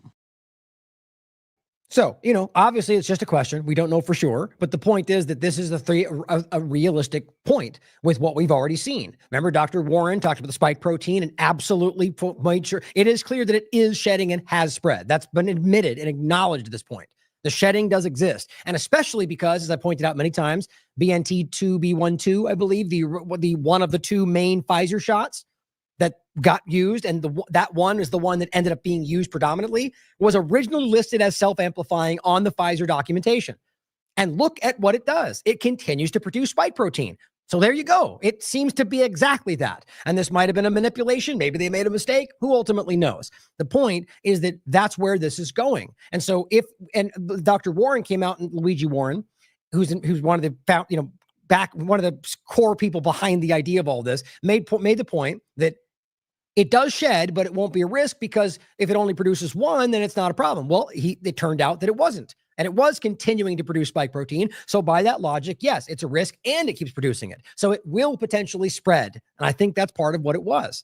So it's like a borderline self-amplifying / self-spreading vaccine. Now here is a show we did about the edible, transmissible live rabies jabs, vaccines, whatever you want to call these things, airdropped over people's homes, or rather, areas that were more rural, but there were homes. people's animals, and that these things are being spread. It's just ridiculous the way this is rolling out. And now with the RNA overlap to it and a self-amplifying one nonetheless. I'll include this show so you can check it out for yourself.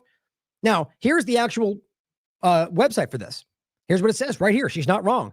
Nobivac NXT, the first and only companion animal rabies vaccine built on RNA particle technology. It's right there.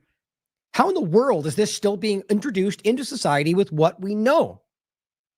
Ask the current administration. Ask the one before it. Your government doesn't care. Now, Dr. Peter McCullough from the McCullough Foundation, self-amplifying replicon mRNA injections are actively being deployed worldwide despite safety concerns. So you understand, guys, this is the direction it clearly seems to be going in. So when they head fake, going like, we're ending mRNA, making you think we're winning, and in some cases, I think we clearly are, at least within the narrative, they're rolling out the self-amplifying step 2. And by the time we finally catch up with that, and when all the other people in the mainstream alternative media are making you point back to old stories, too late, now it's here. Now get ready for 2 years from now, Alex Jones jumping out and going, self-amplifying is the thing. And yeah, well past the point of when it matters. That's how these things ultimately work. April 2025, US FDA fast tracks Gates and BARDA, self-amplifying bird flu shot. Bill Gates is behind a lot of these, and Trump. What did Gates say when he met with Trump at the beginning? They had a great talk, and they're excited about the future for vaccines. Too many people in the conservative movement have dismissed it, but here we are. Gates involved, rolling out the directions.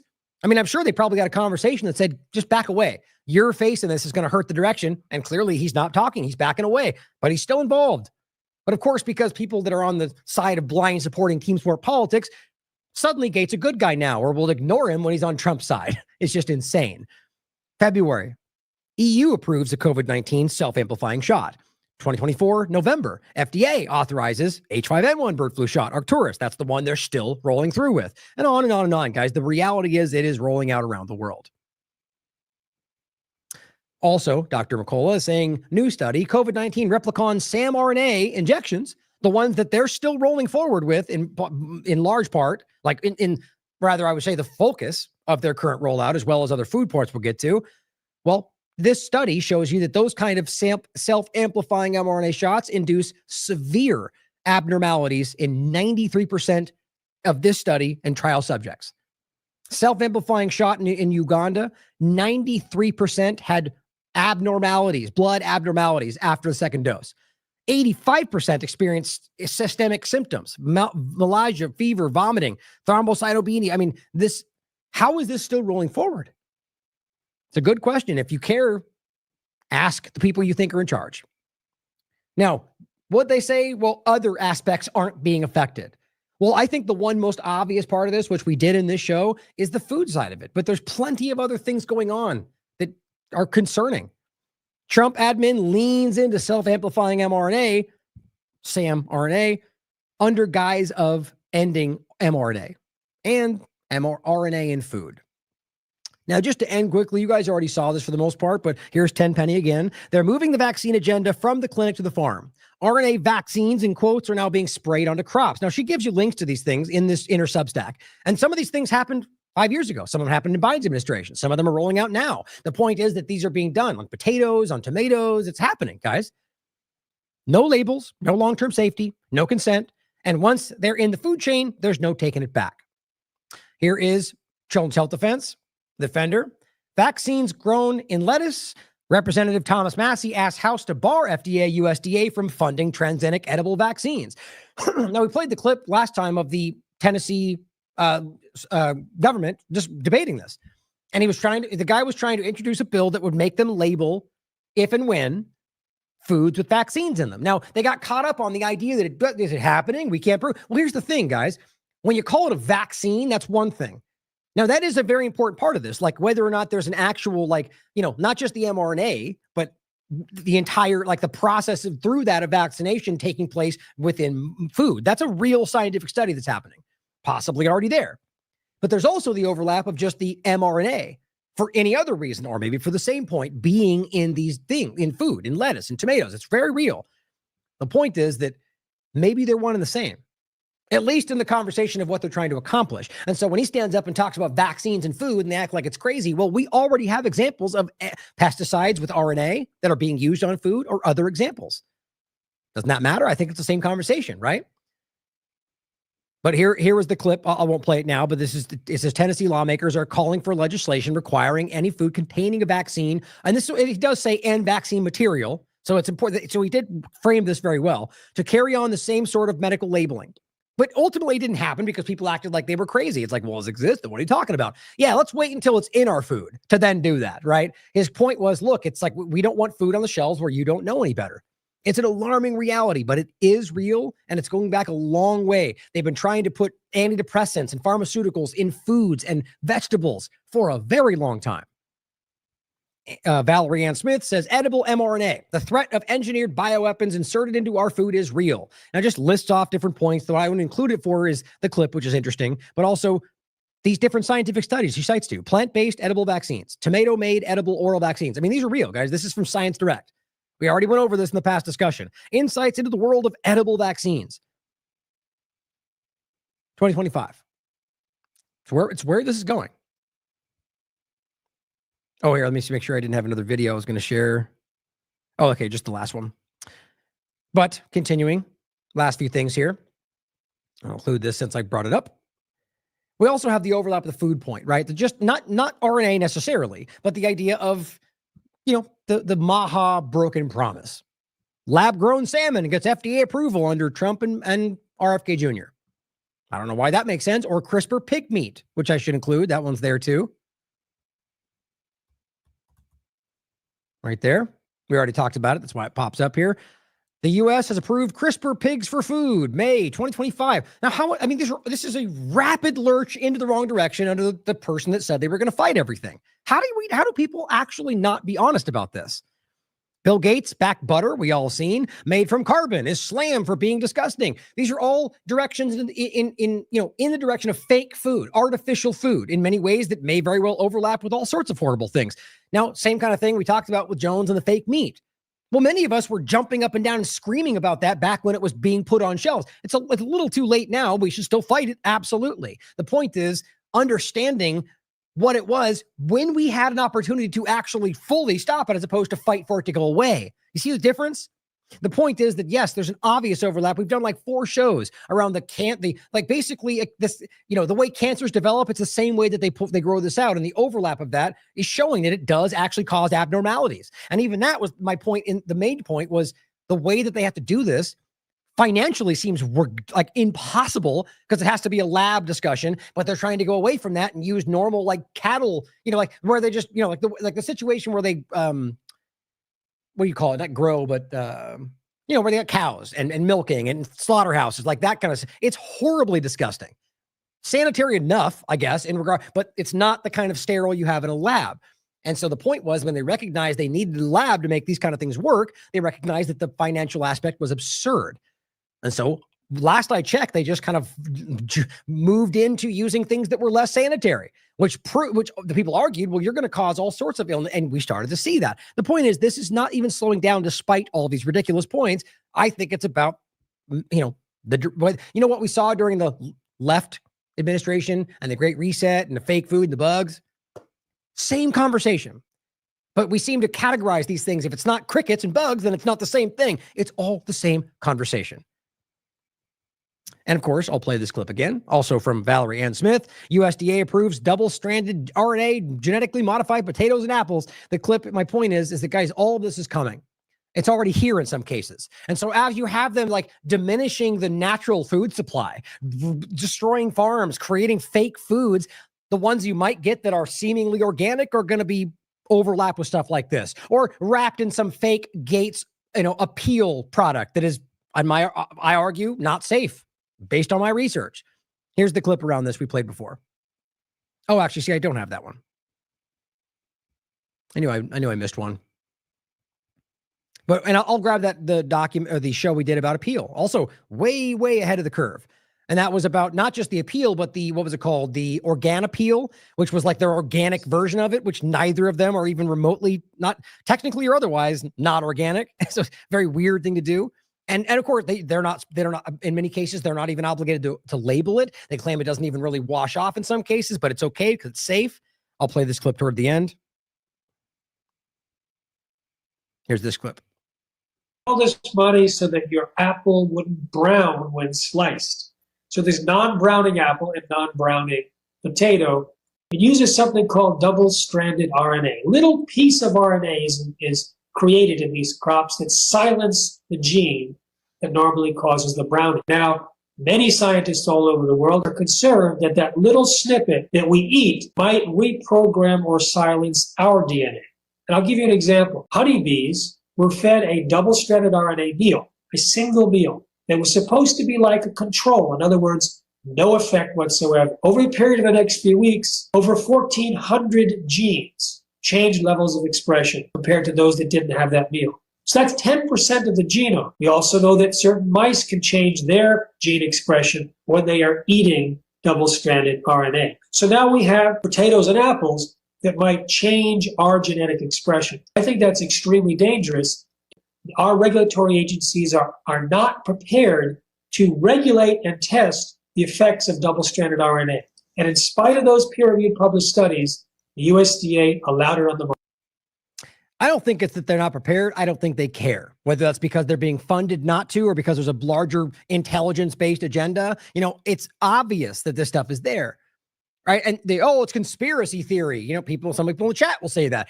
And I'm not saying that we take everything they say at absolute face value. It's important to consider, though, that what they're saying is in fact real, obviously, not just to say it's not possible. Clearly, what they're saying there, I think, is based on the science. And not to say that every version of this will do that, but you can look for yourself and see the DNA contamination, to see the genetic manipulation. Even science.com was forced to argue or point out that there was a DNA overlap. It's clear that these things are capable of doing that. So especially if their intention is to do that, then obviously there's a risk. But the point is that whether they're just being, it's malfeasance, just ineptitude, who knows? The point is that this is not something, if people don't want this, why is it happening anyway? Now, since I mentioned it, I'll include this show. Also from 2023, Head of the Curve, Gates World and WEF-backed edible food coating already in use. Well before people were even really aware of it, which is just creepy as hell. And on my own server, I have it downloaded, safety data appeal sheet. This is the material data safety sheet. This is what we do on this platform. We go right to the source material and include it for you. Shocking, right? And you can actually read through it and check out the concerns that I label on my show. I mean, there's plenty of them that are, now you can look for yourself. The idea is they make allergic reactions. They're small things, but you read through it. There are points I make that really do stand out to me as concerning. Watch the show for yourself. Now, lastly, in the side of the fake food direction, or maybe just like intentionally sabotaging our food supply chain, 2025, the carnivore bar, the dark side of Bovaer. Remember that? We did a show on this. Just like probably everything else that matters right now. This was a lot of stuff. This was 2024. Oh, look at that. I missed a slash. That's crazy. So it was January 2024. Georgia dioxin update. Bovaer, methane suppressant risks. All right, we went over this right when we saw it. And this is called the dark side of Bovaer. Are cows and humans at risk? Very alarming to me. Now, if you remember this is about suppressing their methane they release, which, by the way, is not even the reality of the conversation. The idea that burps and farts from cows are actually what's causing this is insane. But realize what was funny is they all focused on cow farts when it turns out it's actually the burp which is the large part of what they claim this is, which in reality is not really consequential. You can doubt me all you want. Look into it for yourself. If you haven't recognized by now that they're manipulating you with this whole conversation, it's not to say we're not hurting the planet, guys. It's obvious that's happening, but it's not carbon. It's not the way they're talking about it. The point is that the governments and power structures are destroying this planet. Well, obviously, but this is not what it's really about. The point is about controlling you through this conversation, like everything else. But my point is that clearly you can see that this kind of conversation, using these things to suppress that, there are people that actually think that it's necessary. They're being used as well, in my opinion. You can decide for yourself why they would want to do this. I think it's kind of obvious that it seems about, either through using these things to control or getting it inside, using these things as a mechanism through which to do other things. But ultimately, it seems to me that it's hurting the cow, the food that we consume, and driving you to artificial sources. It says something strange is happening in Denmark. Farmers are reporting their cows are falling ill and refusing to eat their feed. But this isn't just any feed. It contains Bovaer, a new synthetic additive designed to reduce methane emissions by disrupting the digestive system of cattle, because nothing could go wrong there. We went through all this on the show, like all the possible weird byproducts of what they're doing. And it says, that's right, Bovaer works by muting one of nature's most miraculous systems, the ruminant gut microbiome, which is so incredibly important. Now, we talked about the weird brain axis microbiome, Internet of Nanobio things. Maybe there's something to that. The overarching point to me is the idea that you're muting. So this is genetic editing, genetic manipulation. The idea, like your gut biome, just so they don't fart and burp because you claim that's hurting the planet. Like, you can't think beyond what that might cause. And it says, why? Because cow burps and farts. To put, even if you think that's the biggest problem in the world, it's like the same thing what they claim with the spraying in the skies to dim the sun, which has all these shocking side effects and will make the problem worse if they ever stop, and which we're doing that. Too late now. And it's based on something we can prove is not even actually, it's insane, guys. We are losing that side of the battle, clearly. But the narrative side, people are paying attention. They're starting to see this. So it's important to recognize, if we all stood up and actually acknowledge the problem, maybe we can stop it from going the way it is. The push to eliminate cow burps is the name of climate change. In the name of climate change, has reached bizarre new heights. But here's the reality. Bovaer doesn't just affect the cow. It may be messing with everything from the gut microbiome to ruminants to the microbial balance of the soil itself, and eventually us. Want to ensure you're not eating meat from animals fed synthetic junk like Bovaer? Get to know your rancher. Support regenerative farmers who value real food and nature's design. Because saying cows eating grass are bad for the planet is like saying fish are bad for the ocean. I agree. It's insane. And Texas Slim and his work, we've talked about through AIM Wake Up. There's a lot of good people out there fighting in this direction. I'll include the show we go over on this. My general point in showing you this at the end is simply to highlight all these different ways that natural food sources are being bastardized, are being manipulated, potentially for the very design of forcing you to accept things that will not be in your interest. Definitely worth your consideration. Now, I'm going to end with this clip that I hope you'll stay and watch through. It's just a 4-minute clip. And it's from the documentary called The Corporation. I played it many times. But I think to end this conversation today, 4 hours. Important. I think this really sums up like the direction. Like, this is one part of it, and this is an old part of it. The point is to recognize this is from years ago, and that we're well past this now. And we see this now coming into the bio-digital convergence age of this conversation. And so again, if we had seen this then and stopped it then, we could have stopped what's happening now. So think about that with what's happening now, and where we can stop what's happening after that. This is about patenting life. People in governments controlling life through pieces of paper, patents that say they control you, or they own your crops because, well, you have a patent on it. This is just not what we believe the world is like. And I think most people agree with that. But sure as hell, corporations and governments will always pretend like they're fighting for your interests. Everything is like that today, guys. So, I mean, I really do hope this could paint a picture. I mean, I doubt people that need to hear this are going to watch a 4-hour show, but you really can't do this justice without really taking time to understand it and break it down. I mean, and we could have gone on for the 2 hours with a million different side parts to this conversation. But please get this out there. Break it out in clips, share it with people, talk about it, do your own version of it, guys. Important to see this, to see that not only is it happening, that it's being done to the guise of things you think you care about, that left and right doesn't play a factor, and that it's rapidly sprinting in a direction that will get you to a point in which your opinion no longer matters. Not only that your opinion no longer matters, they no longer have to pretend they care about your opinion. Because if you push back, they could turn you off. And if you at this point still think that's a false story, if you can't see by now that they're salivating, publicly talking about why that's where we should go for the interest of society, just like they said at the WEF, then I don't think you're paying attention. Get this out there. Thank you for tuning in. Thank you for your continued support of this platform. We couldn't do this without you. I love you all. As always, question everything. Come to your own conclusions. Stay vigilant.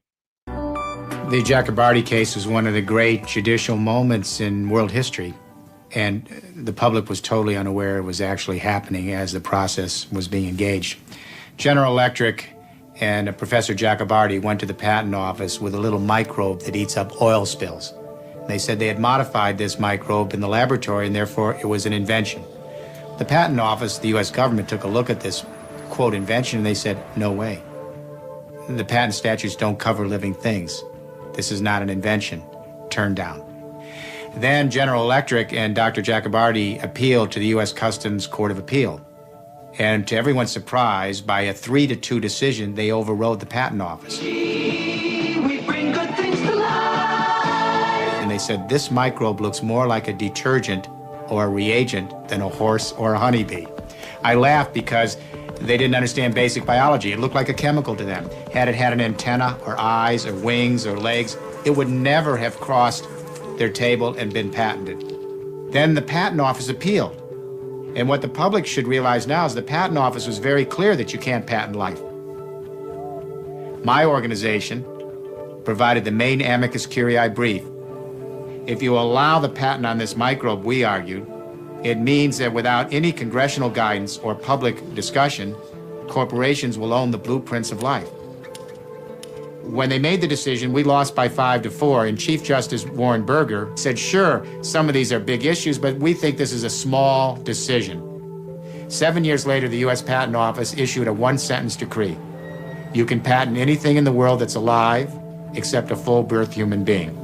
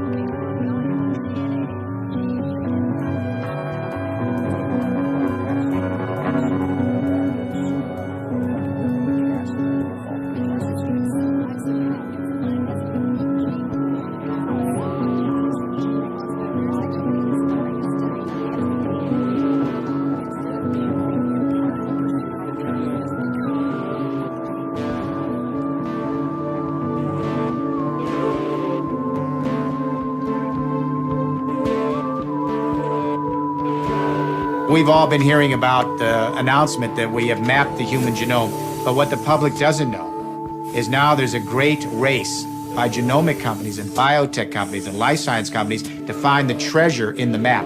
The treasure are the individual genes that make up the blueprint of the human race.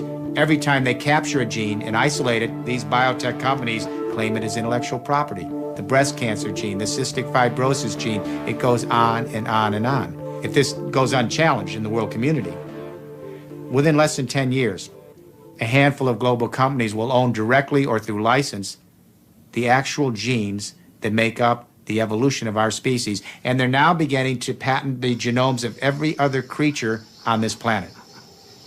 In the age of biology, the politics is going to sort out between those who believe life first has intrinsic value, and therefore we should choose technologies and commercial venues that honor the intrinsic value. And then we're going to have people who believe, look, life is simply utility. It's commercial fare, and they will line up with the idea to let the marketplace be the ultimate arbiter of all of the age of biology.